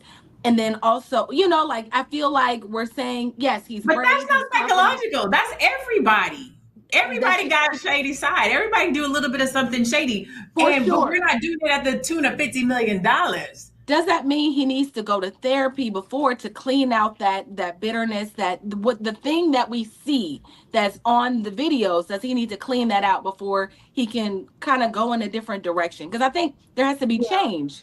Yeah, I mean, he clearly needs a team of people to support him. And so I don't know how he's talking about my money only goes to me. It's not going to other people. Like, I mean, you need a team of people. You need to invest in yourself means you need to invest in a team of people that can support you. So he definitely needs to have a place where he's got to have, give his ear to somebody, right? He needs to have the smart business owners seek out individuals that they can lean on for guidance and mentorship. There's got to be someone that honestly, just talking out your issues with somebody that's listening can help you sort of sort it out in your head. So hopefully, if not therapy, hopefully he can come together with a supportive group of people. It doesn't have to be a lot of people who can help him flesh out his thoughts, organize everything. If he is the lofty dreamer, every lofty dreamer needs to have a detailed person with them to be able to say, in order to do that, we got to do 1, 2, 3, and 4. So he has to be able to lean on the detailed person. And he's not married, so I don't know if he's in a relationship with someone, but usually your significant other could be that balance to you. But whatever it is, he needs to seek a balance out, because lofty people have all of these great ideas, but you need someone with you to iron out some of the details. And that's a lesson for all of us. In your business, if you're a detailed person, you need to find a lofty person to hang out with so they can give you all these great ideas and then you can execute it. It's a balance there. Yes. All right. So I see Constance said back she want to get to Kiki. So let's get to Kiki. Kiki at 10:34 says, the beta male, the self-proclaimed beta male, because only a hit dog will holler. Listen, so we're gonna start with Kiki at the top. Stop telling us what y'all are talking about. We're literally watching y'all. So let's do some educating. That's called a reset, sir. The reason why we do that is because your numbers fluctuate high and low. New people come into the room. And when new people come into the room, they say, well, what are you talking about? And so what we do is we reset the room and we tell them, hey, this is Fly Nubian Money. If you would like to be notified when we are live Monday through Friday at 1:00 p.m., you can text the word Queens to 87948. Again, that's Queens to 87948. Today, we are talking about from Rockefeller to rock bottom. What happened to Dame Dash's $50 million fortune? Because as of today, he's worth $100,000. So now everybody who has come into the room since the last time I said that, they know what we are talking about. So let's go into your next comment. Let's see. They debating whether a man's catalog was worth $100 million. This is the target audience for a Black man's demise, literally right here in your face. We debate that. It says, just make sure it's not self-hate when Black men start doing it back and don't automatically become victims. Times are changing. Laugh out loud. Just trust it. Who else makes this an actual topic? Like, let's debate who's broke and who's not. How does this push us forward? Wait, I haven't got to my favorite one yet. I'm looking for it. There it is. Why do y'all feel that y'all opinion needs to be, I'm reading it literally how it's written. Why do y'all feel that y'all opinion needs to be seen or heard about another Black man? Black women have so many topics y'all could cover about yourself. Can y'all talk about y'all, Sexy Red, Nicki Minaj? Now, the beauty of this, wait, hold on. One more. Like, I'm trying to tell dudes in the comments, Black men are literally used as a source of entertainment for Black women. Check the Shade Room comments every day if you don't believe me. Look, y'all, what I said is happening. It's self-hate. I'm beta now. Beta now. So who said he's only a hit dog will holler? Only a hit dog will holler. There's so much to unpack there. First of all, right? We talk about things that affect Black people. The name of the channel is Fly Nubian Queens. The name of the broadcast of this podcast of this what we do is called Fly Nubian Money. Now, I might not be the smartest one on the panel, but $50 million sounds like we're talking about money. Therefore, we are on topic because we're talking about money. Now, although a lot of us may not touch $50 million in our lifetime, you may touch $50,000. You might touch $500,000, and you should know not to lose it by 99%. So although the numbers that we're talking about are in millions, this is applicable to anybody that is an entrepreneur who gets a large sum of money that then loses it. It doesn't matter if you get $100,000 and you lose it. If you get $50,000 and you lose it. If you come across $1 million and you lose it. There are things that you should be learning about, practices, team building, karma, that you can get from us so that you don't have to go down this path. Your tune might not be 50 million, but it might be 50,000. So that's why we can sit here and have these conversations. I have touched $1 million. Constance has probably touched tens of millions of dollars, right? We've played in entrepreneurship. We've lost money. We can give our experiences about it. And so that's why we can sit here and have these conversations and give our opinions. To add to that, we ain't talking about the man's masculinity. We ain't talking about the man's sexuality. We ain't talking about anything personal. We're actually talking about business and how you operate in business. This is not about tearing down a Black man. This is just like you said, Dr. Lene, finances. We talk business. So we're talking about the fact that he had $50 million and what caused this $50 million demise. Well, probably attitude, probably business acumen, probably financial misappropriations. Those are all topics that we're talking about, Beta. So we ain't talking about the man's sexuality. We ain't even talking about him as a Black man. We're talking about business acumen and why he went from $50 million to $100,000. So I'm so glad that she reset the room. So let's go ahead and watch the video so you can actually have an idea that there is context to what it is that we're saying. Warner was also going to offer him a pretty high-ranking position. For Jay-Z, the allure was much greater for Def Jam because they gave him the opportunity to get his masters back. A label has the ability to repackage and sell masters to generation after generation after generation of cats. I think that any artist who manages to regain ownership of his master recordings has done something remarkable. Artists come and go. The recordings are more or less eternal, and they can be exploited indefinitely. So for someone like Jay to be in a position where he owns most of his masters of his catalog, I mean, that's an asset that is very rare. So shortly after Jay-Z accepted the deal to become head of Def Jam, he took Damon Dash out for dinner, and he said, I'm going to take this offer. You and Biggs can have full control of Rockefeller Records. I want full control of my masters for Reasonable Doubt. And he says that Damon Dash turned him down. What Jay-Z ultimately did was kind of an end around on Damon Dash. He said, well, how about you make me CEO of Def Jam? Rockefeller would be under that, kind of leapfrogging Damon Dash in the corporate totem pole. Damon Dash, of course, did not respond well to this. Initially, they gave him his own imprint, Damon Dash Music Group, but that fizzled out after a few months. The next time they saw each other was in an elevator at the Def Jam offices. Jay-Z was in a suit, and and Damon Dash was wearing jeans and sneakers, and he just kind of thought, man, this is a different dude than the dude I started out with.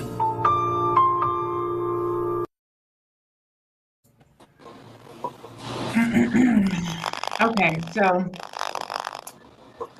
that's, I think, a good example of everybody can't go with you. Can you guys hear me? Mm-hmm. Okay. I think that's a good example of everybody can't go with you. And I really don't want to give old boy no more shine, but I saw something and I just wanted to hit on it and I can't even find the comment. I can't even find it. It was something good too. I wanted to. Anyways, he was saying we're talking about Damon being broke. We're not talking about the fact that he's broke.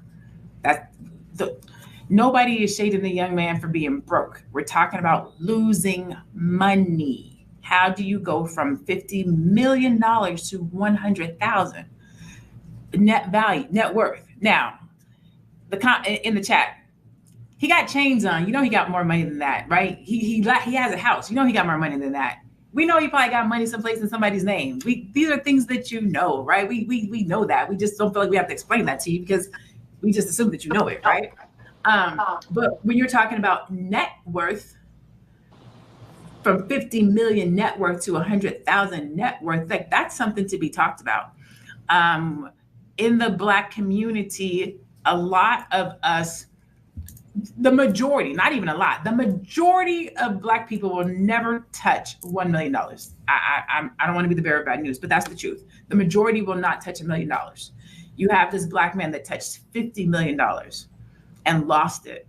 So that is a conversation to be had to make sure that if you and your family or your business is blessed to touch $1 million, what do you do, and or what can you do to make sure that you don't lose it?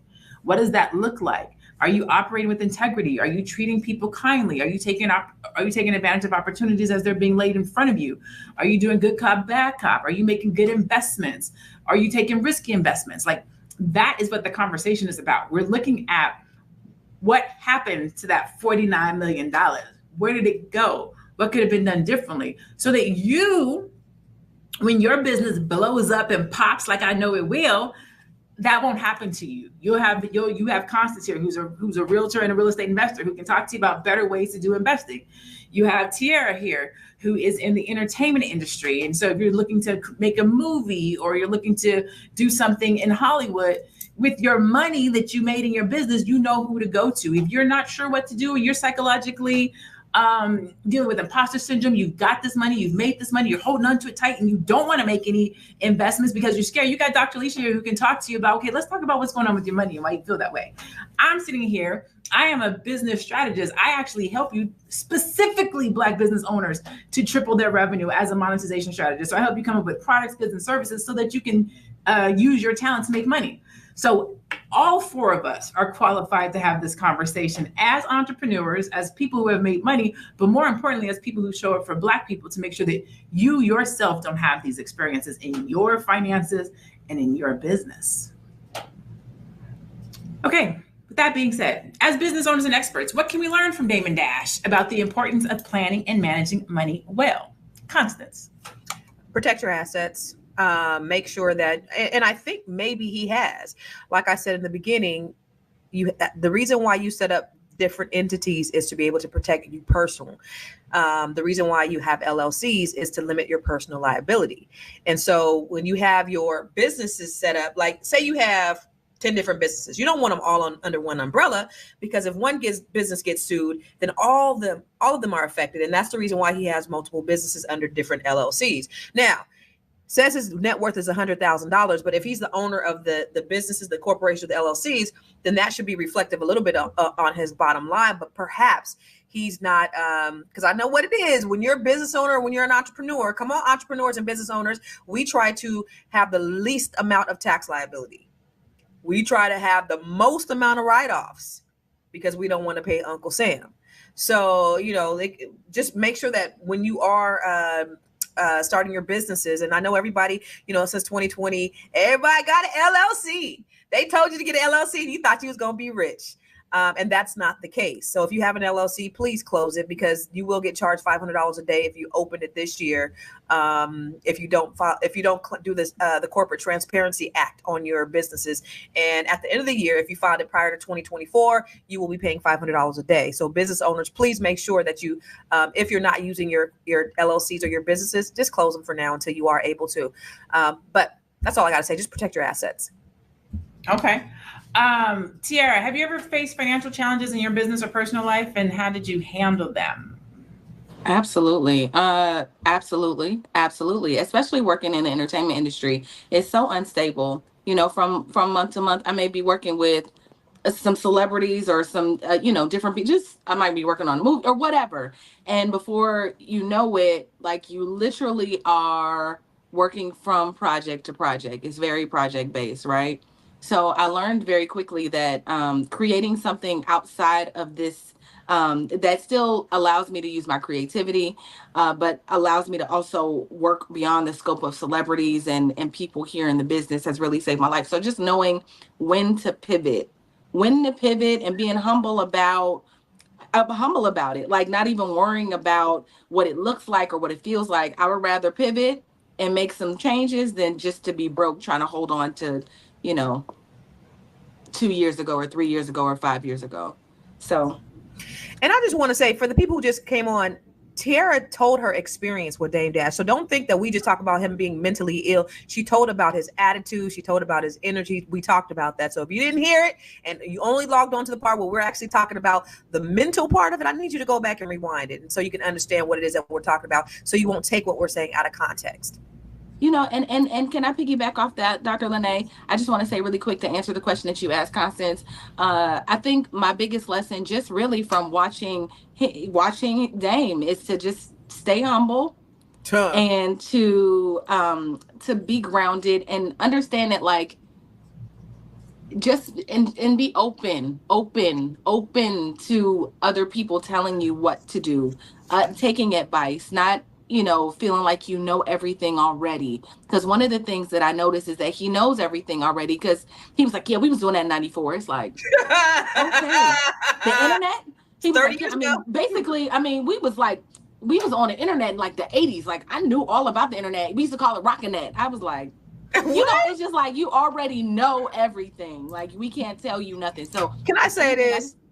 T. Harv Eker said the 4 most dangerous words is I already know that. How can you grow if you already know? And a person who thinks that they know everything will stunt their own growth. Yeah. The whole truth. I'll say this. I saw one of the comments, and I think it was Kiki, talking about money and how are you guys talking about broke and you've never done these types of money and these numbers and this and the other. And so I will say that that's a great argument. I was literally having a conversation with somebody the other day, and I was like, God damn, I'm broke. My money is funny. I'm stressing out. And he was like, what are you talking about? I was like, my money is crazy. He was like, you make over $500,000 a year. You're not broke. And I was like, well, I'm not broke, but for my money, I'm broke. He was like, well, then you're not broke. Broke is, or not having money is relative to the level that you're on, right? If Damon Dash woke up with my money, he'd be crazy. He'd slip broke, right? But for somebody who's only making $25,000, $50,000 a year, I'm making big money. So it's relative. It's levels. The other thing is, I try not to say broke. I always be like, I'm in between blessings. You know what I'm saying? Did a pitch the other day. Out of cash. Yeah, I'm in between blessings. We're out of cash. It's really a conversation. At some point in time, I hope to be talking about, dang, I lost $1 million. But it's playing the game, and it's playing it at your level. Broke has categories to it. So with that being said, we're going to go around the room. I'm going to let each one of the queens answer this final question and tell people where they can find you. The question is, how do you balance chasing your dreams with staying financially stable? We'll start with you, Dr. Alicia. I just hats off to all of the creatives out there who are just living from one gig to the next. That would drive me crazy. I wouldn't be able to sleep at night. I am very conservative when it comes to money. I have always lived beneath my means. I never feel like it's important for me to showcase and to, show a certain thing. I've always, trust me, I want to be able to go to sleep and not have to worry about money. And usually I like to think that I'm low maintenance. Maybe my husband thinks different. I like to think that I'm very low maintenance when it comes to money, because I'm just happy with whatever. And that was something that was instilled in me when growing up. So that's one thing to look at. When I think about Damon Dash and a lot of people entering into hip hop, they did not come from money. They're like the typical millionaire. 4 out of 5 millionaires came from nothing. So there is nobody to really show us and to guide us on what to do and how to navigate receiving large chunks of money. It's almost like when people win the lottery, what do? It's a blessing, but it also can be a curse. Now, the good thing with Damon Dash and people like that is that you did it once. So that's the hardest part, is to do it one time. You can do it again. And it is possible to do it again because you've already gotten your mind there. You've already accomplished it. The most difficult thing is when you haven't done it before. So that's a good thing. Hats off to you creatives.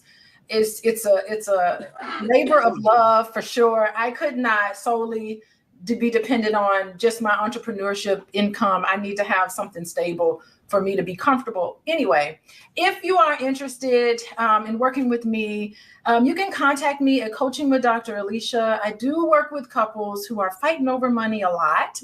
And it is a good thing to have conflict over money because there's a way where you can complement each other.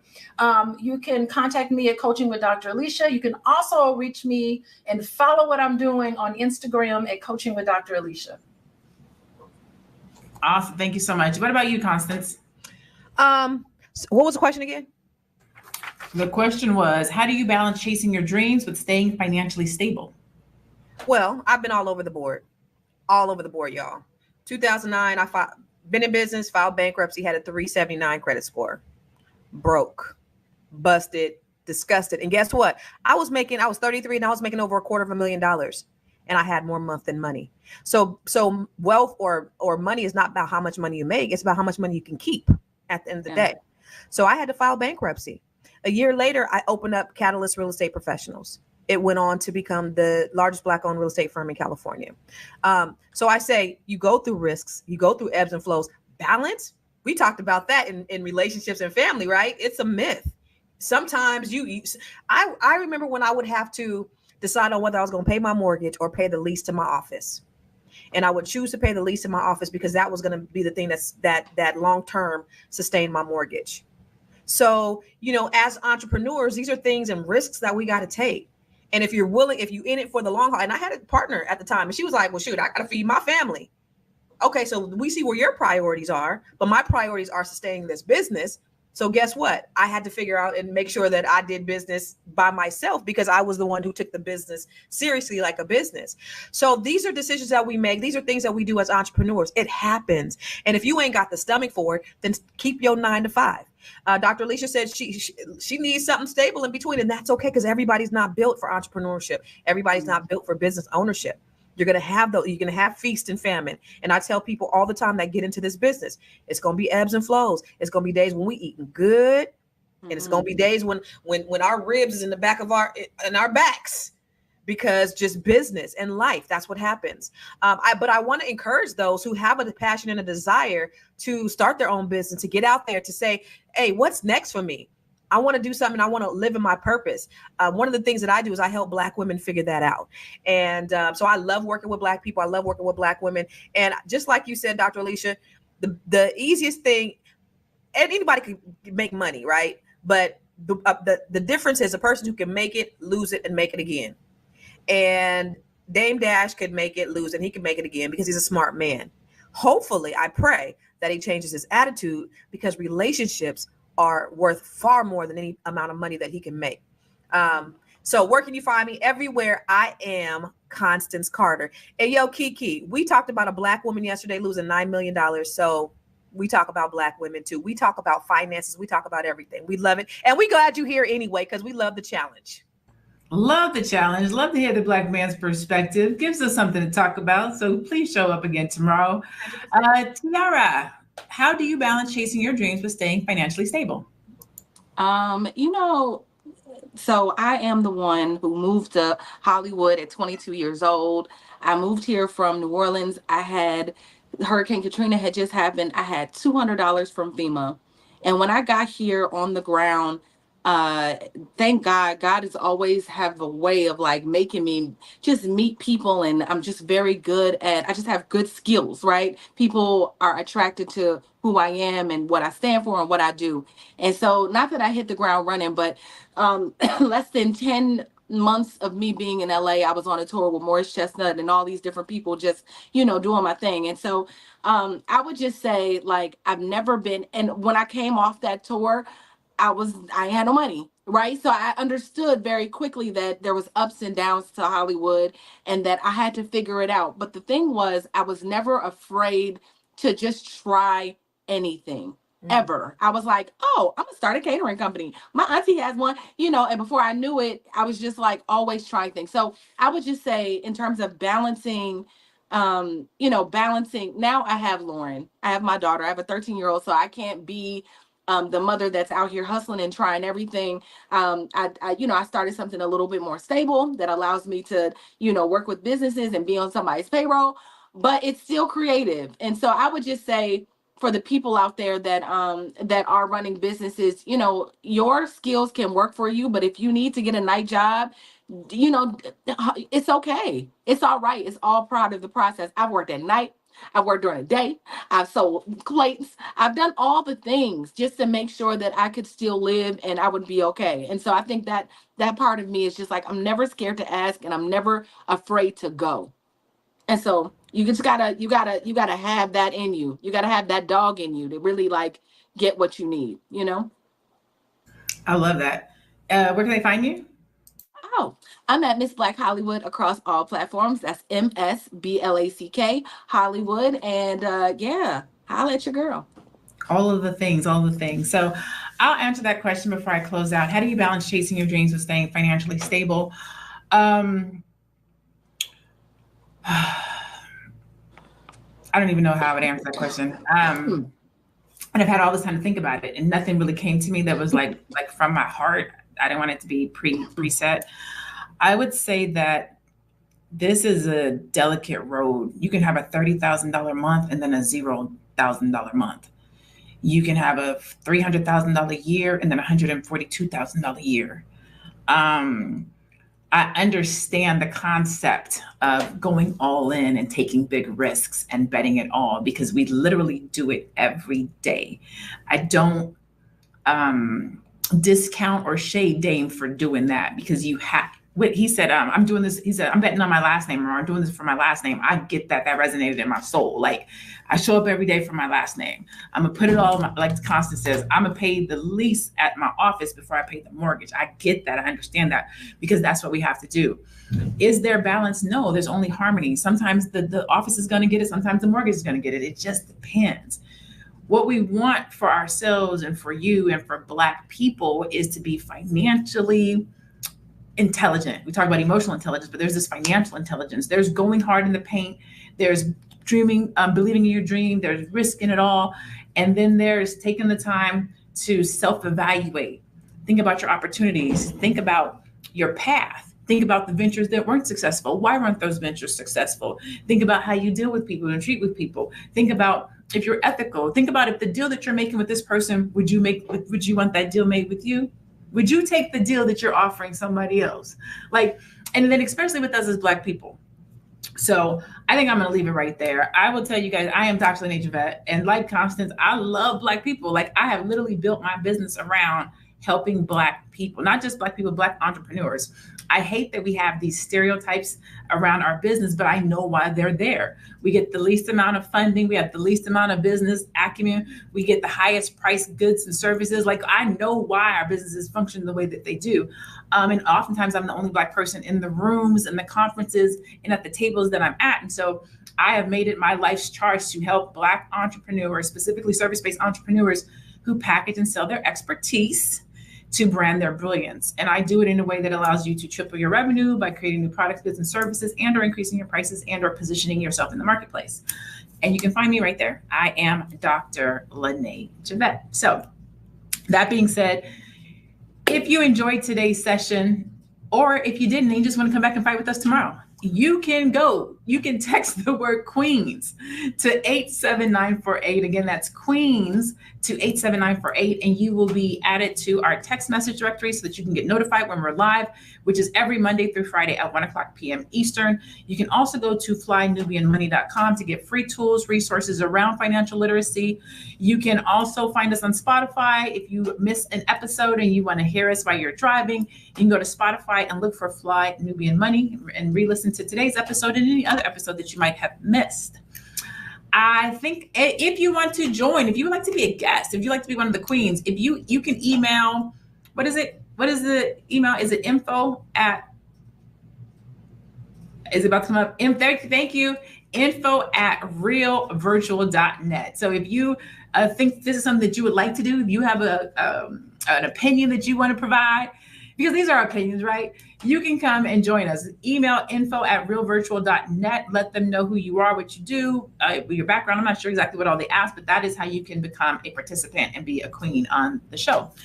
That is our show for today, Thursday, September 5th, from Rockefeller to rock bottom. What happened to Dame Dash's $50 million fortune? We love you. We appreciate you. Even you too, Kiki. Come back and fight with us tomorrow. We love the fighting. Our producer doesn't like it, but we love it. Come back and fight with us. I love it.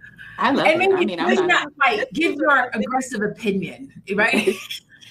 Fight with us. We stay ready. Listen, come say fight.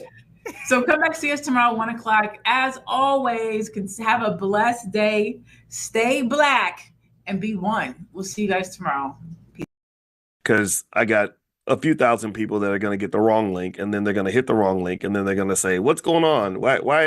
What's happening?" And then they're going to get another text that's going to have the corrected link, and then they're going to come in. Anybody in that group? Anybody get the wrong link? Give me a yes if you got the wrong link and you just got the right one just now. Okay, yeah. That's me. That's all me. Yeah, just forgive me for I know not what I do, or what is it? God is not through with me yet, and I'm trying. So I appreciate your patience, and thank you for understanding. All right, so what was on my mind today from a financial consciousness standpoint? A couple of things. Number one, a lot of you may have. Does anybody own NVIDIA stock? How many of you own NVIDIA stock? I did a little bit of work on NVIDIA stock recently, where I was basically explaining the reason I didn't buy. I'm not buying NVIDIA. I haven't been buying it, is because there's a lot of concern that the stock could be overpriced and overhyped. There's a lot of uncertainty there. There's a lot of risk that the AI revolution is not going to turn out the way people expect in terms of the economic impact. It doesn't mean AI isn't going to be relevant. AI is going to be very relevant. It doesn't mean AI isn't going to make money. AI is going to make trillions of dollars. But in financial markets, expectations are everything. It's not about how much money you make. It's how much money you were expected to make, and if you met those expectations. Do you understand? So really, I don't know if NVIDIA is going to meet the expectations. So my son came in here the other day. I call him my son, but really I'm his bonus dad. But he's, I treat him like my son because he's in my house. And he came in and he was confused, and he said, NVIDIA stock, passed its earnings expectations. He said, I don't understand. Like they didn't just make a lot of money. He understands enough to know that if a company passes the expectation on earnings, that they're going to have a stock price jump. And he said, I don't understand, because NVIDIA went down. If you notice, it went down by 3%, which is a pretty massive market cap impact for a company like NVIDIA. Let me see, $1 trillion. What's 1% of $1 trillion? Sorry, I got to get that right. Is it? Let me see. Let's see. 10% is 100 billion. So 1% is $10 billion. So when it goes down 3%, that's a $30 billion decline in market value. So a lot of wealth was lost. And I explained to him that it's not that NVIDIA didn't make a ton of money. They always make a crap ton of money. They're going to keep on doing that for a long time. It's also not that they didn't exceed expectations. They did. They did the best that they could do. What happened is that there's a third element that doesn't get discussed as much, called guidance. And guidance is just when the insiders in the company are sharing with investors, like, hey, this is what we see down the road. This is what we see. So what they basically said was, down the road, we see some concerns. We see some competitive pressure. We see some risk factors. But we're still going to make a crap ton of money. Like, that's not going to stop. Can't stop, won't stop, that kind of thing. But we do see that we're going to, instead of making like a complete crap ton, we're going to make a 90% of a crap ton, right? So it doesn't mean that they are not going to make a lot of money. They're going to make a lot of money. It just means that they're going to make a little less than what everyone expected. So this drop in the price, it's not a crash, it's not a plummet, it is a correction.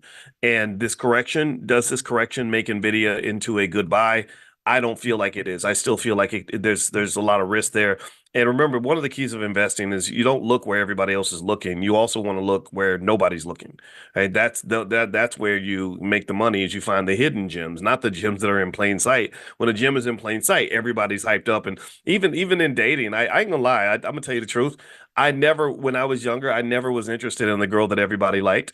I was always interested in the amazing girl that nobody noticed, where I could see inside of her and see wonderful things that other men may not have noticed. That was what I was most interested in. I met my wife in the library. I did not meet her in the club. I wasn't chasing after the, certain types of people. I wanted a woman that really gave me what I was looking for, not what the world told me I should be looking for. Do you know what I mean? And that's just a little side, little Uncle Boy's tip on I think what I think creates happiness. And this is why I think you should liberate yourself by being courageous enough to be a free and critical thinker. Like, I think that if you are okay with who you are and you love yourself and you're confident in your opinions, knowing that they're going to be wrong sometimes, right? Y'all saw me make a big mistake just now. I make mistakes all the time, every day, constantly, but self-love is what gets me through it. It says, yeah, I screwed up, but it's all right. I'm the best I got right now. So I'm going to stick with this guy because this guy's worth it, right? And these little conversations with yourself, what that does is it allows you to go left, even if the rest of the world is going right.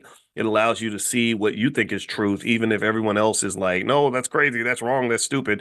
That doesn't bother me one bit, because it might be crazy, it might be wrong, it might be stupid, but it's okay because it's me and I'm okay, right? And you're okay. And I think that plays out not just in terms of investing in people, like dating and marriage, but it plays out in investing in stock. that the ability to kind of just say, I don't need to follow the crowd. I don't need to fit in. I don't need to be trendy.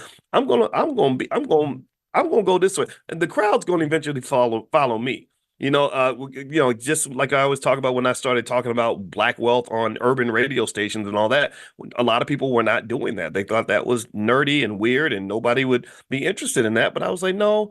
Eventually, the world will catch up. Eventually, people will understand that this is important. And by about 2014, 2015, I started seeing other people doing the same thing. And it was kind of cool. It's kind of nice to have some company, right? Because we know our economics is important. And I stand to you right now, and I will say to you that the goal of every morning when we meet for Money in the Morning is to encourage you to really, really be consistently brave and unafraid of seemingly radical ideas that are going to be incredibly innovative in terms of how we stand as a community. I believe that if we just sort of embrace very simple things that may seem crazy and weird to other people, but make perfect sense to us, like, for example, the idea of training a child on stock market investing when they're 7 or 8 years old, or talking to your child about real estate when they're 5, or maybe getting your children to all consider starting a family business instead of all going to work for massa. I think these are things that I've seen as success models.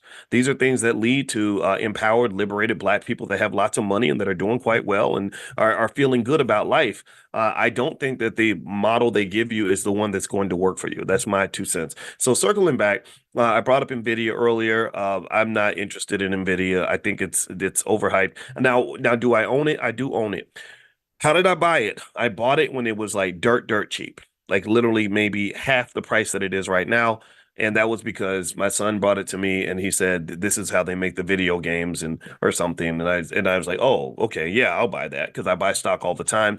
And I think that buying stock should just be a part of your culture, consistency. Now, another little point today is, tonight at 8 o'clock, we're having Dr. Boyce Real Estate. So I'm going to bring in Constance Carter, and we're going to do some breakdowns on how you can either buy that first home or you can expand, get the multifamily, stuff like that. Constance Carter is absolutely amazing at real estate. She's extremely good. She's interesting to talk to. You guys have met her before. And so that's going to be tonight at 8 o'clock. And I'm going to text out the link where you guys can do a free trial in Dr. Boyce Real Estate and come to the event tonight for free and talk to Constance and things like that. All right, so let's see here. All right, so next thing, let's see. Veronica says, Dr. Boyce, all the BBS does is of the highest excellence, whether a video, website, or course. Would you be so kind to grade my 15-minute video?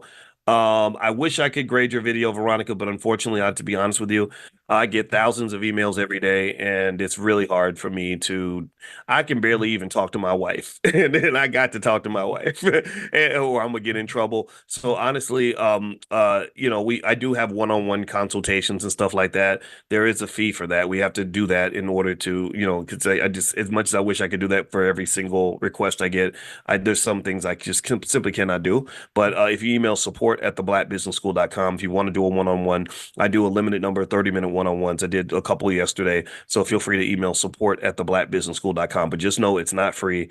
And that's what we have to do in order to make it work. All right. So anyway, all right. So let me hop in and talk about something that was on my mind. I'm going to talk about what I call Medianomics and the economics of Tyler Perry. I'm going to share a video that I put on my Instagram. My Instagram is Dr. Boyce Money, and I have more than one Instagram because apparently, since I'm this radical crazed black man, they like to take down my Instagram pages and stuff because I'm just scary or something. And so the one that I had 700,000 followers on, they just killed it and didn't tell me why. So it's okay. You just keep rebuilding. It's life. I have multiple platforms, and so here is this video with Tyler Perry. And I want you to watch this video because I want you to hear what Tyler's saying about the critics that he gets about his Madea movies and the types of stories that he tells. And then we're going to break this down because there's an economic lesson to be learned here. So whether you agree with him or not. So here we go. Okay, Tyler, you ain't talking. Talk you out of a place that God has put you in. Hold on, let me do it again. Yeah, but what? No. You got to drown all of that out, because if you let somebody talk you out of a place that God has put you in, you are going to find yourself in hell. I know for a fact that what I'm doing is exactly what I'm supposed to be doing, because for everyone who is a critic, I have thousands of used to be emails from people saying, this changed my life. Oh my God, you know me. Oh my God, you saw me. How did you know this about my life, my family? So that is what is important to me. We're talking a large portion of my fans who are disenfranchised, who cannot get in the Volvo and go to therapy on the weekend. So you've got this highbrow Negro who is all up in the air with his nose up looking at everything. And then you got people like where I come from and me who are grinders, who really know what it's like, whose mothers and were caregivers for white kids and were maids and housekeepers and all of these beauticians. That don't discount these people and say that their story don't matter. Who are you to be able to say which black story is important or should be told? Get out here with that bullshit. Yes. Yeah, but what? No. You got to drown all of that out. All right. So first thing I want to say is, let's do a quick straw poll. Give me a yes if you like what he said. Give me a no if you have objections. What do you think? Yes or no? Yes or no? Are you with it or not with it? Okay, I see yes. I see some yeses. I see some nos. I see some people saying they're valid points. Okay. First thing I'm gonna say is that I absolutely positively felt like Tyler made some valid points. I think I feel like Tyler Perry inherently, I don't know him that well. I don't know him at all, actually. I've talked to him, but I don't know him. I think he's a good person. I really do. I think that he's a person that's had some tough experiences that shaped him into the man that he is. I think he's an admirable man in terms of aligning with a lot of values that we would agree in this space, like black wealth and stuff like that. So if Tyler ever wanted to come in and talk, I'd happily have him here to hear his point of view. With the time when we talked on the phone, he did call me, and we talked. It was interesting because within the first couple of minutes, he spoke about his critics. He talked about Spike Lee, who at that time had been very critical of some of his Madea movies. And I remember him saying something like, what did he say? He said, well, I didn't go to film school like a lot of these other people did. Right. And I remember saying, well, that's probably why your movies do so well, because you know how to cut corners. You're not coming in with a preconceived notion of what it takes to make a movie. You're shaping the model and creating the model based on what makes sense, not based on what you learned at USC Film School, right? And sometimes that's an advantage in the sense that a lot of the models for for developing products or developing a film or anything, they come from rich white people, right? So sometimes those models are models that are hard to apply when you're broke and you're black, or even in business. When I was teaching at Syracuse in the business school, they had a great entrepreneurship program, and I remember people saying, well, it takes 3 to 5 years for a business to become profitable. And I was sitting there thinking, I don't know anybody who can sit around and lose money for 3 or 4 years. And we'd be bankrupt by then, homeless. Do y'all know anybody? Do y'all know a lot of people who can sit around and lose $100,000 a year or $1 million a year for 3 years and then one day maybe become profitable? I'll say no. The model has to be reshaped. We got to develop business models where you can be profitable in 3 to 4 months, or you're gonna have some problems, right? So I like that part of what he said, and I said that's probably why you're good at what you do, because when you reshape the model, you can do little things that Tyler has led to his success. Like he can shoot 10 episodes in the amount of time that Hollywood might take to shoot 2. Little things like that. Okay, so with that said, and we did talk about money, and I did ask him. I said, "How does it feel to be on the cover of a magazine?" Because right at that time, the day before, I'd seen him on the cover of a magazine where they said he was the highest paid person in Hollywood. And I said, "How does that feel? That's got to be crazy." He said, "I hate it." He said, "I hate when everybody sees how much money I'm making." And I said, "Yeah, I hate it too." And he said, because people don't see how much money it costs, how much you have to invest to build something of your own. People see, so-and-so made $10 million or $100 million. They think it's like a paycheck. Like you got that money, you can just run to the club and go to the Nike store and go to the Gucci store and just buy a bunch of stuff. No, when you're a business owner, you're not signing the backs of checks. You're signing the front of checks. You got to pay money to run that business. You've never seen me ever go out here publicly talking about, look at how much money I made, y'all. I'm balling, y'all. I'm Dr. Ballin' ass Boyce Watkins, man. Look at my car, man. Look at my jet, man. I don't do that. I don't, because it sounds stupid. But then second of all, I don't do that because people who see that, first of all, it makes you a target. The Chinese have a saying for this. They say the fattest pig always gets slaughtered. So one of the things that hip hop did to a lot of black males who are in the financial financial literacy space is it got a lot of them to start acting like rappers. So I'll see people that literally will walk around like rappers and will love to show themselves on a yacht and drinking champagne and driving a Bentley and all this other stuff. And I'm not saying that's not nice to do. I'm not saying that you can't have a plane or a yacht or a Bentley. I think all those, I hope God blesses you with all of that. But everybody ain't got to know everything you got. Everybody ain't got to know for two reasons. One, somebody said Boyce with gold teeth. Yeah, I'm not gonna get gold. I'm gonna get platinum, y'all. I'm gonna get a platinum grill. Anyway, so but so the thing is, for number one, when you brag about how much money you have, you really become a target. We've talked about this. We've talked about how you have to be aware of how other people see you. So when people see you as the rich guy, somebody's going to try to rob you. Somebody's going to try to scam you. They're going to bring every sob story within a 100-mile radius to you, expecting you to pay. Whenever you go to dinner, they're going to expect you to pick up the check. It becomes very overwhelming. It becomes a burden.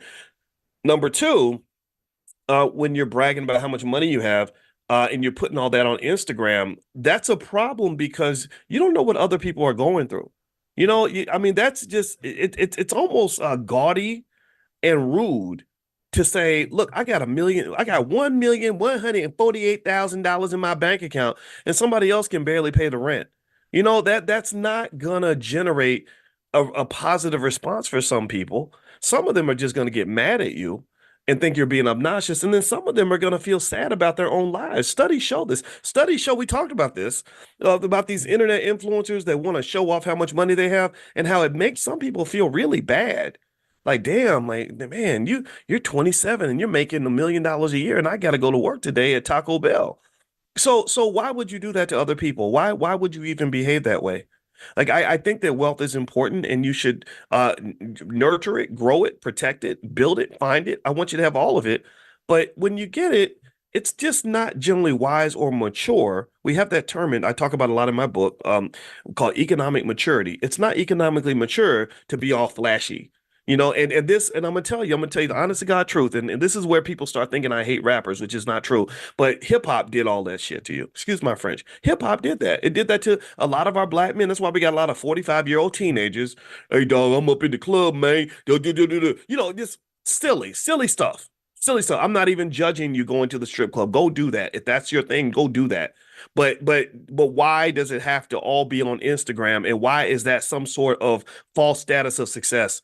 That's one of the reasons why I'm sure if I ever met Floyd Mayweather, he would think that I don't like him. It's not that I don't like you, it's that you haven't evolved. You haven't grown in 25 years. You all you've done is the whole Money Mayweather thing, which I get it. That's part of your brand. People cheer that on. I don't. I think that that's sad. I want to see Mayweather the philanthropist. I want to see Mayweather the businessman. I want to see Mayweather the grandfather. I want to see Mayweather the pillar of the community. I want to see Mayweather the corporate mogul who's employing 100,000 black people. That's what I want to see. I want to see that part too. I've seen Money Mayweather since the 1990s probably. I've seen Money Mayweather for many, many years. I don't want to see him no more because he looks like a little kid. You know, and that's they call that the infantilization of the black male, that American society incentivizes black men to never grow up, to become these Peter Pan-like characters. If you notice, think about it, Diddy, I've known about Diddy since the early 90s, and he was doing the same dances for like 30 years and looked the same. He did the same stuff. He sounded the same. Like he was never going to get old. And I was like, but I'm getting old. I'm changing. I'm evolving. I'm not who I was in 1997. Why would you want to be who you were in 1997? What pride is there in that? There is none. So anyway, with that being said, I would say that one area that Tyler and I definitely aligned on and agreed on is that it's not wise to be flashy and loud with your money, right? But eventually with a guy like Tyler, you know, people figure it out. They know he's got money. And then, you know, even myself, like I can't pretend to be broke, right? People know, right? But so the other thing we talked about was the Madea dress. I remember I didn't even ask him about this. He brought this up. I was just listening. When I talk to people, I just tend to listen. I don't really feel like I should be talking the whole time. And he started bringing up the Madea dress, and he said, I hate wearing that dress, and I'm gonna stop wearing it or something. And I'm sitting there thinking, yeah, right. Because you've made hundreds of millions of dollars wearing that dress. Why would you take it off? You're in now with both feet. So like, I wouldn't wear the dress. I don't like the dress. I don't like the broad, vast emasculation of the black male where they got all the black men wearing dresses. I did a count. I counted. I did with my wife. I said, look at how many black men in Hollywood have worn dresses. And then I tested people. I said, I can name 10 or 12 at least black male actors who worn dresses in the last 5 to 10 years. I said, give me 10 white male actors who've done the same thing. Prominent, famous, super famous white males, and people couldn't really give me 10.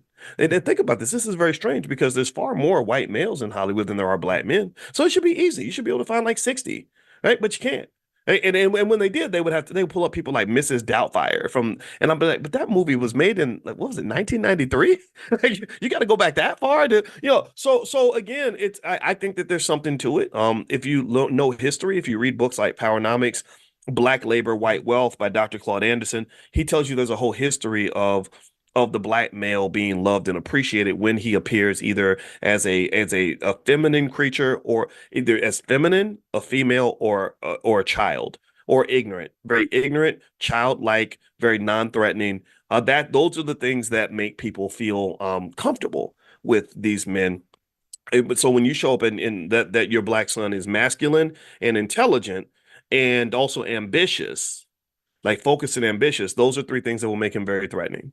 That's just a reality. When he shows up with his testicles in check and he's got testosterone in his body and ambition in his eyes and intelligence in his brain, he's going to instantly be defined as being dangerous. I proudly say that that I've been defined as one of the most dangerous black men in America, but that's okay because I love people like Louis Farrakhan, who also is seen as dangerous. Dr. Claude Anderson is seen as dangerous. I don't want to hang out with the safe people. I want to be around the dangerous people because the dangerous people are the ones who have a chance to win. So anyway, with that being said, though, let's talk about Tyler and his video. Okay, so I'm going to play it one more time because I want us to kind of analyze this from some different perspectives. And again, we'll also do it in a way that's not I don't feel the need to degrade or attack Tyler. I'm not here to do that. I told you the things that I like about what he does and who he is. I think that he understands it. A lot of the things we're talking about building your own, I completely get that. But I wouldn't do it the same way as him. So let me play the clip one more time, and we'll kind of ice out some of the financial lessons in this conversation. There's some little subtleties here that I want to point out to you. So here we go. Because if you let somebody talk you out of a place that God has put you in, you are going to find yourself in hell. I know for a fact that what I'm doing is exactly what I'm supposed to be doing, because for everyone who is a critic, I have thousands of used to be emails from people saying, this changed my life. Oh my God, you know me. Oh my God, you saw me. How did you know this about my life, my family?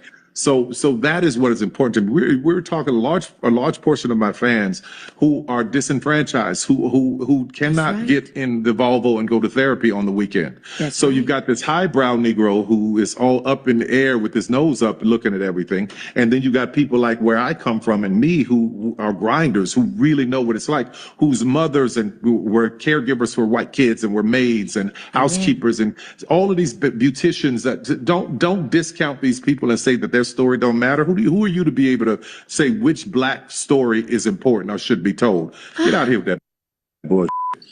Okay, so so first off, I'll say this: I think that Tyler's correct about everybody's story matters, and I don't think anybody. Let's start there. How many of you believe that everybody's story is important? Give me a yes if you agree. How many of you come from a working class family? How many of you come from a family where you had the maids and the beauticians and the plumbers and the maybe the garbage man or the police officer or the hardworking, construction worker or whatever it was in your family? Give me a yes if you are in that category. Okay. All right. So that I don't think is the issue at all. I think that Tyler, I think he's grabbing onto that, and it's what I would refer to as a populist argument that says, I'm here representing working class people and everyday folks, and how can you be mad at me for representing everyday folks? Okay, cool, we get that. Now let me ask you another question. If you have a heterosexual son, and your son goes to Hollywood, and someone says, it would be really entertaining if your son put on a dress and did a buck dance, in order to make the audience laugh, how many of you what would your answer be? Would your answer be hell yes or hell no, or neutral? Like I'll leave it up to him. What would you say? Would you say, yeah, that's right, I want him to be the next Tyler Perry? We're gonna call him Madea Jr. And my son's gonna he's gonna be known as the second most famous Black man to wear a dress in Hollywood. What would you say? Okay. So here's what I want to kind of get to is, I think that Tyler, a little bit, I have to honestly say, it's a little bit of a deflection. I don't think anybody has a problem with him telling the story of working class Black people. Most of us at some point have had a Black job. Like most of us at some point, or we have somebody in our family that we love and respect who worked hard at a Black job every day. And they did it on our behalf, and we're grateful for that. My grandma, who's right behind me, Felicia, that's our Panther.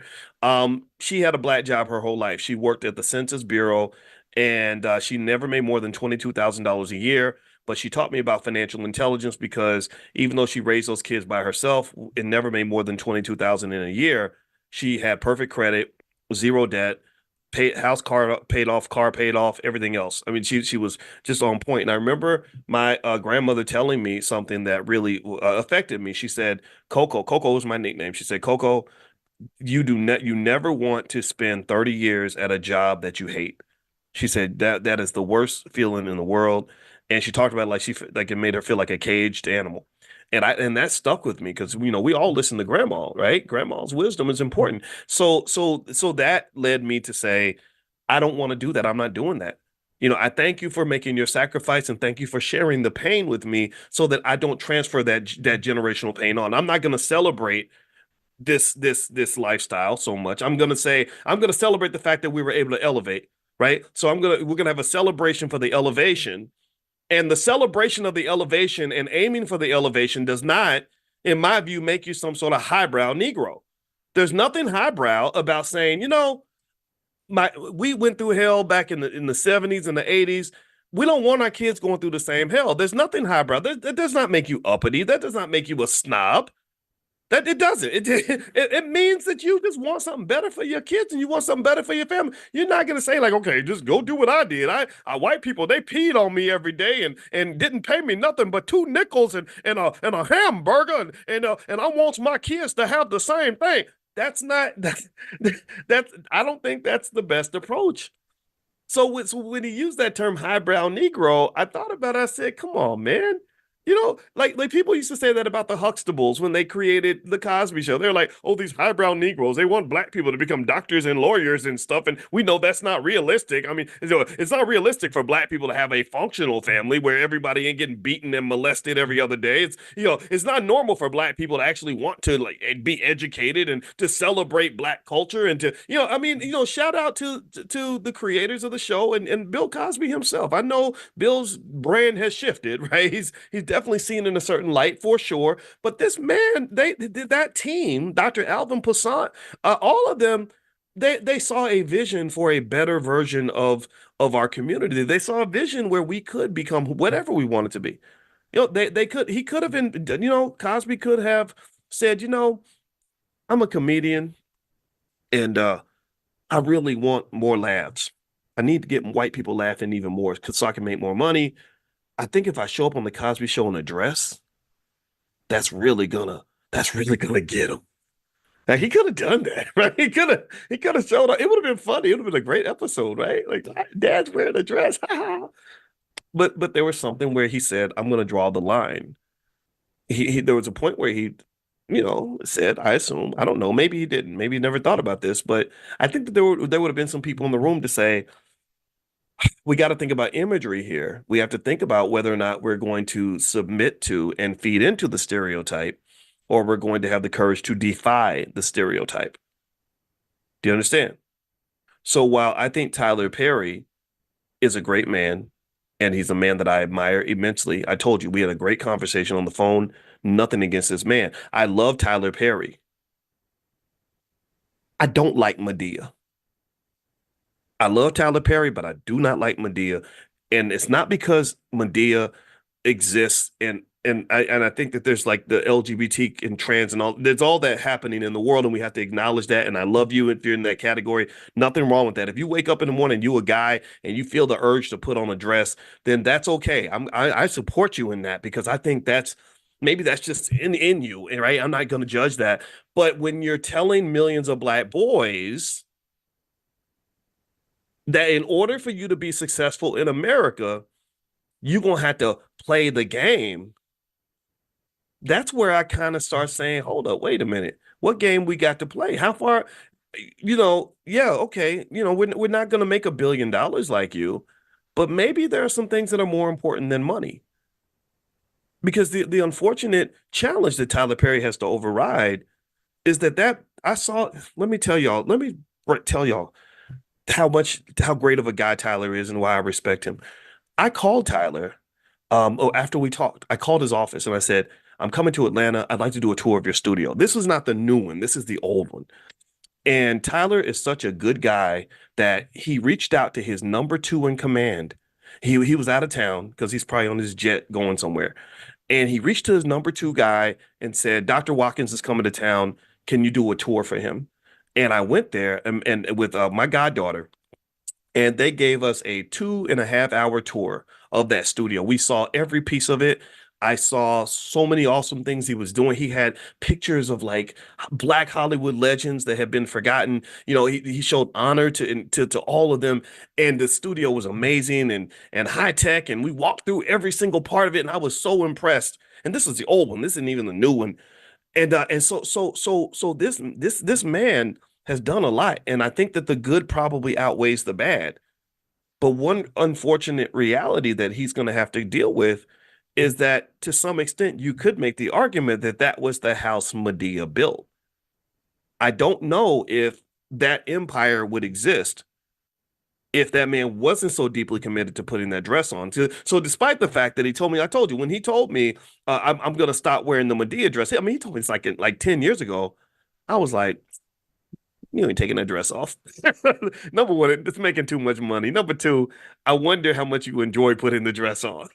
Because let's just be real. We live in the real world, and I'm sitting there thinking, yeah. I watched the Boondocks, man. I love you. I know Tyler hated that Boondocks episode, but I also, while I have a tremendous amount of respect for Tyler, I think Aaron Magruder is a very insightful person. He's one of the few people I'd love to actually have a conversation with. So if anybody knows Aaron Magruder, like, send him our way. I'd love to just talk to him and see what's inside his brain, because he's insightful and he's very sharp. I think Tyler got really upset about that episode that he did on the Boondocks. See, this is why, in case you want to know, like when I talk like this is why I don't get invited to stuff. This is why I'm kind of an outsider. I would never be invited to InvestFest because I know Tyler's involved in that. But I went to support because I love what they're doing. But I never would expect, if they ever said, "Hey, we want you to get on stage," I'd be stunned by that. I'd be like, "Why? Why would you want me on stage?" Like, I don't play the game very well. I'm just not good. I don't take those social cues to know what I'm supposed to say and not supposed to say, because I'm going to say what needs to be said. And I think what needs to be said is that to some extent, while Tyler deserves to be admired for what he's accomplished, I think that there are other people who drew a certain line to sort of defend their dignity or to defend the imagery that these bastards in Hollywood just want to throw up here about Black people. And these people didn't make as much money, and they deserve to be respected too. They deserve to be respected just as much. You know, when I saw Keke Palmer, was that Keke Palmer that was interviewing him? Let me know if that was. I think it was Keke. Give me a yes if that's Keke Palmer. Yeah. So here's the deal. So Keke Palmer she's Kiki and laughing at everything he says and saying yes, amen, hallelujah. You know, I agree with you and everything else. And I understand why she's doing that. It's because he's Tyler Perry. He can literally say, you know, well, everybody knows my farts don't stink, and everybody knows you should eat chicken bones for breakfast and with battery acid. And she would be like, "That's right, chicken bones and battery acid, yes, Lord." Why? Because he's a rich guy. This is what money does. This is what we talk about, financial consciousness.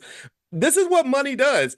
When you are rich and powerful, and I go through this sometimes, to be honest with you. I told you, when I started making money, my jokes became funnier. People wanted to be my friend. I could say damn near anything and people would agree. And I'd be thinking, I know why you agree, because you want a job or something, right? You want me to give you some money. So money has a lot of power. Money creates a lot of, as Jamila calls it, fakery. Money creates fakery. So Keke was being fake. Like, Tyler could have easily also said, you know, let's say he was another type of guy, and he was to say, you know, I used to put on that dress, but I'm not putting it on anymore because we cannot have images of our Black boys being emasculated on stage, and it sets a bad example, blah, blah, blah. She would still be doing an amen clap at the same time. Like, whatever came out of Tyler's mouth, she was going to agree with it because she wants to be in the next Tyler Perry movie. That's my perception. That's what I believe. And so I don't think there was, I didn't necessarily like exactly how that interaction went down. I heard him, and I don't think he's wrong about all the stories needing to be told, but I think that he was kind of missing the point that people don't have an issue with stories being told about working class Black people. People have a challenge with just seeing this Madea dress popping up every time. And then also Hollywood itself tends to fund, this is money again, financial consciousness. Hollywood tends to fund certain types of images of Black people. You know, it's not that those images don't exist, but it's like, if you look at Hollywood and the music industry, they tend to put money behind the images of Black people that reflect how they see you and also how they want to see you. You know, when people say, is the agenda real? Hell yeah, it's real. There's always an agenda. Money tends to have an agenda. Remember, money is power. Money is influential. That's why Keke Palmer was kikiing at every joke, because money influenced her to laugh at everything Tyler said. If he was some broke dude who wasn't famous, there'd be some things where she wouldn't agree with that, right? So I kind of think that Tyler, what you can learn from a business standpoint, though, from him, which is to me a compliment to him, is one thing Tyler does that I respect immensely is Tyler knows who his people are. He knows who his audience is. And he serves that audience. He knows his fans very well. He knows that it's mostly Black women who go to church and they've been through a lot of trauma. So a lot of his movies are about traumatized Black women. He knows this. You know, and this is a little tip for anybody that starts a business. Don't worry about what the world thinks about your product. Focus on what your customer thinks about your product. Because the world ain't never going to love everything you do. In fact, I would dare to say that the majority of the world does not like people like me. But I don't care what they think. I care what you think. That's it. I talk to intelligent Black people. That means I even a lot of Black people, even 70% of all Black people don't even get me. And I get it. I understand. That's okay. But I'm not here for you. I'm not here to serve you. I'm here to serve the people that support me. Like, it's like when I was little, my daddy used to say, I don't give a damn what the neighbors think. They ain't paying no bills up in this house. So you pay attention to the people who are supporting you, because if you try to be everything to everybody all the time, you will fail. Bill Cosby actually said that a long time ago. I remember he said, I don't know the secret. He said on Arsenio, he said, I don't know the secret to success, but the secret to failure is trying to please everybody. So if Tyler ever wanted to fail, he would spend his time trying to make everybody happy. He ain't going to do that. He's always going to have somebody like me sitting on the sideline saying, man, I wouldn't have put on that dress. But if I'm him, I don't listen to me. I don't. Keep doing what you're doing. And here's the thing. Again, nothing's black and white, right? So I look at Tyler and I say, I don't like this stuff over here. But hey, I like the Black wealth stuff you're doing. I like the fact that you are creating opportunities and possibilities for others to some extent. I think just a little side note. I know that there is some criticism of like when he had that picture of himself in his writer's room. Y'all remember that? And he was like, he was the only person in the room. And I was sitting there thinking, like, how schizophrenic would you have to be to write the whole script and play every single Black female character in the movie? Like, that's a little weird to me. Like, I'm sorry, it's just true. I think that he should. I would love to see, if I was to really see what I wanted to see from Tyler, I would love to see him create more Tyler Perry types. I'd love to see him.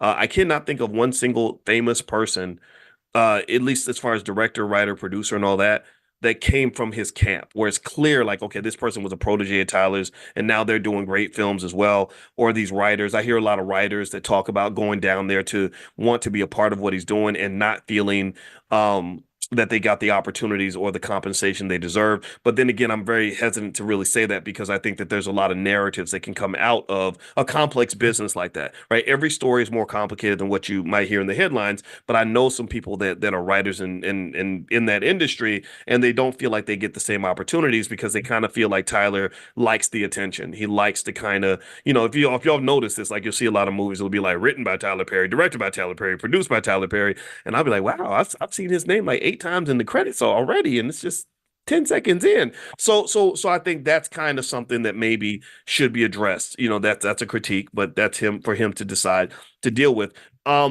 Another point, and actually before I make this point, let me remind everybody really quick. On Friday and Saturday is when we'll do the discount on the All Black National Convention passes. There's only going to be 50 available for general admission, 50 available for VIP, and 10 available for President's Circle, because we're almost sold out, to be honest with you. But I told you all I wanted to give you an offer you couldn't refuse, because I want you all at the convention. I don't just want random people there.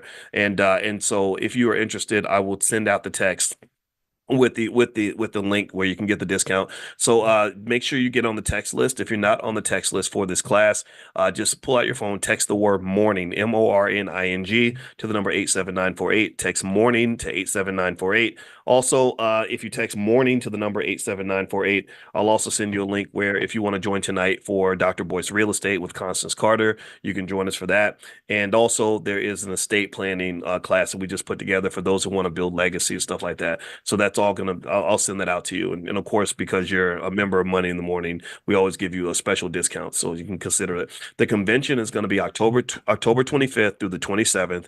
It's going to be in Lombard, Illinois, which is right outside of Chicago. So you'll be right near Chicago if you wanted to go there, but really you'll be in kind of a very nice suburb of Chicago, and it's not far from the airport. And the Westin Hotel is beautiful and classy, and it's just fun and amazing. And I know you're going to love the convention. It's an awesome experience. All right, so let me make a couple quick points about Tyler, and then we'll kind of finish up with this. Okay, Eunice, I see your question about the A, B, and C. If you have a question about anything with the Black Business School, just email our support team. They're standing by, ready to talk to you, you can email support@theblackbusinessschool.com. So if you're looking for any help with something, or you're looking for something for your family, our support team is very well trained. They're very good people. And so you can email support@theblackbusinessschool.com. They can take good care of you. Let's see, Dr. Boyce, can I send my son because I will be out of town during the convention? Yes, of course, Antoinette. You absolutely can send your son. I encourage anybody who comes to the convention to bring your family, because it does have a family reunion feel.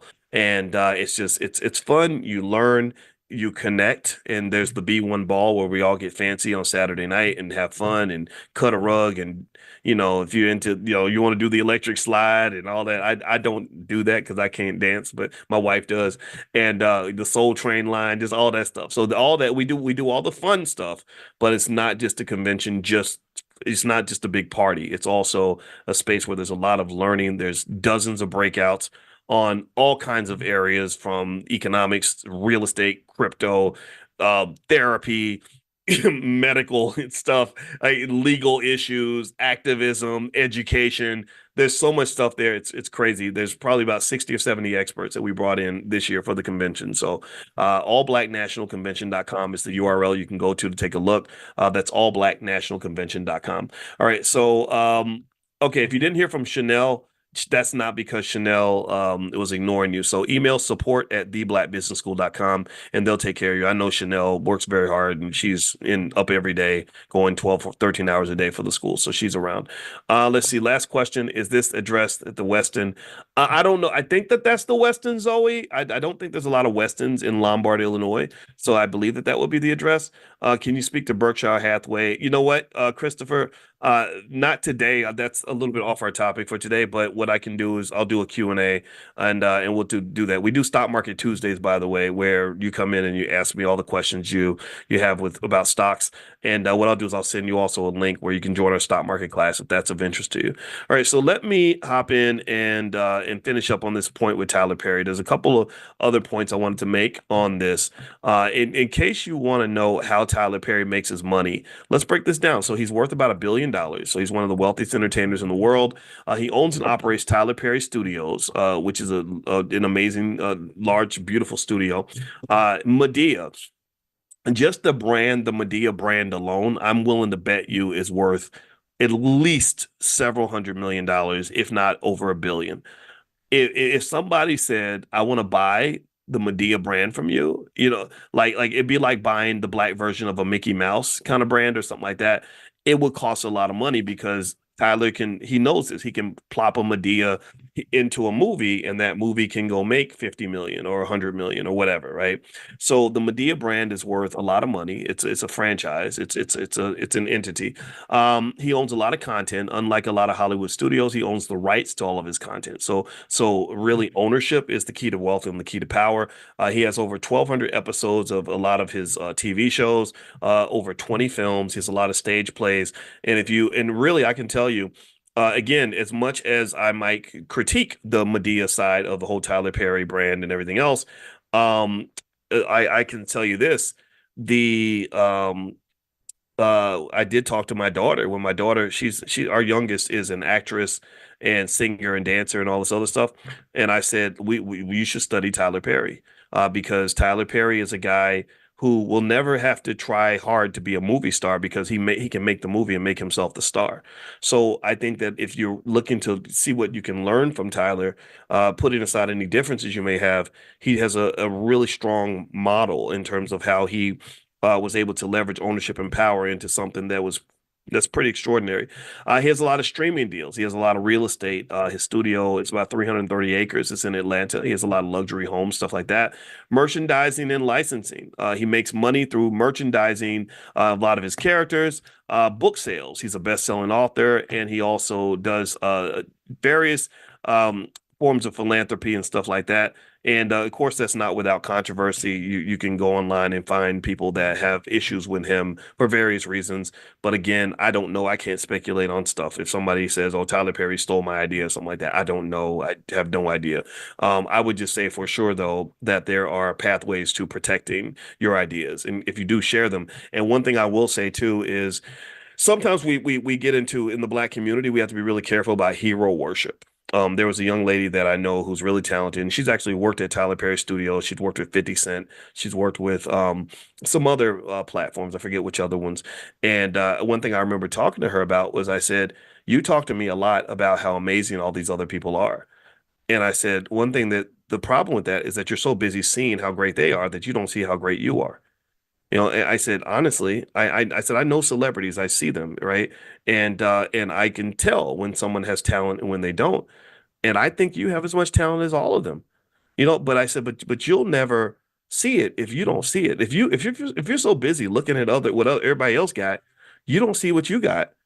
So one of the biggest challenges, a big consciousness problem in our community, in my opinion, is that we spend a lot of time really worshiping celebrities and putting them on a pedestal. And I think that that's inappropriate, and it's just bad policy, because not only does it take away the amount of time and energy you can spend understanding what you have, but it's also sometimes it's BS. Sometimes a person is only famous because white people put them on TV. And one thing that I can tell you is from me knowing famous people and hearing the stories that the public does not hear, you will be absolutely amazed at what some of these Negroes did to get their little opportunity, if you know what I mean. You'd be amazed at how many of these famous celebrities that you love was bending over on everybody's casting couch to get that movie role. I'm talking about people that you look at, oh my God, yeah, I admire you so much. I get it, but I don't think you should spend more time celebrating what they did than really speculating and visualizing what you can do.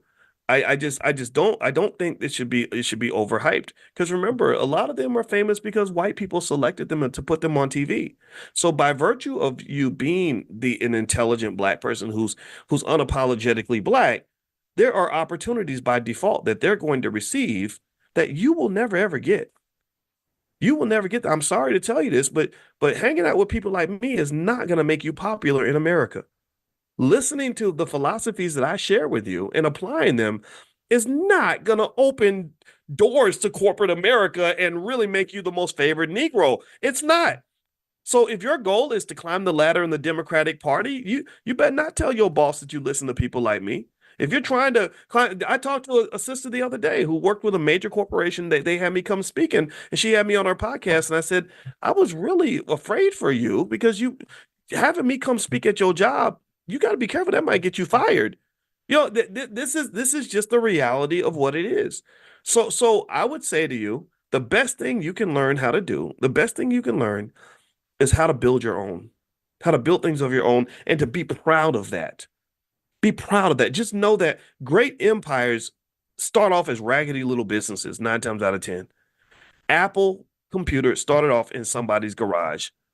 Amazon started off with this raggedy little business where Jeff Bezos had a sign and he wrote Amazon on it, and that was his office, right? Tyler Perry started off homeless, selling his little DVDs out of the trunk of his car, but he had a vision in terms of how to create something that an audience wanted and how to sell a damn ticket. He understood business models. I don't know if he learned it from the streets. I don't know if he learned it from a university. I don't know how he learned it, but he understood the pathway to revenue creation, and that's how he became who he is. And God bless him for that. I don't give a damn.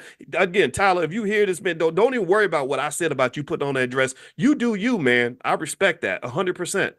So what I'm saying to you is do build yours. What is yours? Forget what they doing. Forget these stupid celebrities.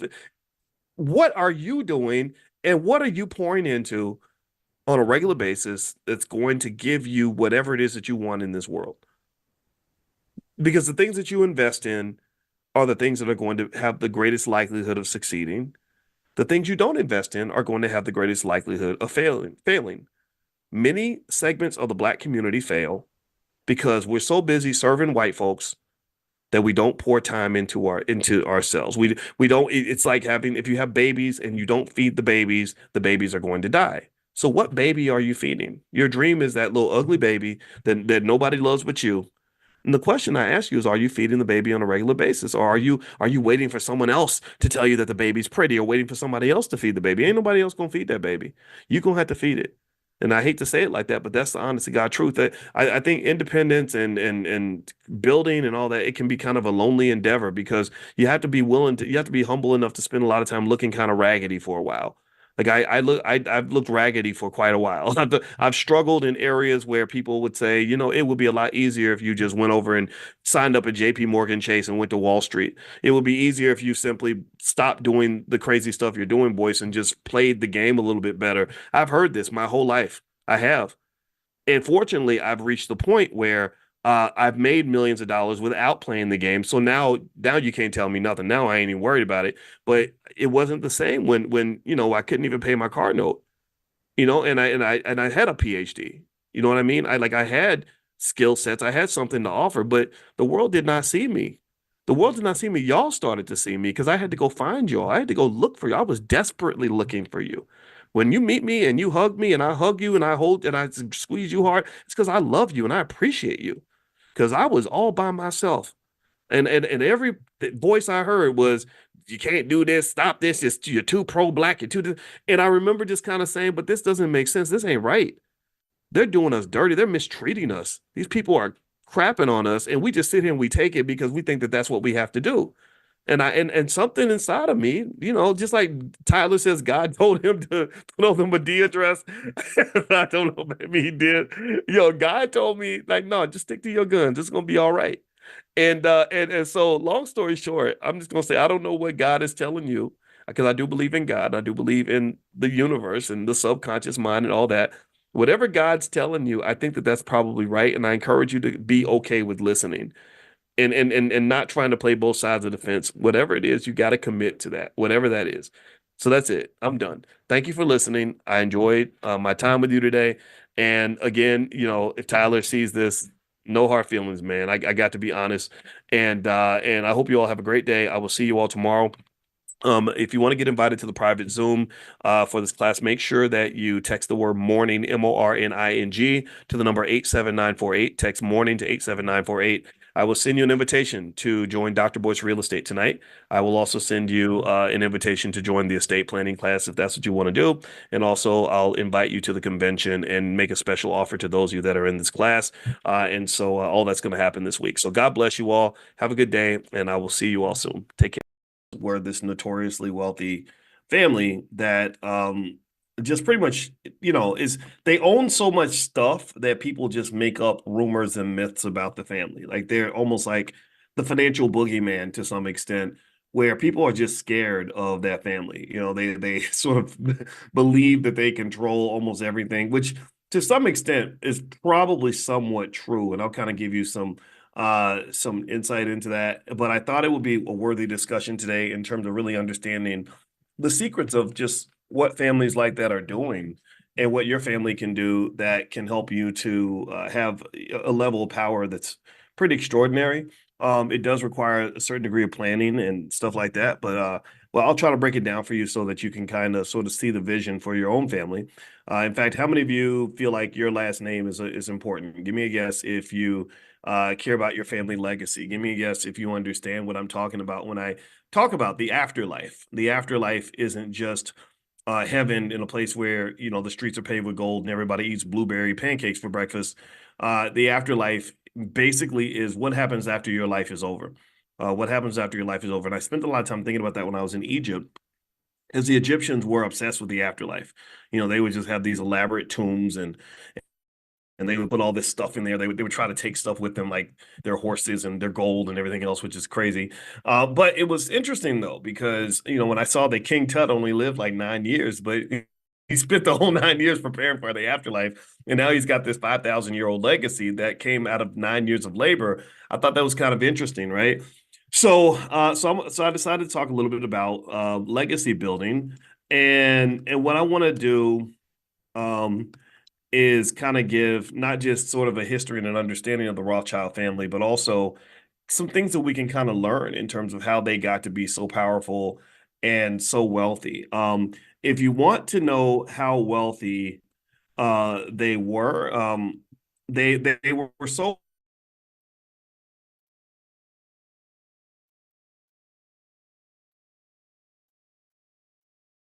wealthy that they and Ferraris. They had the kind of wealth where they could decide which countries will go to war with other countries, or which countries are going to win the war. And this sort of went on for hundreds of years. In fact, I heard Kennedy, Robert F. Kennedy, or I think that, yeah, that's his name, the presidential candidate, and he was explaining that when we give a bunch of money to another country like Ukraine or Israel, it's not really money being given away. What it is he described it as a type of money laundering, and I was like, money laundering, interesting. And what he said is that, think about it like this: so you give a bunch of money to Ukraine or some other country because they're in a war and you want to help them win that war. But what do you do? Most of the time, money is power. Money is power. Money isn't just about the financial. Money isn't just like, I'm putting something in your bank account, good luck with your life. Money is something that translates into things that money can't buy. It translates into influence. It translates into conditions that you can use to shape the world into what you want it to look like. This is why things like Powernomics are so important, why every child on earth, every child in our community anyway, needs to read books like Powernomics, because what money lets you do is money lets you influence people. It can influence policy. It can influence governments. Like, think about it. Process it like this. If I go, let's look at it. Let's bring it down to earth real quick before we get back to the Rothschilds. If I go out to a school, and this has actually happened, and I come in and I say, I'm Dr. Boyce Watkins. I want to write a $50,000 check to your school. What are they gonna say? They're gonna be like, especially if it's a small struggling school that doesn't have a lot of money, they're gonna say, wow, thank you. This is amazing. We appreciate this so much. But what if I didn't say, I got a cousin that's a teacher, and I need you to hire my cousin on your faculty. Oh, okay, sure, absolutely, because we want to maintain this relationship. Okay, and then I say, yeah, I'd like my name on a building or something, like, for my family, like that would. Okay. And then let's say it could go into other things like, well, I really think you all should teach Black economics in the school because, our kids need to learn economics. Okay, well, Dr. Watkins wants that. That's what we want, right? And now, mind you, power doesn't have to be used for malicious purposes. It's not like I've donated to a lot of schools, but never once have I pushed for anything that would be deemed inappropriate. But what happens is that money affects people. Money affects relationships. So let's go back to the example Kennedy gave. So Kennedy basically said, when we give money to Ukraine, we're not really giving money to Ukraine. What's happening is they're giving the money and they're making all these stipulations that come with the money. Money usually comes with a set of rules. That's why in the Black Business School from the very beginning, we said we're not going to take money from corporations. I don't want to be in bed with a bunch of raunchy, goofy-ass celebrities. I also am not taking money from the Democrat or Republican parties because they don't write blank checks that allow you to do whatever you want. They're buying influence from you.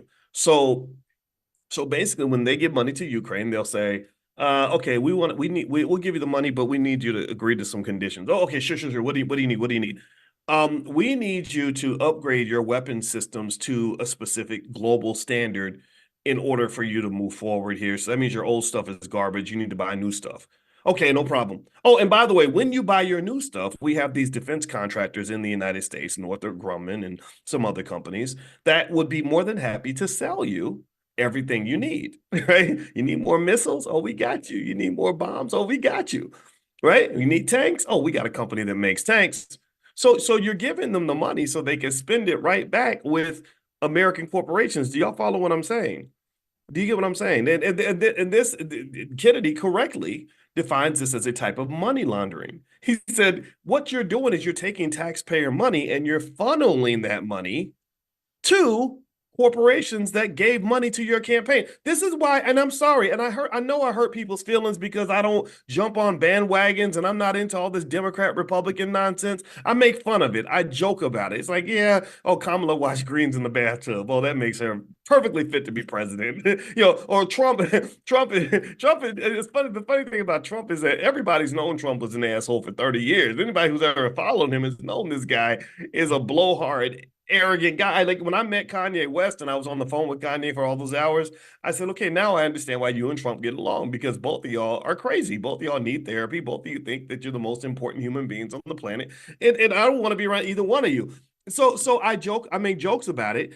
And I know people get offended because somehow they falsely believe in this nonsense. They believe that this stuff is really going to represent their interest. And what they don't understand is that politicians don't work for you.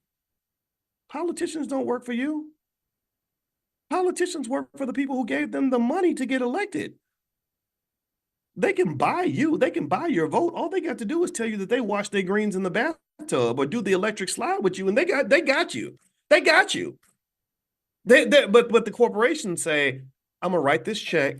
They're saying this to Trump, the Silicon Valley saying, Trump, we're gonna write you billions of dollars in checks. Elon Musk says, I'm gonna give you $45 million a month to become president. But when you get in office, I need you to subsidize the EV industry because we're getting our butts kicked by China. BYD's killing us. They're going to put us out of business. We need you to put tariffs on Chinese-made electric vehicles because they're flooding the market and we can't stay in business. Silicon Valley saying, yo, look, we're going to write this check for you, but we need to make sure you call off the Securities and Exchange Commission so they'll stop investigating us because they're really messing up our game. They're disrupting our swag. We can't go Google. We can't dominate the way we used to dominate because the Biden administration's investigating us for antitrust violations. Do you understand? So it is fundamentally, you could call it corrupt. It's definitely driven heavily by money. And this is a reason why I think it's kind of a joke. It's like we think that they're working for us, and it's like, no, they're not working for you. They're working for the people who gave them the money. If they don't work for the people who gave them the money, they will not get reelected. There was one sister out of Ohio who spoke up about AIPAC, and she was like, we can't just be doing what AIPAC says, and we need to do what's right, and da-da-da-da. You know what they did? They found another Black person in that area to run for office. AIPAC came along and said, we're going to give you X millions of dollars so you can beat this lady and get her out of office. And that's what they did. And when they spent the money, they were basically buying advertising, which ultimately buys influence. You advertise to people, you tell them that you make your greens in the bathtub so they'll vote for you, and whatever it is. I'm not picking on Kamala, but whatever. You know, politicians say, I don't even think, to me, it's like, that's such a goofy topic anyway. I don't even care about that. But it's funny, right? It's funny. And then when you get in office, they're like, they call you up and they say, hey, we're the people who gave you all this money. We need you to go ahead and do what we agreed that you're going to do. And it fits right in with your policies because this is what you said before the election, because you knew that we gave you money and you knew this is what we wanted. That's why, for example, Trump speaks heavily about putting big tariffs on products coming from other countries because Silicon Valley pretty much made that a condition before they could get his money. So effectively, circling back to the Rothschilds, they had a lot of financial influence that went beyond just writing checks and hiring people. This financial influence allowed them to determine whether England or France was going to win the war. And so let me kind of break down some of this so we can kind of understand the Rothschilds. In fact, actually, before we do that, I know sometimes I get kind of intense, and I don't want us to be too stressed out on a Sunday morning. So what I'm going to do is I'm going to actually play this video that I saw that was like this horribly made movie from the 1950s that basically kind of talked about the Rothschild family. And I thought it was kind of interesting. I think it's a good way to kind of start the discussion so we can pick up some of our lessons out of this. So give me 1 second. This is on my Instagram page. My Instagram is one of my Instagrams is Dr. Boyce Money, Dr. Boyce Money. So feel free to follow me on the gram. I could use your follows. All right, so here we go. Because y'all know my pages get taken down because I talk about stuff that you're not supposed to talk about. All right, so here is the Rothschild video. Check this out. For money. Money is power. Money is the only weapon that the Jew has to defend himself with. Oh, mother! Come, you must speak with you. All of you.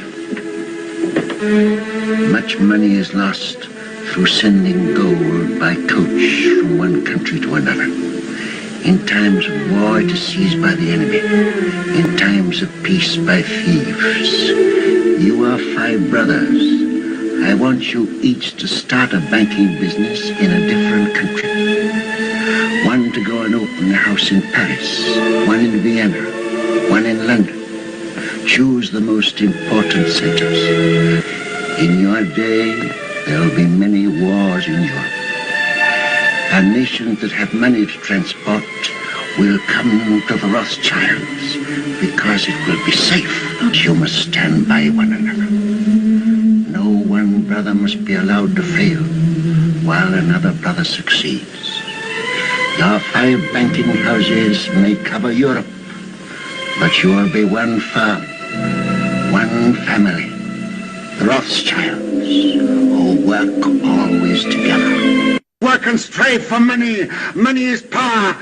I'm going to play it one more time. First off, let me know if you all can hear that. Will y'all give me a yes real quick in the chat to let me know you were able to hear that okay? All right. And I'm going to play it again because this y'all don't understand. There was a ton of financial consciousness exercises in that statement, in that short statement that he made. There were about 3 or 4 things that I want to drill into that's really going to shape how you see money. So let me pull this back up again, and I want us to watch this again because it's that interesting to me. So here we go. Money is the only weapon that the Jew has to defend himself with. Never. Come, you must speak for you. All of you. Much money is lost through sending gold by coach from one country to another. In times of war, it is seized by the enemy. In times of peace, by thieves. You are 5 brothers. I want you each to start a banking business in a different country.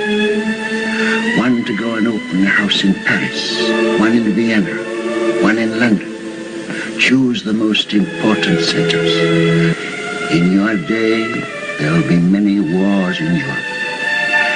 And nations that have money to transport will come to the Rothschilds because it will be safe. You must stand by one another. No one brother must be allowed to fail while another brother succeeds. Your 5 banking houses may cover Europe, but you will be one firm, one family, the Rothschilds, who work always together. Work. Okay, wow. First off, did anybody else sort of understand how powerful that was? Give me a yes if you could feel the power of that state of what you just saw, without me even jumping into it. Let me know. I want to know if you get why I watched this, why I had you watch this twice, why this was a hell of a lot of game dropped in one. And then this was, again, Dr. Claude Anderson's been dropping this kind of game for many, many years, and people don't listen. But what I want to do is I want to go through piece by piece that short video in 4 or 5 financial consciousness lessons that you can extract from just something that simple, right? To learn finance, you don't have to go to a college campus or take a class or wait for white people to put you in school. You can learn these things on your own. You can learn these things from each other. And I think that's better and it's actually safer because I don't think other people should be educating us, because someone who makes money controlling you is never going to teach you how to be liberated. People who make money managing you and keeping you in your place will never, ever benefit from teaching you how to break out of their management system. And this really even goes back to especially when you talk about Black folks and how many people have worked extremely hard to maintain control of Black people. In fact, I got to go find this. I'm going to put this up on my Instagram later today. There's a brother who found a document in 1922, where there was a meeting of the Communist Party representatives, and they literally made a document on how they would control the Black community by basically connecting with the pastors, by creating organizations that would be set to manage Black people, by sort of connecting to us in certain ways. It was so deep that I really want to break that down as well. And what someone said is that, and actually he fast forwarded to things that Malcolm X said about how liberals work to control the Black community, and how some of these very same ideas about sort of going through the pastors and connecting with us in certain ways, that's exactly what the blueprint is, and it works effectively. So I'm not going to talk about that though, because I want to stay on this Rothschild thing, but that made me think as well. So the first thing I want you to notice is in that video, he starts off by saying that for his community, money is the only weapon that he says the only weapon we have to defend ourselves. It is the only weapon we have to defend ourselves. So he's talking about two things at once. He's talking about playing offense and playing defense.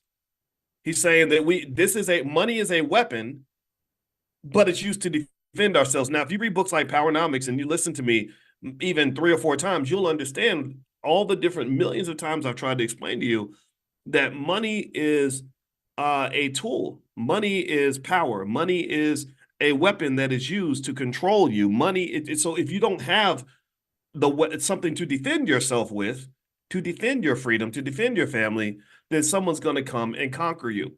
So he says that in his community, money is the only weapon that we can use to defend ourselves. And if you think about it, his community, and I'm not going to keep saying that J word because they're so powerful that they literally will ban you or come get you just for even mentioning their name. So we're not even going to do all that and also I don't want this to be interpreted as anti-nothing. I'm not into all that stuff. I ain't got time for that.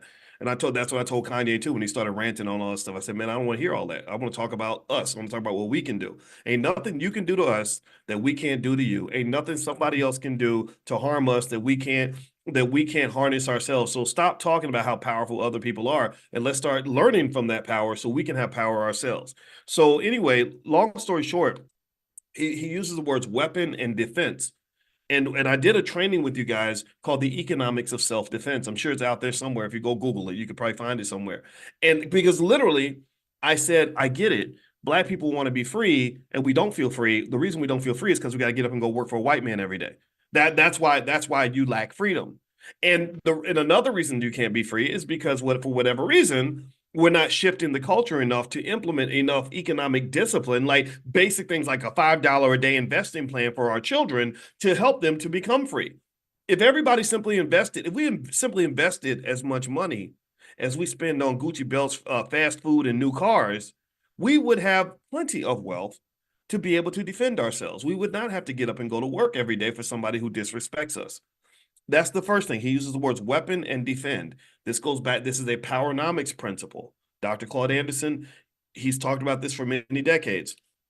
Number 2, he says, during times of war, when your gold is transported, it will be seized by the enemy. And during times of peace, it will be seized by thieves. Now, if you remember, one of the things I've always explained to you guys, and I'm going to go through it real quick, is I said there's pretty much 4 stages to wealth, 4 stages.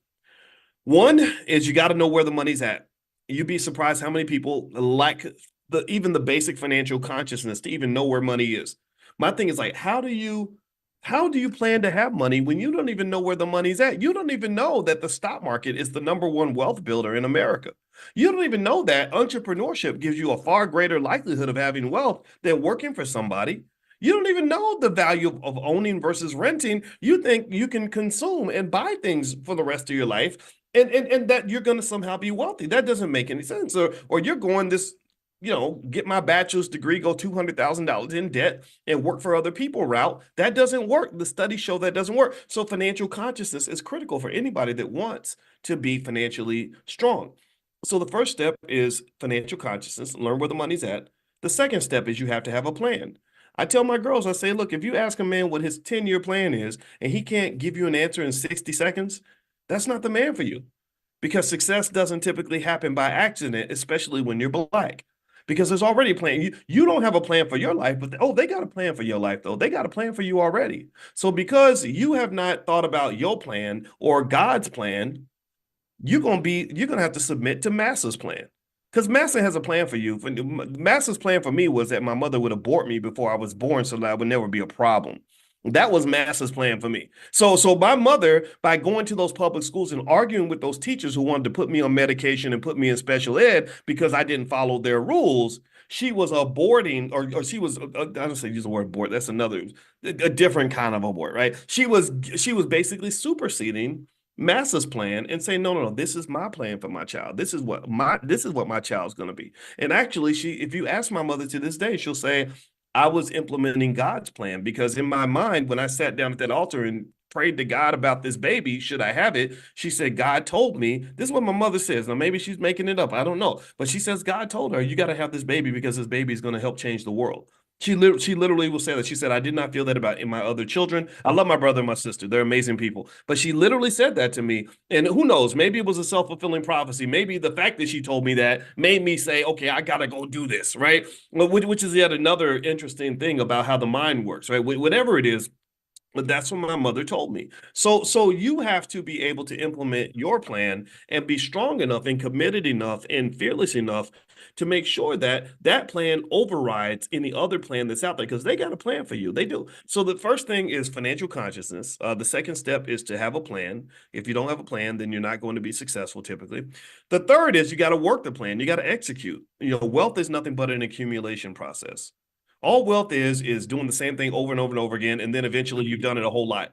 You're saving $20 a day or whatever, and then over time you end up having $1 million because you've been investing that money the whole time. Or just like walking down the road. If I take 2 steps every 10 seconds and I do that consistently, I'm going to eventually take 10,000, 20,000 steps, right? That's literally how wealth is accumulated. So you have to work the plan, be consistent, do the same thing every day. Every single day I get up each day, and I talk to you every day about economics. Every single day. I've been doing this since probably about 2009, and now I look back and I'm like, holy crap, I've done 22,000 videos and it's gotten over 1 billion views.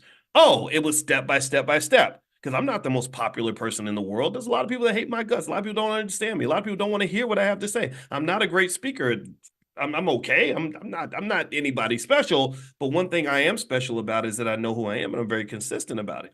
You can call me whatever you want to call me, but one thing you cannot call me is inconsistent. That's it. Even the people who hate me, sorry, my chair came down. Even the people who hate my guts can never say that I'm not consistent, right? So, and that's all. When I hear them say that, then when I hear them admit to that, I'm like, okay, that's all I need. I don't need you to like me. I need you to know that I'm going to be here. Period. So, what else? The fourth part. And this gets to the Rothschilds thing. So we talked about having consciousness, knowing where the money's at. 2, making a plan to get the money. 3, executing the plan. Number 4, this is what the Rothschilds were referring to. When you pile up resources, you better be able to defend that stuff. If you can't defend what you got, then you will not have it for very long.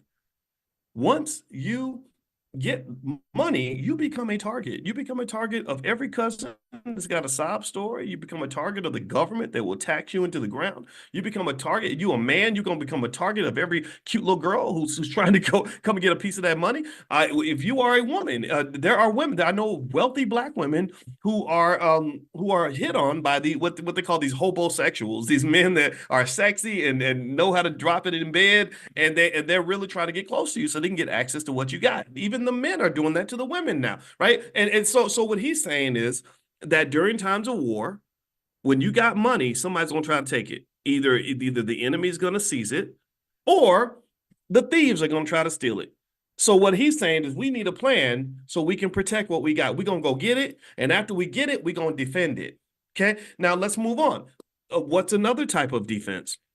Well, one thing he says in that video is he says, I want all 5 of you to go to different countries and set up banks in different countries. Now, again, I don't know if these conversations ever happened. Nobody knows, but that is what the Rothschilds did. So they went to different countries and they set up banks in different countries. Well, what is that? What concept of economic self-defense is that? Well, that's called diversification. Diversification is a critically important part of economic self-defense. It is an area in which many of our people fail. Many of our people fail for one reason. We've been raised on this false belief that having a job was the safest way to make your money. That when you have a job, you have job security, so you're more secure than if you are a person who's getting different streams of income, and that's not true, because you're never secure if all your income is coming from one place, especially if it's coming from somebody who don't give a damn about you. You know that corporation don't love you. You know that they'll drop you in a second. You know that you could die at your desk. They're going to sweep your dead body up and then replace you within a week. But somehow you feel more secure because you're getting all your income from that one source, and you're pretty much raised and trained to serve these people from birth. Like, that's all. You're custom designed to do that. It's like the Eddie Murphy movie, Coming to America, when the girl came in and she's drop dead gorgeous, and he says, so what do you do? And she says, I spent my whole life being trained to serve you. So when he decided he didn't want her, she had nowhere to go. She had nothing to do. She was like, well, I've lost my sense of purpose. Well, a lot of you were raised that way. You were raised to go to school, get good grades, go to college, and get a good job. And if this society and if this economy does not want you, a lot of you feel like you have nowhere to go. That's why you see so many people when they can't get a job or can't keep a job. Give me a yes if you've seen somebody where because they lost their job and they can't get another one, they get depressed, they start drinking, they sit around and start doing. See, this is where the wino started. I talked to a black man one time. I spoke for the National Black Chamber of Commerce. They had a real cool dude that was running the organization. Well, I was really impressed because I know that they have to be very political. And I said, okay, do you want, if when I speak, do you want me to give you the political Boyce Watkins or the safe Boyce Watkins, or you want me to give you the real Boyce Watkins? He said, I want the real Boyce Watkins. I said, okay, you got it. And he was a good guy. I can't remember, I think his name was Big B or something like that. And anyway, when they were driving me back to the airport, I was talking to his driver, and his driver was an entrepreneur. I think he owned the limo company where he was driving me in this car. And he was 62 years old. And he said, I've never had a job in my life. I said, you've never had a job. Tell me what have you done your whole life? He said, well, he said, I just get money. I know how to make money. And I said, really? I said, where'd that come from? He said, well, when I was a kid, my father used to work in the steel mill, and he had a good job, was making good money. And then the steel mill shut down. You know, they make these big trade agreements with other countries. It was one Clinton made where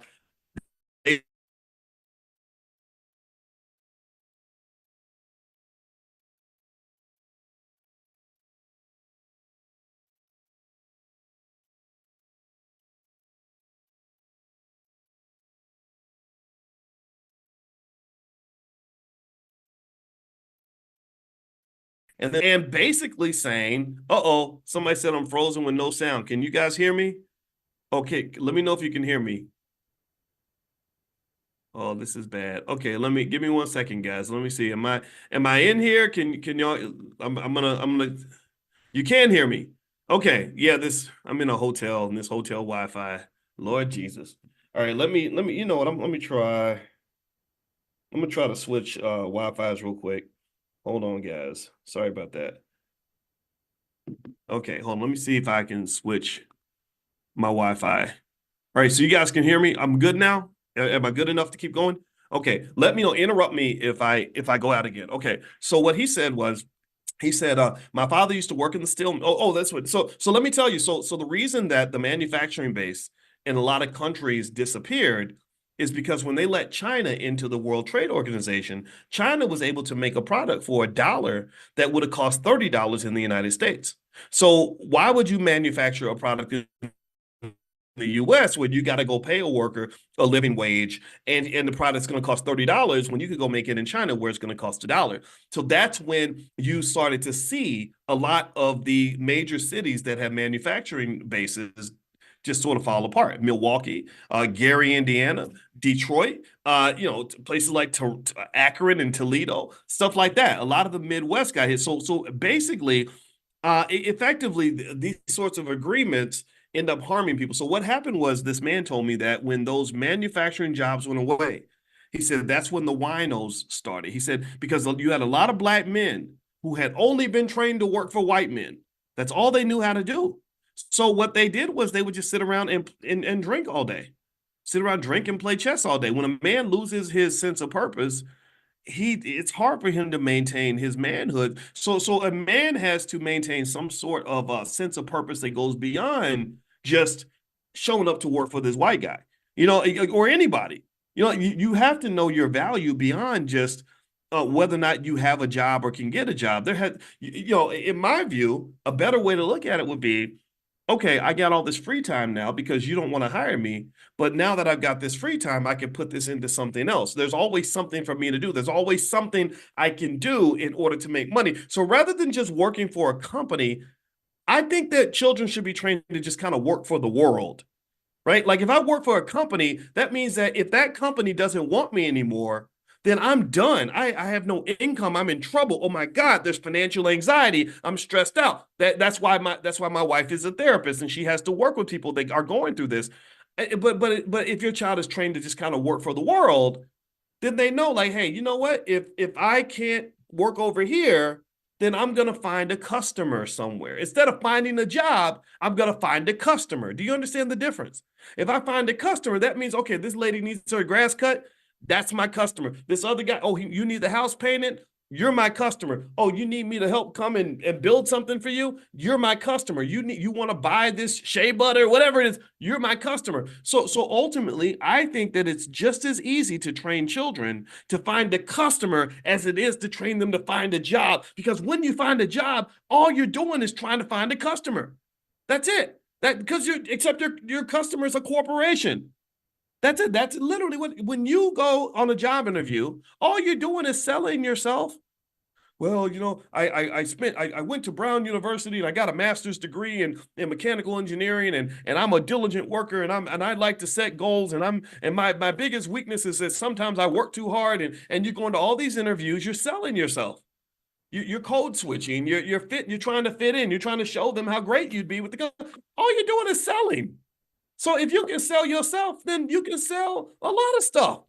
If I can sell myself, I could sell ink pens. If I can sell myself, I can sell cars. If I can sell myself, I can sell services. And the difference is, though, you just have a different boss. Really. So I would just encourage you with kids. I'm sorry. People think I'm radical for saying this, but I don't think this whole raising your kids to go work for white people thing is really working out for us. When I look at how many people I know that are going through all kinds of daily struggle because of the stress of their job, I say, wow, you're really crying on your way to your dream job. You used to dream about this job back you really wanted this job. Now you have the job. Now you're crying because the job is so stressful for you. This isn't where you're supposed to be. And maybe no one gave you the courage to realize that you can be in other places than this bad relationship. Maybe we have to heighten your economic self-esteem a little bit to let you know that you are worthy, you are valuable, even if this company don't want you no more.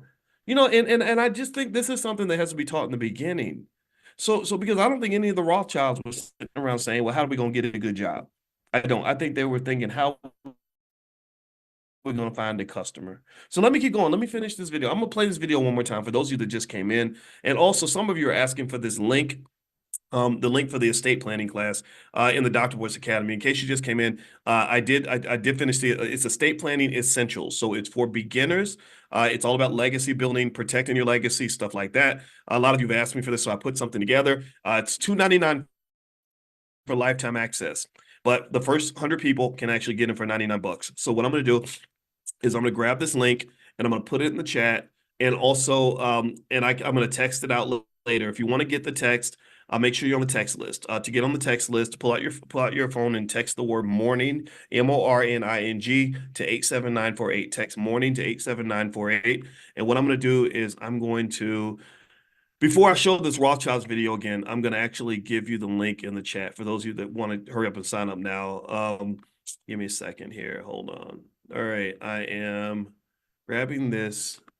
And I think everybody should have some sort of estate plan in place. I mean, you have too many celebrities that die without any sort of plan. And it's just terrible because you're throwing all that money away.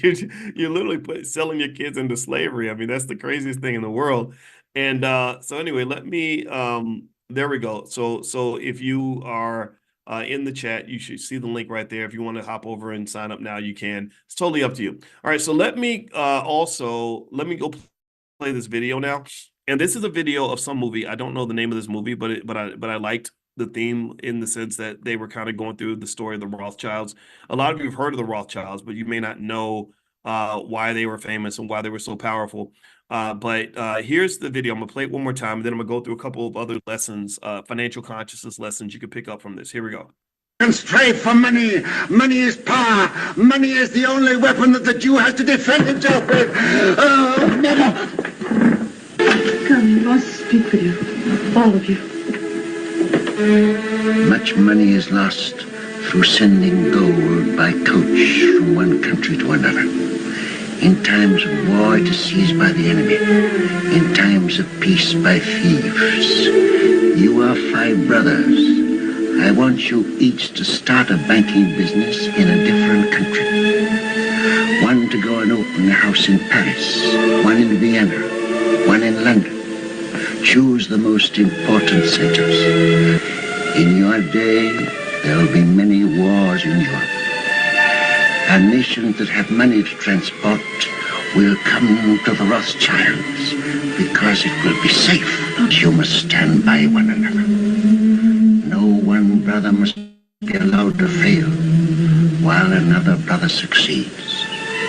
Your 5 banking houses may cover Europe, but you will be one firm, one family, the Rothschilds, who work always together. Work and strive for money. Money is power. Okay, so we talked earlier about some basic lessons. First of all, he talks about money as power, as a weapon, and as a tool to defend yourself. Okay, so that is that's important to understand from a powernomic standpoint.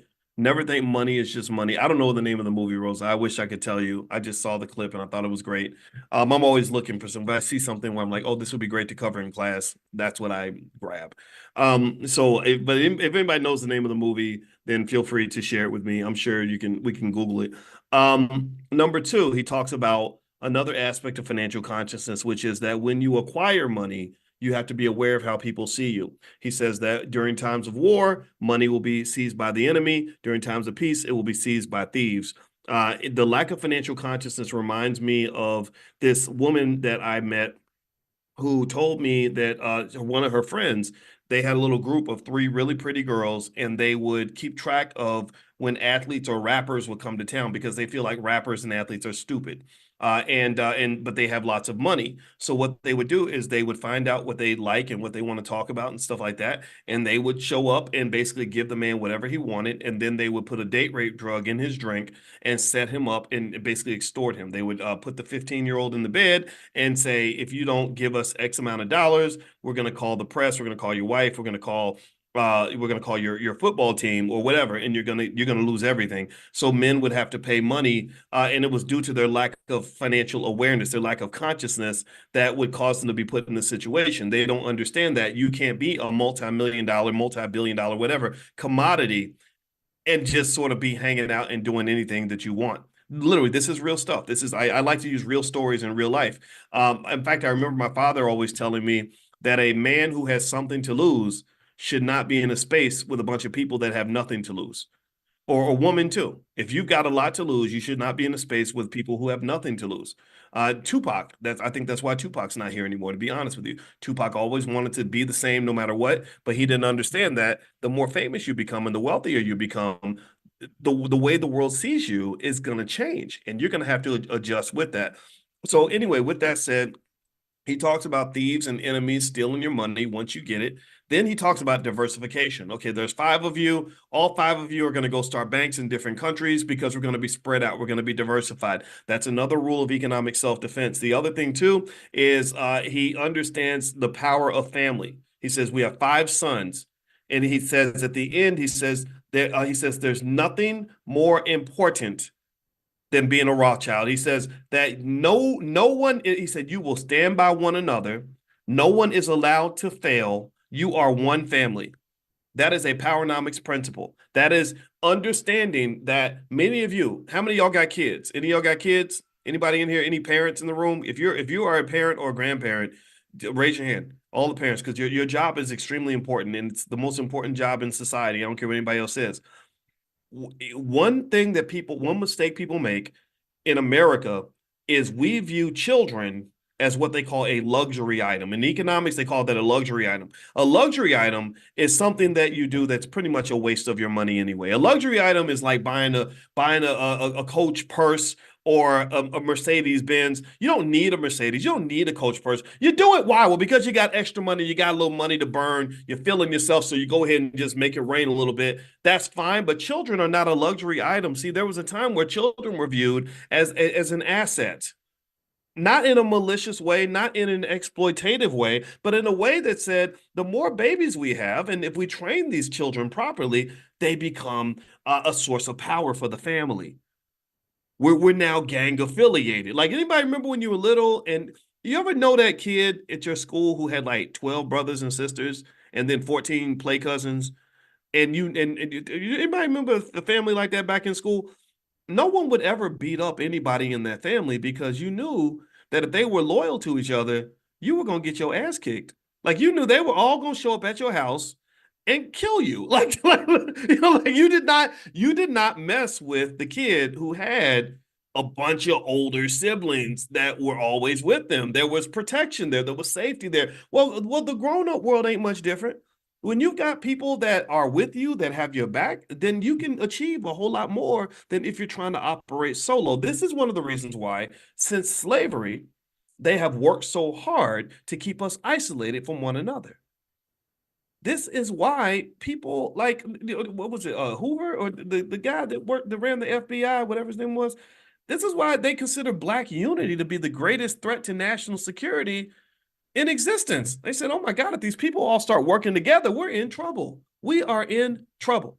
So what I want you to understand is that what this Rothschild father was seeing is that I got 5 sons. Oh, that's a power move. I'm wealthy now. I just ain't got no money. Right? But I'm very wealthy already. I'm a millionaire. I just ain't got no money. And so what he did was he said, you are 5 sons. You will set up 5 banks in 5 countries, and you will be unified. He also said, you will not allow anyone to fail. None of you can succeed while the other one's failing. That's not going to happen. What he's establishing there is a gang. He's establishing what I refer to as an economic gang, and everybody's gang affiliated. Every gang out here has a code of conduct, and gangs aren't just in the streets. It's not just Crips and Bloods and all that. No, gang, the police department ain't nothing but a gang. The Apple computer ain't nothing but a big economic gang. They all got the same little logo. They all follow the same rules. If you don't follow the rules, then they're going to put you out the gang. The North American Free Trade Agreement, NAFTA, is an economic gang. We got together with Mexico and said, hey, homie, look, I got something, you got something. If we work together and set special rules for each other and codes of conduct, we can have more power. The Asian Pacific Union is an economic gang. The European Union is an economic gang. And the problem that you have as an American, particularly as an African American, is that you're constantly inundated with this very rugged individualism. You're constantly inundated with this false idea that you're supposed to do it all by yourself and that you're supposed to be the man, or you're supposed to be the woman, you're supposed to be the boss, you're supposed to be the HNIC. I run into it all the time. I talked to D1 before he went to InvestFest, and we were talking for a long time, and I said, man, I love rap and I love rappers. I said, but some of these dudes, I cannot talk to them because they are so caught up in trying to be the man, trying to dominate, trying to be King Kong this, and I'm the best, and I'm the baddest, I'm the greatest.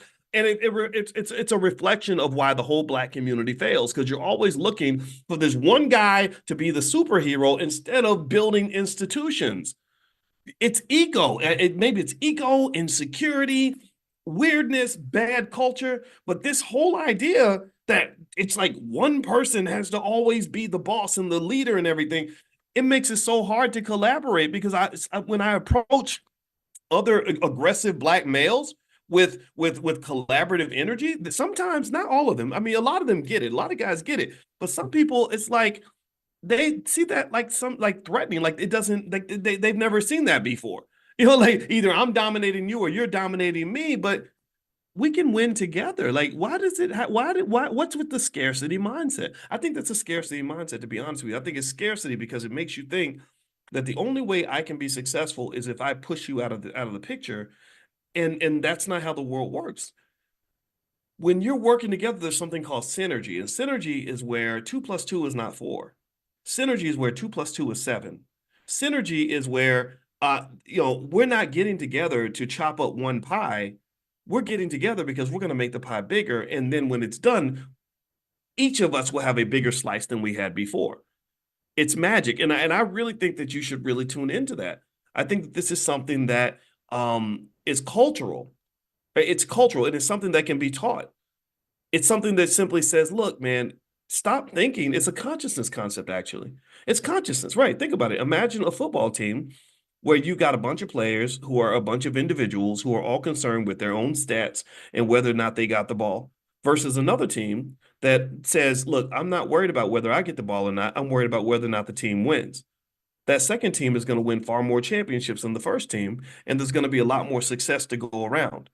And typically what's interesting is that when you start to see people's consciousness decline and people start to operate on that low vibrational level is when the team starts losing. When the team starts losing, it becomes every man for himself, and everybody's trying to get their best stats in because they know the team's not going to win. And that's when you start to get people and their egos kind of clashing and fighting with each other. But when the team is winning, and if everyone has the right energy, then you can all understand that you're better together than you are individually. Go look at, for example, groups like New Edition. In New Edition, when they were young and immature, Bobby Brown wanted to be out swerving his hips and kind of being the superstar. The other guys got jealous of Bobby. Next thing you know, the group breaks up. Ralph goes solo. Johnny goes solo. Bobby goes solo. The other three are just sitting there. They don't know what to do because none of them sing. But actually, what's interesting is that Michael Bivins, who I actually did meet him, I liked the guy. He seemed like a leader. He seemed like a guy that would pull people together. He forms Belle Biv DeVoe. Belle Biv DeVoe became more successful than Johnny and Ralph, and almost as successful as Bobby, right? And they'd have the least talent, but they had the right energy. They said, well, okay, individually, we suck. We can't sing that well. I'm not gonna say they suck, but y'all know they couldn't really sing as well as Bobby and Ralph and all that. But they became successful because they understood how to work together. They understood synergy. And then now that synergy of New Edition is as great as ever, because now they're older guys. They're all over 50. A lot of the egos are gone. And now you see all six of them on stage. Bobby's up there huffing and puffing, looking like he's about to pass out at any moment. But I love watching that because it reminds me of this basic idea that you really can be far more successful when you are willing to submit to something bigger than yourself. People don't like the word submit. You talk about submit, people are like, I ain't submitting to nothing. I'm going to do what I want to do. I'm going to do it. Well, okay, keep your selfish ass over in the corner and keep on losing by yourself.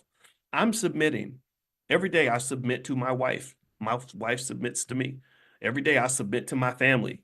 Every day I submit to my goals. Every day I submit to y'all. I'm not better than you. I just want to be a good teammate, right? I show up every day because I'm like, I want to be a good teammate for you so that you'll be a good teammate for me. So that if I come through for you every day, you're going to come through for me when I need you to come through for me so we can be a great team. I will never, ever meet any of you and pretend like I'm better than you. That's it. I'm just not interested in that. Why do I need all that? If you are mentally healthy, you shouldn't need people to constantly hoist you up like you're so special and you're better than other people. Then you're sitting up there all by yourself. No, I want to be surrounded by great people. I'm a great man. Hell yeah, I'm a great man. I ain't scared of nothing. I know how smart I am. I know how good I am. You can't hold me back. I can't be stopped. But I also want you to have that same energy. I want you to know how great you are, because working together, we can be a great team. I am never going to be a great man because I'm better than you. That does not make me better. I want to be great together. What's wrong? I think that is how you win. I really think that's how you win. If we're all great together, then guess what? We become the baddest group of people on the planet. And I believe that intelligent Black people, B1 people, are going to be the most extraordinary group of people on the earth. I believe that within the next 20 to 30 years, it's going to take time, but we will be the most economically advanced group of people on the planet. We're going to be doing things that people can only dream of. Our children are going to understand economics at a level that far exceeds anybody else. Do you know, I met a kid who was in the Black Business School years ago. I told you, I got to bring him up again. Caden, I saw him at InvestFest. Caden was 14. I had not seen Caden since he was 7, but his father, they always check in with me every few years because Caden started off in the Black Business School and everything. And I'm talking to Caden, and I'm gonna tell the story again. I know some of y'all might have heard this, but Caden, literally, I was like, "Is that you, Caden?" And he was talking. He's a real polite kid, and I said, "You're 14. You're about to start high school. That's a big deal. Are you ready?" And he said, "Oh, I already finished high school." And I thought he made a mistake. I was like, wait, no, you didn't. And his father's like, oh yeah, we got high school out of the way. I homeschooled him. We got him through high school. And I said, so where's he going to go to college?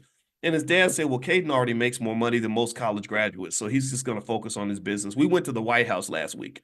Like, this is what this kid is doing. And here's what I'm saying to you, is that I think we can mass produce little Cadens the same way you mass produce cars off an assembly line. I believe that we can have 10 million kids like this. Because let me tell you about Caden. Caden, his dad told me, he said Caden couldn't talk until he was 5. He could not talk till he was 5.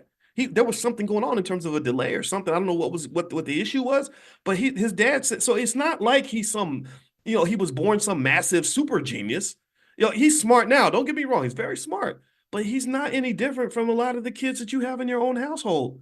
It's just his father understood the value of his child. He understood that the gold did not lie at the back of some white man's house. The gold was not in some factory. The gold was not in some corporate office. The gold was buried in his backyard. You understand? His family was the prize.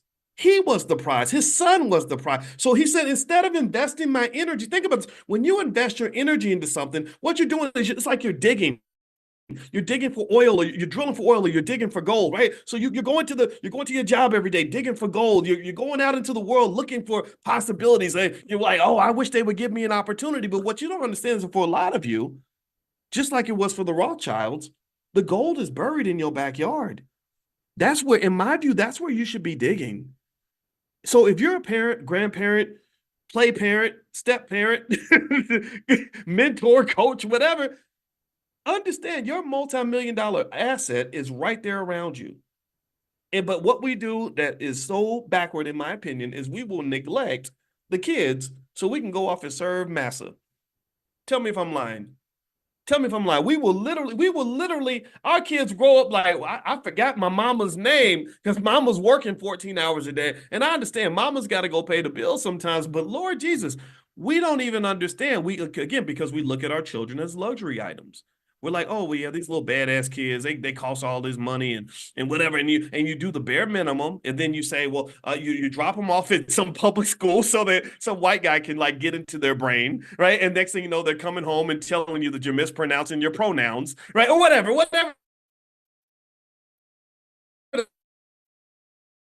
They're teaching in school. Because in Chicago, kids that are coming out of the public schools cannot read and write. And these are brilliant children. These are our children.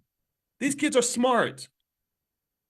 Somebody said my sound is breaking up. Let me switch my Wi-Fi real quick. I'm probably gonna have to. Can y'all hear me? Are y'all able to hear me? Because I keep going. Somebody said I'm going in and out. Am I good now? Thank you. Okay. I'm getting annoyed. All right, so let me give the last lesson because then I'm gonna go. My wife and I are gonna go to brunch today, and I don't want to make her wait for too long. The last thing that he mentions in that Rothschild video. So he tells them, you're one family, you stick together. And what he's doing is he's creating a defense system by saying, none of you let the other one fail. This is exactly what I talk about in my book, The 10 Commandments of Black Economic Power. That's exactly what in that book. If you go read that book, you will see that these are the things that I talk about. You have to set up a code of conduct. You take your family, they become an economic gang. Every gang has a code of conduct, and he's giving them the code. He's giving them the game. He's saying, look, this is what you're going to have to do. You're going to have to protect each other. All right. So somebody says my sound is going in and out. You know what? I'm going to switch Wi-Fi real quick so I can finish this point up. So give me 1 second. Let me open up my personal hotspot because apparently this hotel Wi-Fi is a piece of junk. So, and then we'll do the last point. Then we're going to get out of here. So give me 1 second. All right. Hold on.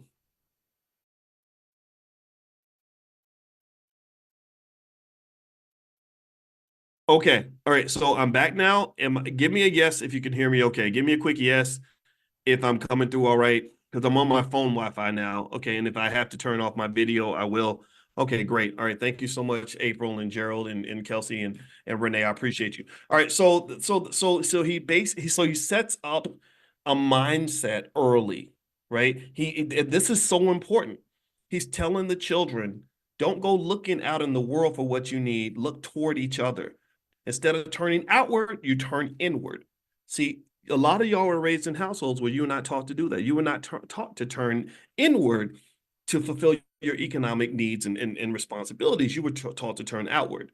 okay, Billy, I got 3 smart kids. You're going to go work for him. You're going to go work for her. You're going to go work for this company. And then next thing you know, all of you are so spread out. You're all applying insane amounts of energy toward things that are not amounting to shit, just so you can get enough money so you can barely pay your bills. That's what you're doing. But what the Rothschild father told them was, he said, turn inward, look at each other, go to your brother, make sure he's good. And this is exactly how the European Union got formed. This is how Apple Computer got formed. This is how any successful economic entity has that same philosophy. You take your energy and you apply it to the people that matter to you. It's the same energy that leads me to get up every day and to talk to you. Harvard University could not hire me to stop doing what I do every day, because I would just tell them there's no place that I'd rather be and no place that I need to be that's more important than me being right here educating Black people about economics. This is the best use of my doctorate, period. So that's another thing that he was given. Because remember, if you don't give the kids the right mindset, they can have all the talent and opportunity in the world and it won't amount to anything. So mindset is everything. Economic culture exceeds economic education. Education means nothing without culture, because the education gives you the skill to do something. It tells you how to do something, but the culture tells you why you should be doing something. It tells you what you should do with your skill.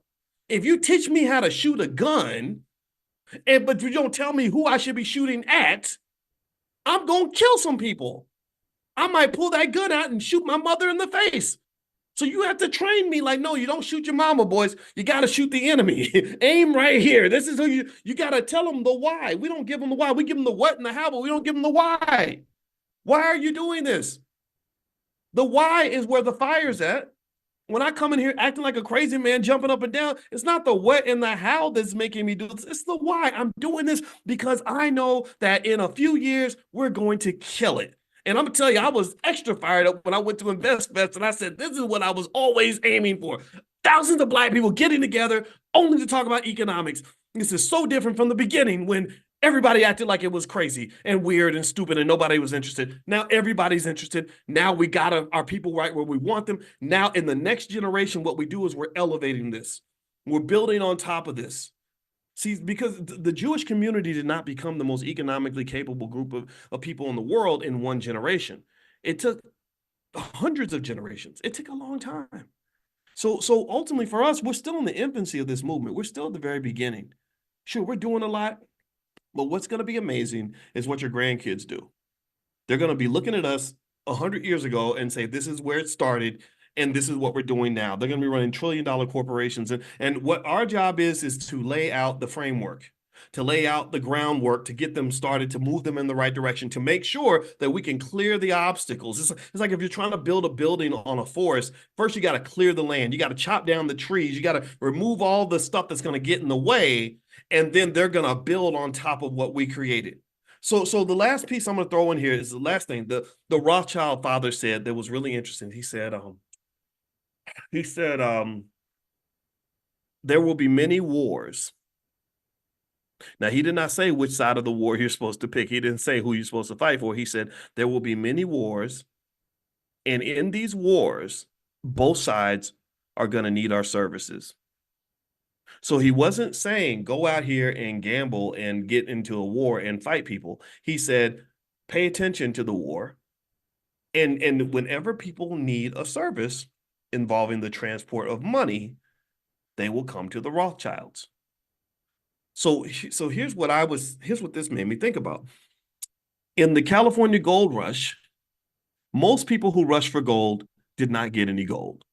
Most people who went into the gold rush, they jumped in and they did everything they could to be a part of it. But most of those people came back with nothing. But there were people who said, look, I don't want to go dig for gold, but I'll sell lunch to the people who are tired after they spent the whole day digging for gold. Or I can be a tour guide for the people who are trying to figure out where to go to dig for gold. Or I'm going to sell, or Levi blue jeans. They said, we're going to sell these really rough, rugged blue jeans so that when people are digging for gold, they can have some good pants to wear while they're digging for gold. I'm not going to dig with you, but I'll sell you the service that will help you to go and speculate. And that's what the bankers and the Rothschilds were doing. They were like, look, we ain't going to fight in these wars. We ain't trying to be involved, but we'll finance the war for you and we'll sell weapons to both sides.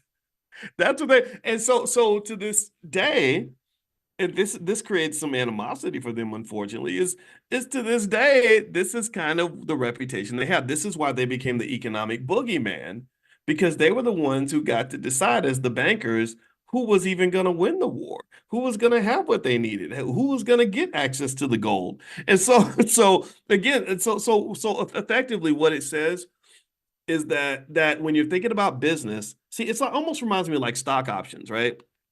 A lot of people are into buying stock options. They love to speculate. They love to, throw money out and invest it and hope for the best. And I got a text message from a rapper. I'm not going to say his name, but the other day he was a rapper. He sent me a message on Instagram and he was asking me about stock options. And he said, man, I was curious to know what you think, because he said, I lost, $100,000 buying stock options. And he said, so what do you think about that? I said, well, actually, I don't buy stock options. And he's like, what do you mean? I said, well, I don't speculate. I sell stock options. I don't want to buy the option because that means I might either make a bunch of money or I'm going to lose money. But if I sell the option, I'm always going to make money because I'm selling the option to the people who want to speculate. I don't want to be the gambler. I want to be the house. And so basically, when you're thinking about investing and making your money move, you want to sort of understand the terrain well enough to know where you want to position yourself. So this is that was the last point that was really interesting, is that he was basically telling his sons various aspects of economic consciousness. He said there's going to be many wars. Money is a weapon that can be used to defend yourself. He mentioned that when you get money, you're going to have haters and enemies that are going to try to take it from you. He said, which means that you're going to have to stick together and you're going to have to diversify, which is why I want all of you in different countries. I also want all of you to have each other's back. And then at the end of the day, we're not trying to get involved in the petty nonsense and the low vibrational stuff, like wars and all that. What we're going to do is we're just going to give people what they need so they can do whatever they're going to do, because at the end of the day, the Rothschilds are always going to win. And I kind of think that there's something to really learn from that.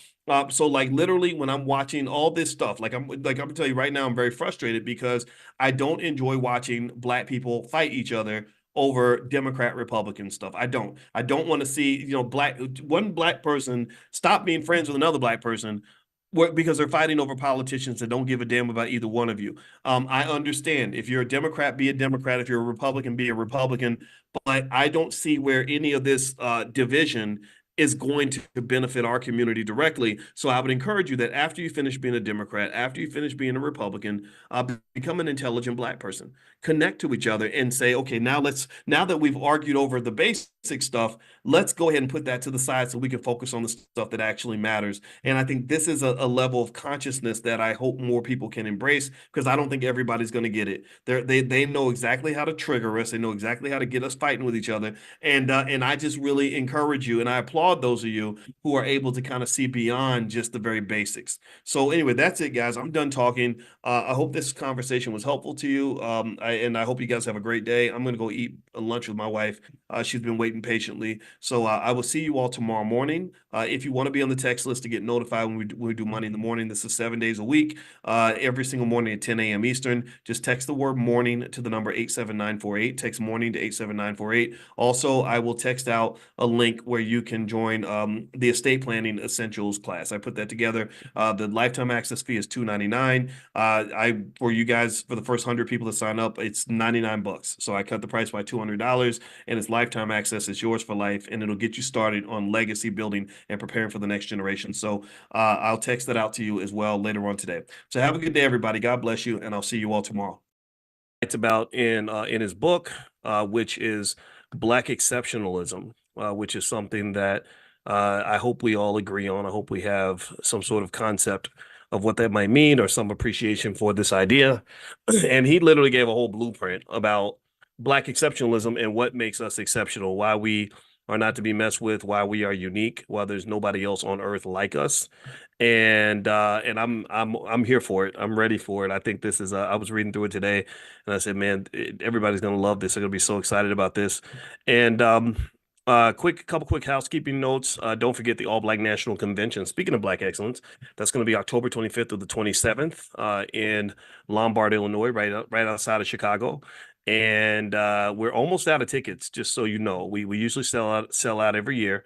That's because we're not trying to have 50,000 people there. We actually like a good 600-700. That's the most we can really be comfortable with. And so so if you want to get a pass, you may want to get it in advance. There won't be anything at the door. So it's not like you'll be able to walk up and buy a pass at the door. And so for those of you that do Money in the Morning, when we do our financial consciousness training, which is our free class we do every single day, you can actually get your pass at a discount this week. I think Thursday or Friday and Saturday, the team is going to send out links to discount passes. They only have 50 that they can sell for general admission, 50 for VIP, and I think 10 for President Circle. And the President Circle is a little more intimate. That's where you get a chance to sit and talk with me and stuff like that in a smaller group setting. So it's up to you to decide if you'd like to participate in that. So anyway, all right. So I hope we're all doing well. And I'm going to say hi to you. I'm in the chat in a minute. I'm just trying to get everything together. And I want to see who is here. Let me see who's here today. I see Royal Calhoun and James Keller. Calvin McWilliams says they're not like us. They sure not. Justin Pender, good to see you, my friend. Fannie Wilson from Columbia, South Carolina. Cassandra Winborn.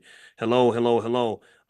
Also, Amani's in the chat. Amani is on our team.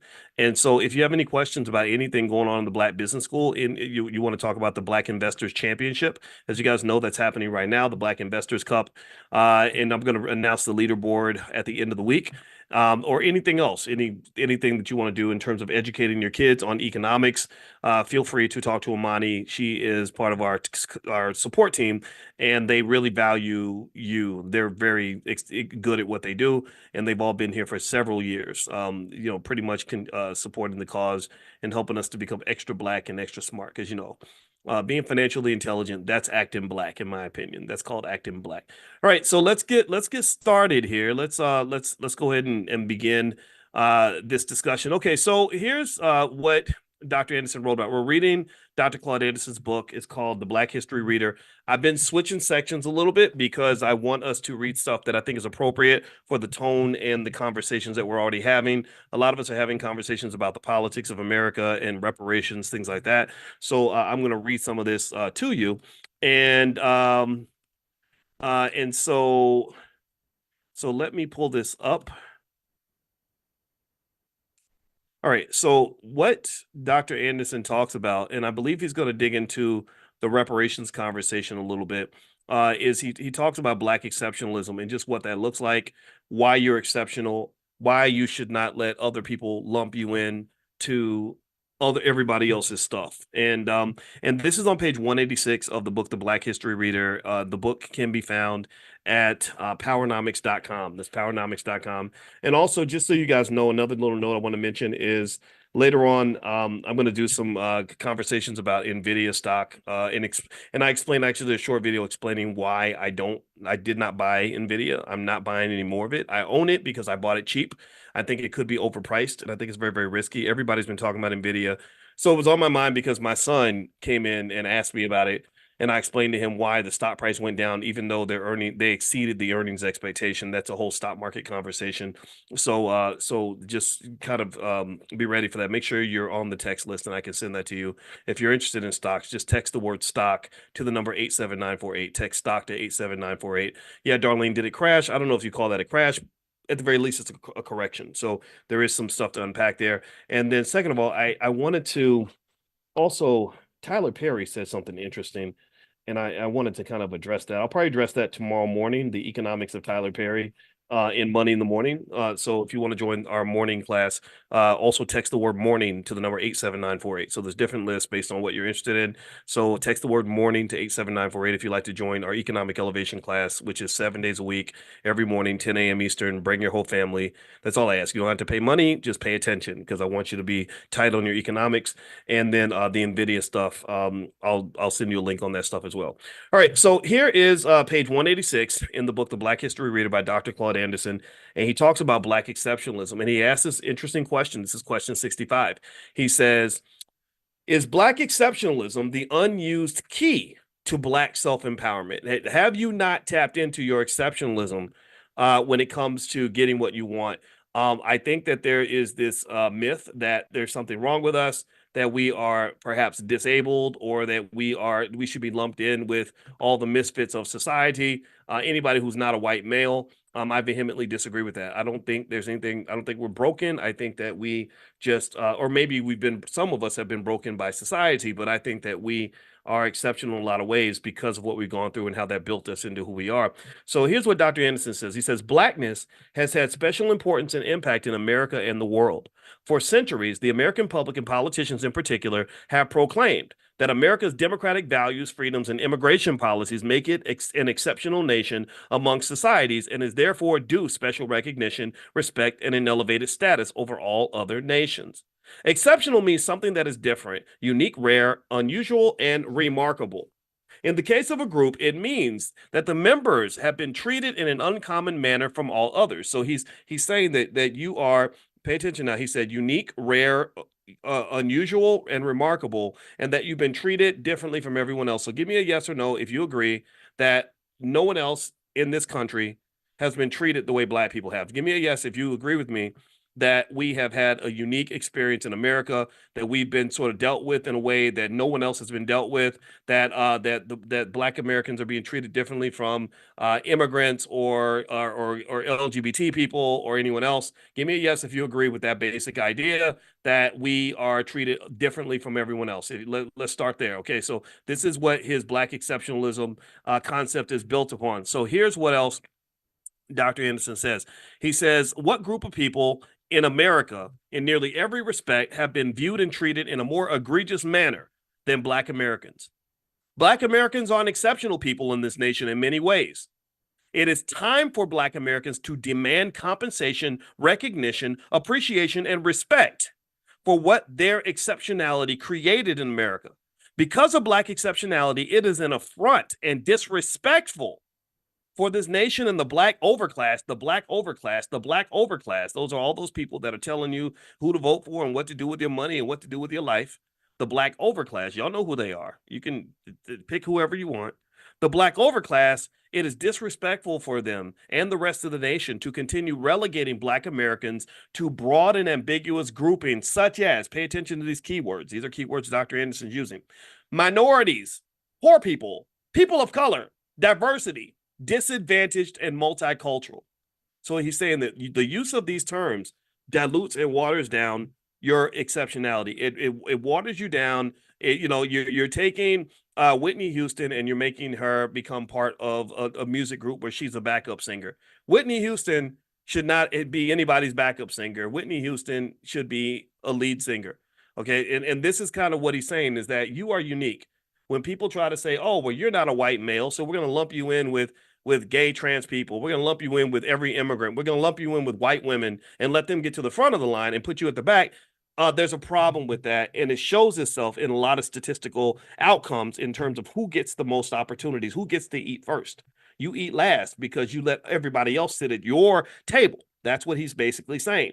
So he says here, inclusion into those categories not only denies Blacks recognition for their achievements, it gives the misleading impression that all categories of class minorities, immigrants, Native Indians, gays, transsexuals, and women that they were all enslaved, denied free land and wealth, lynched, castrated, denied to benefit from their own labor, denied human rights and love, and were maltreated as Black Americans. That's what they're saying when they just lump you in and say, oh, well, you're Black, go in the back with all the other misfits. They're pretty much saying that they went through the same thing you went through, and we know that this is not true. He says they were not. None of those groups have been treated like Black people. Blacks are very special people. This is page 187. 187 on an undercover cop. Remember that? I just had to say that because 187 hip hop. I like rap. I've always been into hip. That's why it bothers me so much when people think that they say you hate rap, you hate rappers, you don't know what you're talking about. Whenever I critique hip hop, I always have some fool that comes in the chat and says that, and I'm like, you big dummy, I know rap better than you. That's why I critique it, because I want it to get better.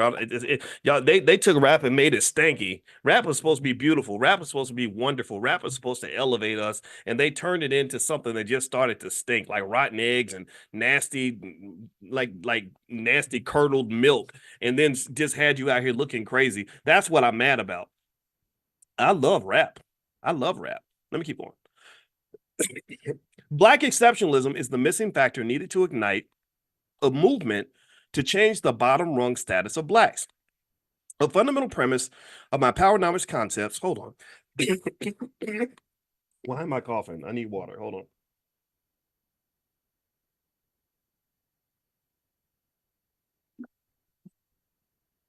Whenever I start coughing, somebody in the chat says, okay, Doc, just take your time. Get some water, Doc. So I'm going to take my time. All right. So it says here, a fundamental premise of my Powernomics concepts urges blacks to build group self-sufficiency and competitiveness upon its advantages and exceptionalities. Powernomics principles are the best hope that Black Americans have to survive and prosper in America. However, the window of opportunity is very small and closing quickly. In my book, Powernomics, the National Plan to Empower Black America, I correctly project that when compared to other population classes, blacks would be a permanent underclass. He predicted this by 2013. So on page 187 of the book, The Black History Reader, Dr. Claude Anderson, when he wrote this book, said that by 2013, Black people would become a permanent underclass. Now, I'm trying to remember. I keep forgetting. Is 2013 the future or the past? I can't remember. Have we already passed 2013? Because when you get older, you like remember when the year 2000 was way off in the future, because Prince would sing about it, like we're gonna party like it's 1999, and you couldn't even imagine it. I can't remember. It was 11 years. Thank you, Kendall. Thank you. I forgot. Sometimes I forget. So 2013 is a long time ago. So according to what Dr. Anderson says, there is a segment of the Black community, not all Black people, because I know Kendall Green, I know his wife, and they're not an underclass. They've been investing. Their children are not part of an underclass because they did a good job. They raised their kids and they raised them well. But the majority of our people, according to Dr. Anderson, might be stuck. I don't know. All I do know is that the labor market has changed. AI is here. A lot of people don't even know about AI, and so this is going to be interesting. Underclass status is measured by a group standing on social discomfort indicators such as measures of health, employment, poverty, income, wealth, education, criminalization, and business ownership. So pay attention. So this is how Dr. Anderson measures whether you're an underclass. You can write this down if you want to. This is good. So that when you figure out, like, okay, how are Black people doing? You can look at health, physical and mental health. Okay, since integration, are we doing better or worse in terms of physical and mental health? What do y'all think? Better or worse? Better or worse? And then let's move to employment. Are we doing better or worse than we were in the past? What do you think? I think employment is almost even, though. I think we have a lot of Black jobs. I think that most people that want work can find work. White people will always be happy to have Black people working for them. I think that there's space for that. However, here's what's interesting. I was listening to an economist speak today on a financial show, and he said something very interesting. He said that for the longest time, politicians would never admit something that most economists know, that excessive amounts of immigration, and Dr. Anderson's talked about this, that excessive amounts of immigration undermines wage growth, that your wages, part of the reason that American wages have not gone up. And what they'll do is they'll tell you inflation's getting better. Well, part of the reason it's getting better is because wages aren't going up. Well, why aren't they going up? Well, because you're adding 10, 20, 30 million people to the workforce. So you got more people competing for jobs. So inflation going down, or better yet, it doesn't actually go. So inflation doesn't go away. You don't actually have deflation. You have disinflation. Inflation's always there, but it's slowing down. So it's like a car moving down the road. It doesn't stop. It's just not going as fast as it was before. Do you understand? There's a difference there. That's different from the car stopping and turning around. The inflation car does not turn around. It goes in one direction, but sometimes it goes faster than others. So basically when they tell you, hey, hooray, everybody, inflation is under control, Well, a big indicator of that is how much employers are having to pay you to do your black job. So what they're partly saying is, yeah, your wages aren't going up because we don't have to pay you as much because now we've got a bunch of new people in the workforce that are going to compete for your job. Now you can do with that as you want. There's different arguments, right? It does help national productivity. It does help GDP. But just because GDP goes up, that doesn't mean that wealth is going up for everybody. So if you are in that working class, which a lot of us are, I don't think that this economy works in your favor. This is not a poor man's economy. This is not a working man or working woman's economy. This is a rich person's economy. And that's why I want you to invest, because I need you to do what rich people do. If you're a stockholder, yes, you're gonna do very well. You're gonna keep making money. They're never gonna stop helping rich people make money. But if you are, say, somebody who doesn't invest and you get up and you work hard and you go to work every day so you can pay off that $100,000 in student loans, you'll be stuck on that hamster wheel. And it's the running on the hamster wheel that generates the electricity that builds the wealth of rich people. That's capitalism, folks. So I hope that you will understand that, because if you don't, it can be very costly. So let me keep going here. Let's see, poverty. Okay, so he mentions poverty. I think in terms of poverty, maybe we're doing better. Okay, income. Are we doing better or worse? Like we were ranked dead last in income after integration. I think we're still dead last now. So income, we're worse or the same, right? We're not doing better. Okay. Wealth. How about wealth? Are we just, is our wealth just skyrocketing and shooting through the roof, or is it going down? Education. How do you feel about education? Do you feel like our kids are just getting a pristine education in all these nice public schools in all these big cities, or do you feel like that's kind of an issue? I'd say it's an issue, and it's connected to culture, right? I think that when you're talking about broken families and then musical culture that celebrates criminality and broken families, you get a big problem. I think I read Poor LeBron. He started that school, and they said not one of the children was able to pass the state math exam in that school. And I don't think that's all LeBron's fault, though. I think he was probably doing his best, and he did actually get the school built, which we know that sometimes can take a while for some of us. But anyway, he built this school, and I think I'm sure it's a great school, but none of the kids could pass the state math exam, which you can't just put all that on the teachers. You can't put all that on the school. You also have to look at what's happening in our homes. And I think that what happens in our homes that's what we can control. And that should be a paramount concern for all of us. What else? Criminalization. Incarceration, things like that. That's another factor, and business ownership. So these are the things that Dr. Anderson says we can look at to determine our quality of life. So maybe as you go vote, whoever you vote for, you can make this list: health, employment, poverty, income, wealth, education, criminalization, and business ownership, and sort of look at these as indicators of which candidate you feel is going to benefit you the most. Personally, I don't think either one of the major candidates will do it, but it's up to you to make that decision. These data show that blacks are fixed at the bottom of every negative indicator and bear a disproportionate share of social pathologies. Underclass status is evident when, in public discourse or policy, blacks are ignored, no longer mentioned or acknowledged by name as a group. Black Americans must use their exceptionalism to change direction. They have devoted nearly 500 years to running away from blackness as a negative, but they must now turn to their exceptionality, view it as a positive, and proclaim it based upon the exceptional treatment and history they've experienced in American society. To use group exceptionalism as a positive force, it is necessary to know what makes them exceptional and distinguished from other groups in society. The following is a partial list of the ways blacks are exceptional in the U.S. You ready? This is a list. Dr. Anderson has a list. There's a lot of stuff on this list. Black people Black people in the U.S. were the first people on earth and ancestors of all mankind. 2, the first people in North America, the Folsom people and the Moors. 3, the only people enslaved by the U.S. Constitution, the U.S. Supreme Court, and state Jim Crow laws. 4, the only people classified as property, 3/5 of a human being and a quote-unquote peculiar species. 5, the only people made a permanent minority in underclass by the 1790 nationalization laws. 6, the only people excluded from billions of acres of free land granted to white immigrants. 7, the only people not paid for their labor, therefore they could not acquire assets to pass to their descendants. 8, the only people who gave free labor that, along with free Indian land, became the definition of the American dream sought by immigrants. So we were the American dream. We didn't get the American dream. We became a commodity for the American dream. Interesting. 9, the only people for whom it was illegal to attend school or learn how to read and write. Number 10, we were the only descendants of slaves and were in America before 99% of all other people arrived. 11, the most patriotic people and fought in every major war since the nation's founding.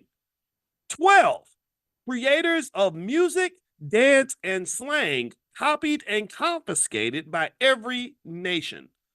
13, pawns over which the North and South fought in the 1860s American Civil War of brother against brother. 14, only people who created, and this is interesting, right? Let me go back here. 13 with the pawns, Civil War, pawns, slaves were pawns. We were enslaved people. We weren't slaves. We were enslaved people. We were pawns. And it's interesting because that idea of us being pawns to help other people win a bigger battle, a war, or even an election, that ideology still exists today. To this day, we're still pawns. To this day, the Republicans and Democrats use us as pawns just like the North and the South did. So it's not like they all show up and they trigger your trauma and they get you all getting the Holy Ghost on behalf of whatever they're trying to do. And they figure out how to use you and what you have to achieve a bigger objective that has very little to do with you. So do you see do you get the connection here? It's interesting because the Civil War is kind of the same thing. Well, nobody really fighting trying to free no slaves. Well, nobody like, yeah, I really care about black people like that. The people in the North, Dr. Anderson, thank God for him. He was one of the few people who helped us understand that even the people in the North did not want black people up there because they were competing for jobs. Black people were getting killed for trying to take somebody's job. They made laws blocking skilled black people from getting certain jobs. You couldn't go up there and be a carpenter or a mason, bricklayer, whatever. You couldn't do all that stuff, or plumber. They blocked all that out. They blocked you out of the unions and blocked your grandfather and grandmother out of certain trades. So this idea that the North and the liberals loved us is a false idea. It is simply not true, 100% not true. So Dr. Anderson is helping us to understand that. So you've always been pawns, though, for a bigger game. So let's keep going. And actually, that leads to another thought. Is before I read this, one of the reasons that we do financial consciousness training every day is because consciousness allows you to have self-awareness. When you are conscious and self-aware, you no longer are easily commodified by someone's bigger agenda because you can see the agenda. Consciousness is leveling up. It's a deeper perspective. It's where you see the world in higher dimensions. And that's what we do every morning. And I said, if we're more financially conscious, then what happens is that you start to understand your economic power. When you're financially conscious, you understand the position you have in the system. Like, imagine if somebody trained you to be a cog in a wheel and there's a big machine, right? And you're a little tiny bolt in one of the machines. Well, if you're not conscious, then you're just going to do what the bolt does. You're just going to sit there and just play your position. But when you become conscious, you elevate and you see the whole machine. And you say, oh, there I am.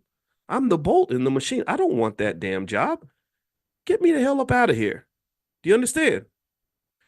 So really, consciousness is critical for us to really know what's going on. Consciousness maybe starts with knowledge and information. I can provide a lot of that on the economic stuff, but then it also is almost just meditative, and it's meditative in terms of really seeing the bigger picture. Consciousness is also connected to self-esteem and self-awareness, which is why Dr. Anderson's layout of the clear definition of Black exceptionality is really important, because then you will know how valuable you are. You will know how important your children are. You will know how valuable your community is. And when something's more valuable to you, you're going to invest in that. I'm an investor. I've been an investor a long time. I will never invest in a company or a business that is not valuable or that does not have potential. So when you value something, you invest in it. When you value something, you take care of it. When you value something, you protect it. When you don't value it, you give it away. That's why we got all these poor little girls giving their bodies away, twerking on Instagram, because they don't value their girls that value their bodies don't do that. or men run around planting seeds in every girl that that looks good that walks by. And, Nick Cannon and Cam Newton, that whole conversation, like, I'm gonna just go sleep with her and her and her and her. I think a man that values himself and values his seed doesn't really think that way. He says, no, I'm the king, and as the king, I'm only going to choose the proper queen that will carry my seed. I'm not having some stripper having my baby just because she's cute. I need to make sure I vet the people that are allowed to even be part of this very important, very significant, very royal bloodline. Do you understand? So really, that self-awareness, that knowledge, that ability to see the big picture, all these things relate to consciousness, and this is why we must be conscious. So when I say woke, like when I had that, y'all saw me at InvestFest, I had the shirt on that said financially woke. For me, woke is like wide awake, like you're seeing it all. And when you're really woke about the world and you really are committed to that, you start to just see things. And unfortunately, what happens sometimes is because I try to stay as woke as I can, and I see stuff and I say, I see that, and I see that, and I see that. Sometimes people don't understand it. I get it. I understand that. So let's all wake up. Let's pay attention. We are exceptional, and we should demand that. You got to stand on that. You can't be letting people knock you off your perch. You got to stand on your exceptionality. So let me keep going. So he says, also, we were the only people that were pawns in the Civil War. I mentioned that. Number 14, we were the only people who who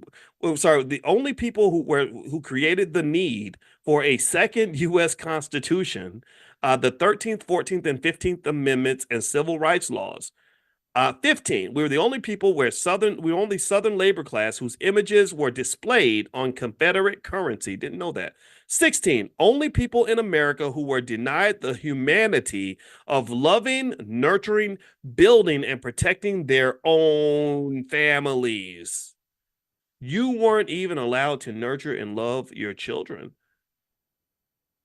And so when you see it that way, it helps us understand why we're not nurturing our children the way we should right now. For hundreds of years, we weren't allowed to do that. So it says here, reflection upon the exceptionalities listed above should lead readers to question how different the U.S. would look today if, 1, blacks had been a paid labor force that cleared the land, built the roads, bridges, canals, government offices, and universities. What would have happened if you had got paid? Number 2, if blacks had been members of the founding fathers, what would the nation look like if that had happened? Participating in the writing of the nation's constitution, allowed to vote, hold public office, and express a group self-interest. What would the country look like if we had done that? What would America look like today if blacks had ownership of some of the thousands of acres of free land upon which to build mega farms and ranches and extract the minerals, oil, gas, lumber, and other resources, and the opportunity to accumulate wealth from the generous land giveaways? I want you to think about whatever city you're from. Put the city that you're from in the chat. Everybody tell me what city you're from. I'm gonna read literally from the chat. Tell me, what city do y'all live in? Type the name of your city. Rep your city right quick, because I'm gonna use this as an example. Let's see here. What we got? Let me hold on. I'm opening up the chat. It's taking a minute. Sorry. Okay, I see Chi-Town. I see Dr. Vibe. It looked like I saw Toronto for you. Was that right? Kansas City, Tulsa, Oklahoma, Brooklyn for Douglas. Okay, so Douglas. Let's start with Douglas and Brooklyn. Douglas, I love Brooklyn. The black people in Brooklyn are amazing. I got to do another event there, because when I went there, you guys really came out in droves, and I appreciate that so much. So imagine if you went through Brooklyn. And think about all the skyscrapers you see in Brooklyn, just thousands of skyscraper buildings. Each of these buildings worth hundreds of millions of dollars, maybe billions for some of them worth billions of dollars. Imagine if black people owned like 13% of those buildings. Imagine if like 1 in every 10 or 1 in every 8, 9, or 10 buildings you saw that was like 80 stories high. You could say, oh yeah, that's owned by a black family, or another black family owns that building. Or a conglomerate with investors from, the black community bought that building. Like that's the kind of world we would live in if we weren't locked out of economic opportunities. But I dare you, you go to a big city like Chicago or New York, and there's thousands of skyscrapers. You're going to have a hard time finding one that's owned by black people. One out of 10,000, 5,000, whatever the number is. And I think that's atrocious. That's appalling. That pisses me off. That makes me angry. And again, that's another thing that consciousness does. Consciousness doesn't, it takes you from just seeing the world as it is to seeing the world as it could have been. And then also consciousness allows you to see the world as it could be if you make certain decisions. So you literally can time travel, mind travel to different dimensions. You can travel through space and time and see things in various ways. So I don't really see what's happening around me very much. I'm seeing 20 years in the future. I'm seeing the what ifs all the way across the board. So the big what if is that if you didn't have hundreds of years of slavery, Jim Crow, and oppression, if you didn't have hundreds of years of wealth extracted and stolen from the Black community, if you did not have hundreds of years of consistent, horrific abuse and disregard and disdain for Black people, the world would look very, very different. And I think that we should fight for that world. When, Dr. King had that dream of, unfortunately they weakened his dream. They watered it down to that whole thing about little white girls and little Black boys holding hands. I ain't never wanted to hold hands with a white girl. No disrespect. If you're white, I don't hate you. I just like Black women the most. I want to hold hands with my wife. And my dream is much bigger than that. And my dream is not holding hands with a white woman. My dream is us owning what we really should own. My dream was when I went to the Black Business Conference this weekend and saw thousands of Black business owners, hundreds of CEOs. They had dozens of African delegations forming deliberate connections to do tens of millions and hundreds of millions of dollars of business with Black-owned businesses. My dream was InvestFest, where I went over there and saw thousands of young people sitting there listening to information about everything from trading stocks to buying real estate to starting a business. That's the dream I have. That's what I want to see, because if we double and triple down on that and really commit to that, taking back our stuff, we got to take back our stuff. If we commit to taking back our stuff, I think that we will have a future that is incredibly bright. And not only should we do it, we have to do it. You have to do it, because if you don't do it, then your kids are going to end up in slavery just like you. Our grandkids will be in slavery, just like I don't want anybody going through what I went through. It was really hard to get by. It was really hard to figure out how to get a couple of nickels to rub together. It was really hard to be in a workplace where it was so toxic that it affected my mental health. Why do you think I never worked for anybody? I never went to corporate America. I got my dream job. You talk about Black jobs. I got a real good Black job when I was in college. Let me tell you what happened. I got a job, an internship with GE Aircraft Engines, because I told you I was the top Black student on campus. I had the highest grade point average, so I got everything I applied for. So I applied for this internship because it paid the most money. I needed money, and they put me in this super nice apartment in Boston, and I worked for the General Electric Aircraft Engines division in Lynn, Massachusetts. That was a great summer. I had a lot of fun, but I absolutely hated that fucking job. Excuse my French. I'm not going to cuss anymore, but I hated that job with a passion. It was terrible. It was boring. I didn't relate to anybody. My boss was a racist. Her name was Mary Perna. I'll never forget this terrible lady. And it was just a bad experience all the way around. I remember walking away saying, man, is this it? Is this what I've been fighting for? It's gotta be better than this. And so once I understood wealth, and then I started to explore how certain other people live when they built a legacy, when they do the investing, when they have the discipline, when they prepare for the future, I said, oh, that's the American dream over there. You see, you was pointing me over to this stupid corporate job and white women or whatever the hell you think I was that was supposed to be my dream, or BET. Like that's supposed to be the American dream, like becoming a famous rapper or something so you can get shot in the face in front of your kids. No, that's not a dream. None of that's a dream. The American dream, in my view, is financial security. The American dream is peace.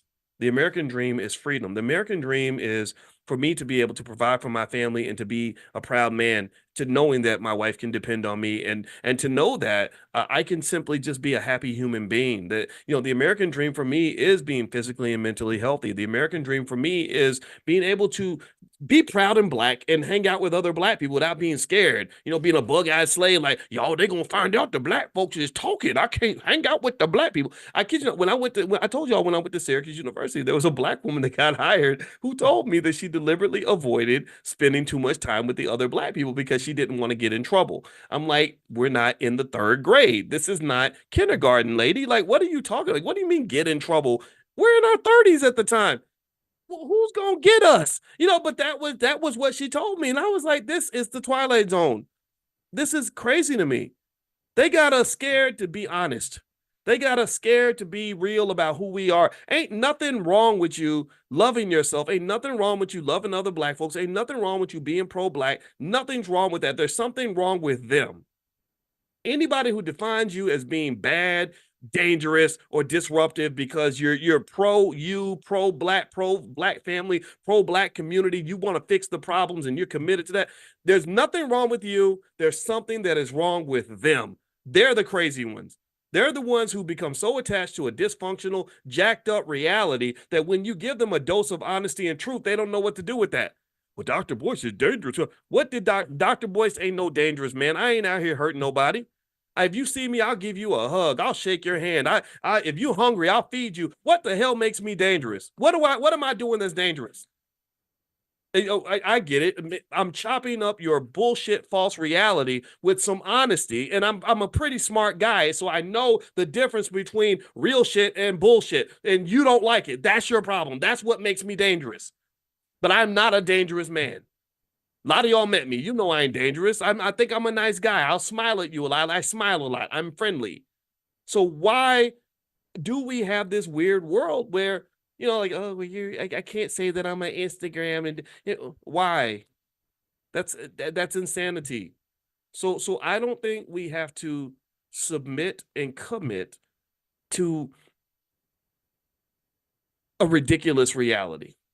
I don't think we have to submit to that. I think that you can dream a little bit, and I encourage you to dream hard. You know, dream strong, dream as a free man, free woman. Have those dreams of freedom, whatever that looks like for you. Have that dream and commit to it, and don't be scared. Don't let anybody knock you off of that. Let me keep going. Let me keep reading. All right. So we're on page 189 of Dr. Claude Anderson's book. I hope that you will support him. Every black child should be reading his books. His website is powernomics.com, by the way. And this book is called The Black History Reader. And you won't find this in any public school anywhere because he's another one of those dangerous Negroes.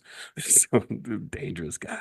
All right. So here's what Dr. Anderson says. He says, reflection upon the exceptionalities listed should lead readers to question how different the U.S. would look. And we talked about what would the world look like if we had been paid? What would the world look like if we had been among the founding fathers? What would the world look like if we had ownership of the thousands of acres of free land that was given to other people where they built oil and gas and lumber empires, etc.? What would the world look like if we'd been allowed to economically benefit from our inventions, our music, our dances, our culture, and our communities? What if hip hop belonged to us? What would that look like? It would be amazing, right? Because hip hop is this $1 trillion industry that's owned by a bunch of people who can't even rap. That doesn't make any sense.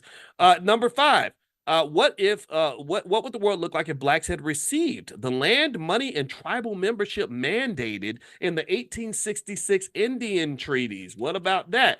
Y'all know about that? You don't know about that? Cody Ransom came in. Cody Ransom is in Greenwood, the Greenwood section of Tulsa, Oklahoma. He knows all about that. He knows about all that land and property that was given to Native Americans and that black people were supposed to get a big chunk of that. He knows that we were supposed to get a lot of the special benefits that were given to other groups, and that not only did the colonizers block black folks out of that, but even some of the Native American tribes, some of these tribes that you're taught that are your allies or whatever, they block black folks out. Right. So you don't really have any friends, and they create narratives that make you think you have friends. Well, my thing is, like, if you're my friend, why aren't you sharing your wealth? If you're really my friend, then you're going to give me my piece of the pie. If you lock me out and have me out here starving, you ain't really my friend. So anyway, let me keep going.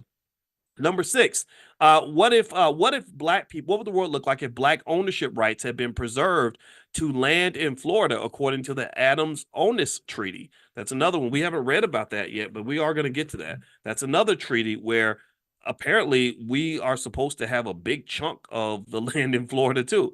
What if blacks had received the $50 million stolen by whites from the Freedmen's Bank? So there was a Freedmen's Bank where they put money in there that was supposed to be for y'all. Somebody took all that money and nobody knows where it went. The exceptionality of black Americans is their best, but so far unused pathway to socioeconomic competitiveness, independence, and self-sufficiency. So since we just got finished talking about that treaty, let me read to you what this treaty was. This the treaty that involved Florida. Oof, there's a lot here. Oof. Okay, all right, let's keep going. All right, the Adams-Onis Treaty of 1819 was a treaty between the U.S. and Spain that sold the Spanish territory of Florida to the United States. The treaty also settled the fights that the two countries had long waged over slavery and the rights awarded to black people who settled in Florida.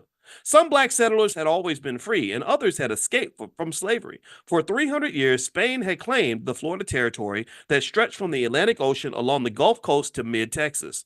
During that period, the Spanish government and the Catholic Church proclaimed Florida to be a haven for free blacks and runaways who escaped southern plantations to become Spanish citizens. Spain's offer of citizenship included physical protection and free land for blacks accepting Catholicism. After a number of costly military conflicts, Spain fell on hard times and by 1819 agreed to sell Florida to the U.S. for a mere 5 cents an acre or approximately $15 million. The sale was formalized in the Adams-Onis Treaty signed by Secretary of State John Quincy Adams and ratified by the Senate in 1821. The terms of the sale should have protected blacks who were made U.S. citizens by the treaty. So they were Spanish citizens. They were made U.S. citizens. How many of y'all knew this? How many of y'all... Let's pause. Yes or no? How many of y'all learned any of this in school? Anybody learn about this stuff in school? Did they tell you this specific stuff? I'm looking for one yes. I see nope. Monica says nope. Jama, April, hell no from Jean Trey. I'm looking for one. I need just like I'm looking for one. I don't see one yes. One yes. Now do you kind of understand why I can't get fired up about fighting for like public schools? I can't do that because they lie to us and they don't tell us anything. Like, I think we should be educating our own kids. I want our kids to be like Caden. I told you I saw about Caden. I saw Caden at InvestFest and he was 14 and he just finished high school at 14 and he's already a millionaire because his parents really did what most parents should do, which is embraced him and really loved him and taught him in a nurturing space so he could be his best. I'm in that camp. But again, I'm not criticizing anybody's choices. I just think that these schools are just not that great, and that's what I believe. I think you're a commodity. Your kid makes somebody else money, and that's why they want them there. All right, so let me keep going. But no disrespect to all the teachers I know you're doing your best. But we know what the system does. It doesn't give you the ability to really do what I think you need to do. If I could raise a couple $100 million, I swear I would totally start a bunch of schools across the country and hire a bunch of black teachers who love black children and pay you as well as I could to allow you to be the intervener in the lives of these children, because what these children need isn't just education.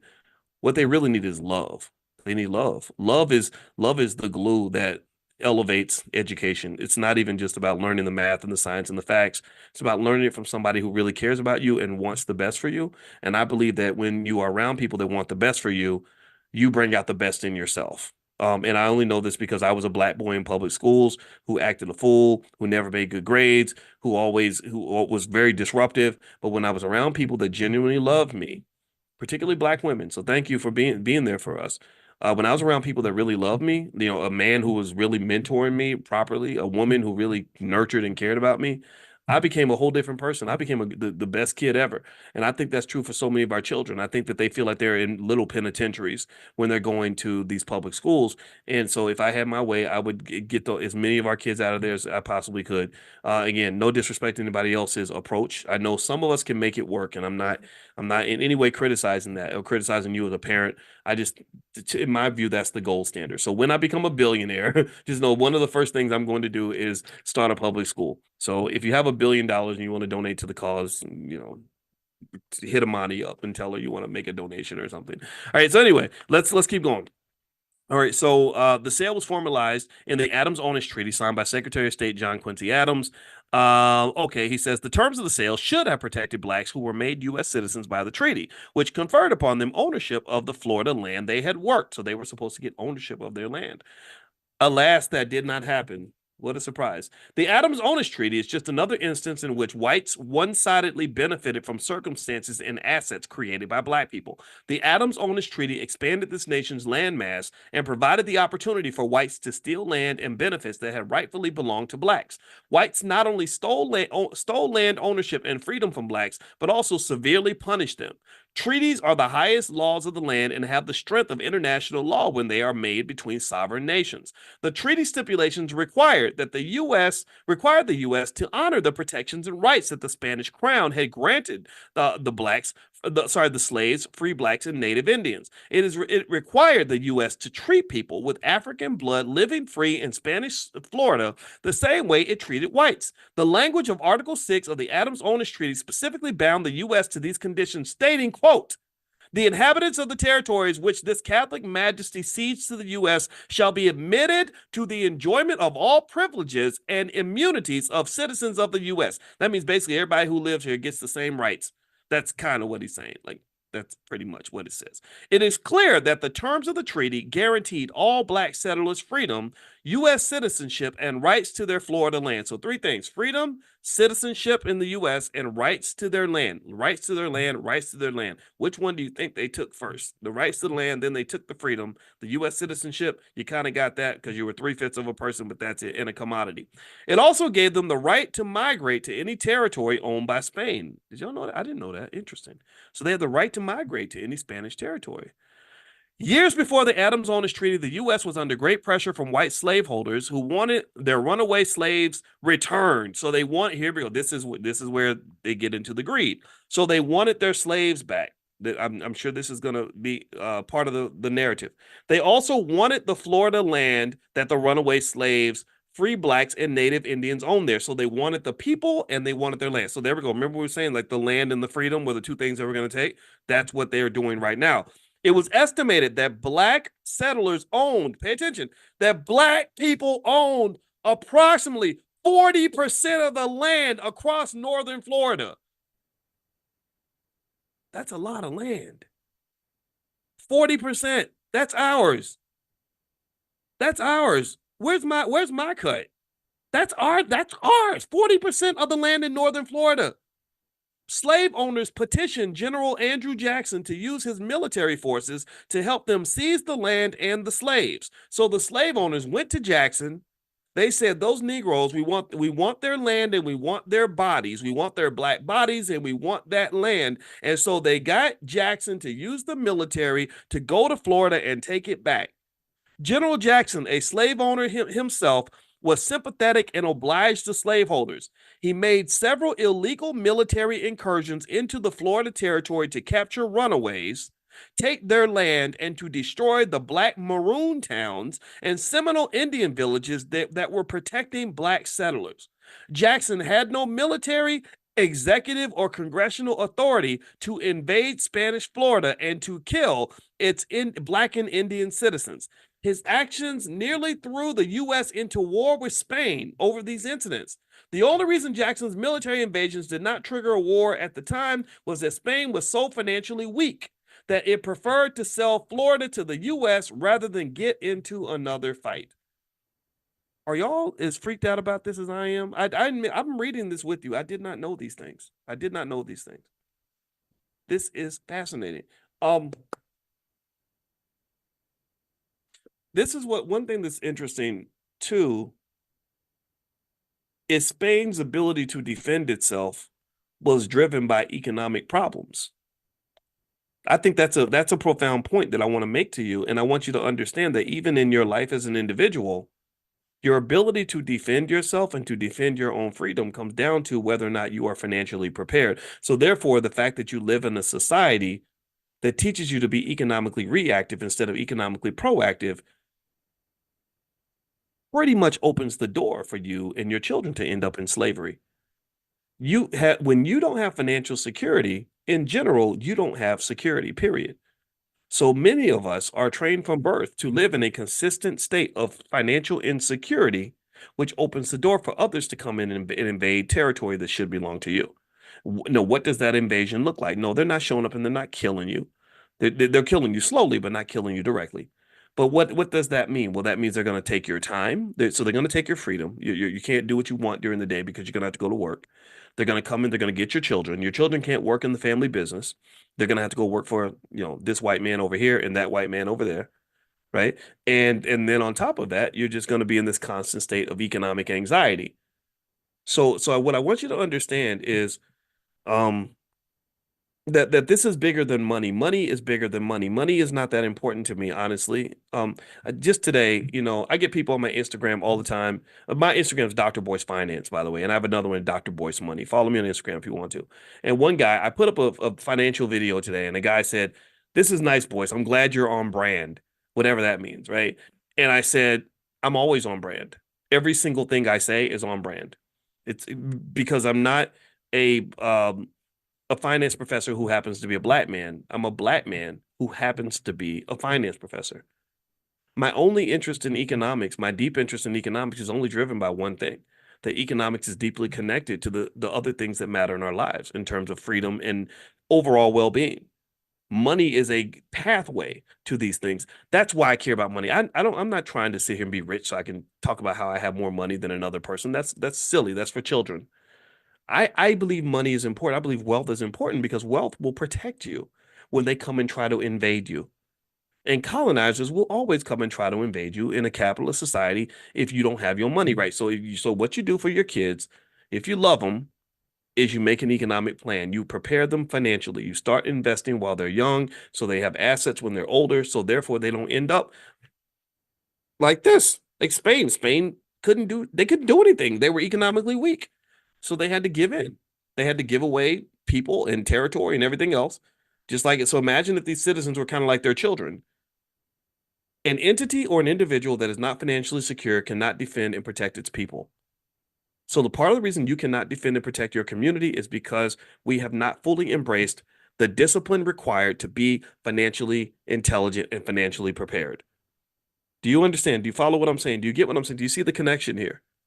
If Spain had a different approach to its finances, they could have fought the war, defended their people, told them to fuck off. Whatever. Excuse my French. I know I cussed a lot today. I hope please forgive me for that, but I got to be honest. They could have said, "Screw you. These are our people. We're going to fight you till the end because we've got the resources to do that." But because they had no resources, they had to bow to the crown. They had to bow to the aggressor.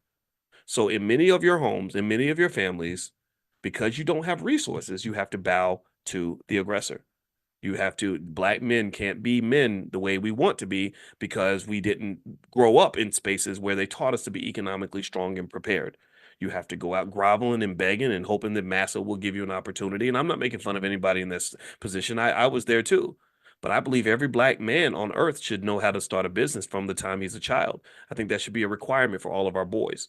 Same thing. I think the girls too. The girls have their own reasons to be economically independent. So this is what I'm seeing here. This is what I'm seeing. That not being prepared makes you vulnerable. And then that's when people come in and they take your stuff and they take the people around you. So you are the head of a household. You've got some stuff. You've got some people that you're protecting. You can't protect them because the money's not right. Why ain't the money right? Why don't we have a plan? Why aren't we doing more? Why aren't we understanding economic preservation as a critical element of personal and collective freedom? Freedom, influence, power, whatever you want to call it. Money is power. Money is power, and economic warfare is a very real thing. It's declared on you every single day, and it's going to be declared on your children. So make sure that they're ready. Let me keep reading here. All right, so it says, as stated earlier, after the treaty was signed in 1821, Florida became an American territory and the inhabitants became U.S. citizens. However, that did not stop General Jackson from breaking the law. He committed numerous additional reprehensible acts to aid the white slaveholders. He repeatedly used the U.S. military to capture blacks in Florida and delivered them to the slaveholders. In doing so, Jackson violated the U.S. Constitution that declared it illegal to bring slaves into the country after 1808.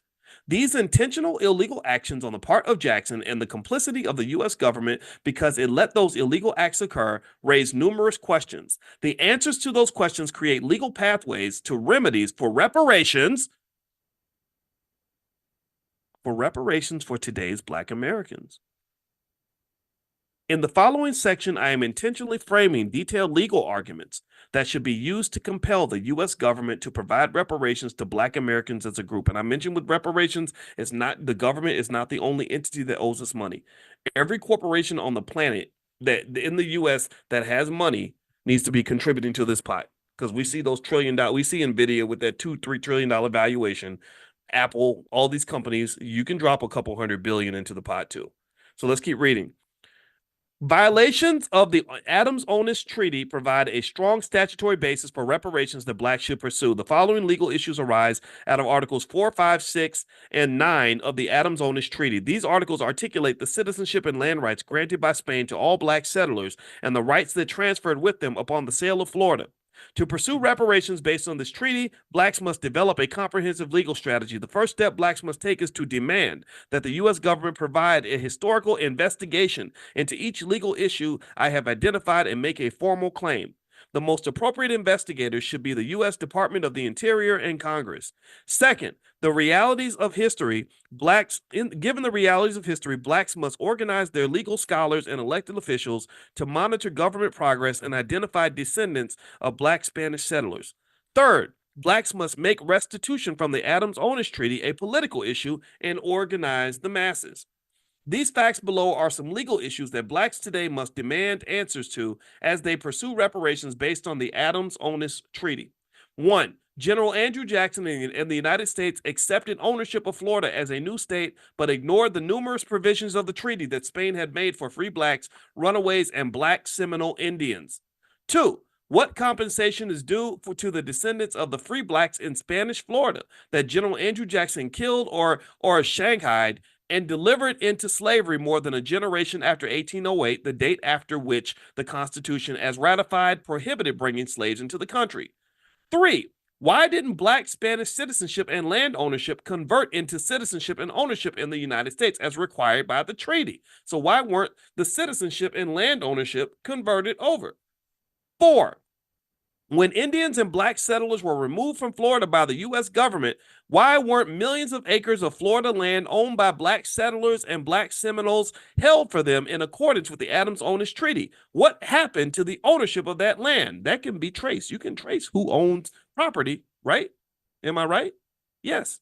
So on page 193 of the Black History Reader, part 5, Dr. Anderson says, do the descendants of black landowners still have entitlement to that Florida land? They owned the land based on Spanish decree and natural or divine law, but did not have paper documents such as deeds. 6. If the terms of the treaty are invalid, then the state of Florida still belongs to Spain. Nearly 2 centuries after the U.S. Congress signed the Adams-Onis Treaty, it is necessary to track ownership of the many Florida lands that have been owned by black Spanish settlers whose land rights should have followed them after the U.S. purchase. If the treaty is valid, then the obligations to black settlers must be honored. 7. What happened to the sovereignty rights of free black settlers who had lived throughout Florida for centuries and were forced into slavery? Think about this. You've been free for centuries and they force you. I mean, that's terrible. That's horrible. And who had lived in Florida throughout Florida for centuries and were forced into slavery or were later marched along the Trail of Tears with native Indians to the Oklahoma Territory. What happened to their land? Were the owners compensated? Were their descendants compensated? Or is that a bill still waiting to be marked, paid in full by the U.S. government? That's what Dr. Anderson's asking about. That is a lot. That is very deep. And that is where we're going to stop for today. Whew. I don't know about y'all, but I'm kind of tired. I need a cigarette and I don't even smoke. If I was an alcoholic, I'd be getting a drink right now. Shoot. If I was a drug addict, I'd be hitting the pipe twice. But fortunately, I'm none of these things. So instead, I think I'm going to go kiss my wife and eat some of her delicious dinner. So with that said, we're going to meet next week for book club. If you want to get an invitation, you want to be on the list, text the word greatness to 87948. Text greatness to 87948. Couple reminders of things happening in the Black Business School. Number one, this week, Constance Carter, who owned the largest Black real estate firm in California, is doing a session. I believe that session is Thursday night. We have B1 Real Estate, and it's her mastermind. So that's going to happen this week. Also tomorrow, or sorry, scratch that. Sorry, that's going to be tomorrow. Yeah, tomorrow night, Thursday, duh. And she's going to come in. So if you are on the text list, I'll send you a text. about that. Also Friday, Dr. Lene Javette, who is our Dean of Entrepreneurship, is going to do a special session called Concept to Cash Flow, where you take your ideas, turn them into a business. Dr. Javette studied Black entrepreneurs in her doctoral work. She's on the faculty. She's going to be doing that Friday. That's free. Now, the real estate event, that's part of Dr. Boyce Real Estate. The real estate event with Constance, you can get a free trial in that. Just make sure you're on the list. In fact, if you want to join us tomorrow morning for financial consciousness training, those who haven't signed up, text the word morning, MORNING, to the number 87948, and I'll send you invitations to all that stuff. So text morning to 87948. Number 3, we have an estate planning training that I put together in the Dr. Boyce Academy. Lifetime access will be $299 if that's something. If legacy building is something that you're interested in, you want to learn estate planning. I am going to reduce the price by 48% for 48 hours for a couple days on Thursday and Friday. You'll get a text to decide if you'd like to participate in that. And then last but not least, the All Black National Convention is October 25th through the 27th. We're going to convene in Lombard, Illinois, right outside of Chicago at the Westin Hotel, and spend a couple days just being super Black and getting to know each other and connecting and having our family reunion, learning and having fun and connecting. And that's pretty much what the convention is. So if you'd like to learn more about the convention, you can go to allblacknationalconvention.com. That's allblacknationalconvention.com. Right. And the book that we read tonight is called The Black History Reader by Dr. Claude Anderson. You can get a copy at powernomics.com. He has a whole bundle pack of all of his books you can get for $99. Best $99 investment you'll ever make. So feel free to go to powernomics.com. So God bless you guys. I hope you have a great night. I'll see you all tomorrow morning for Economic Elevation.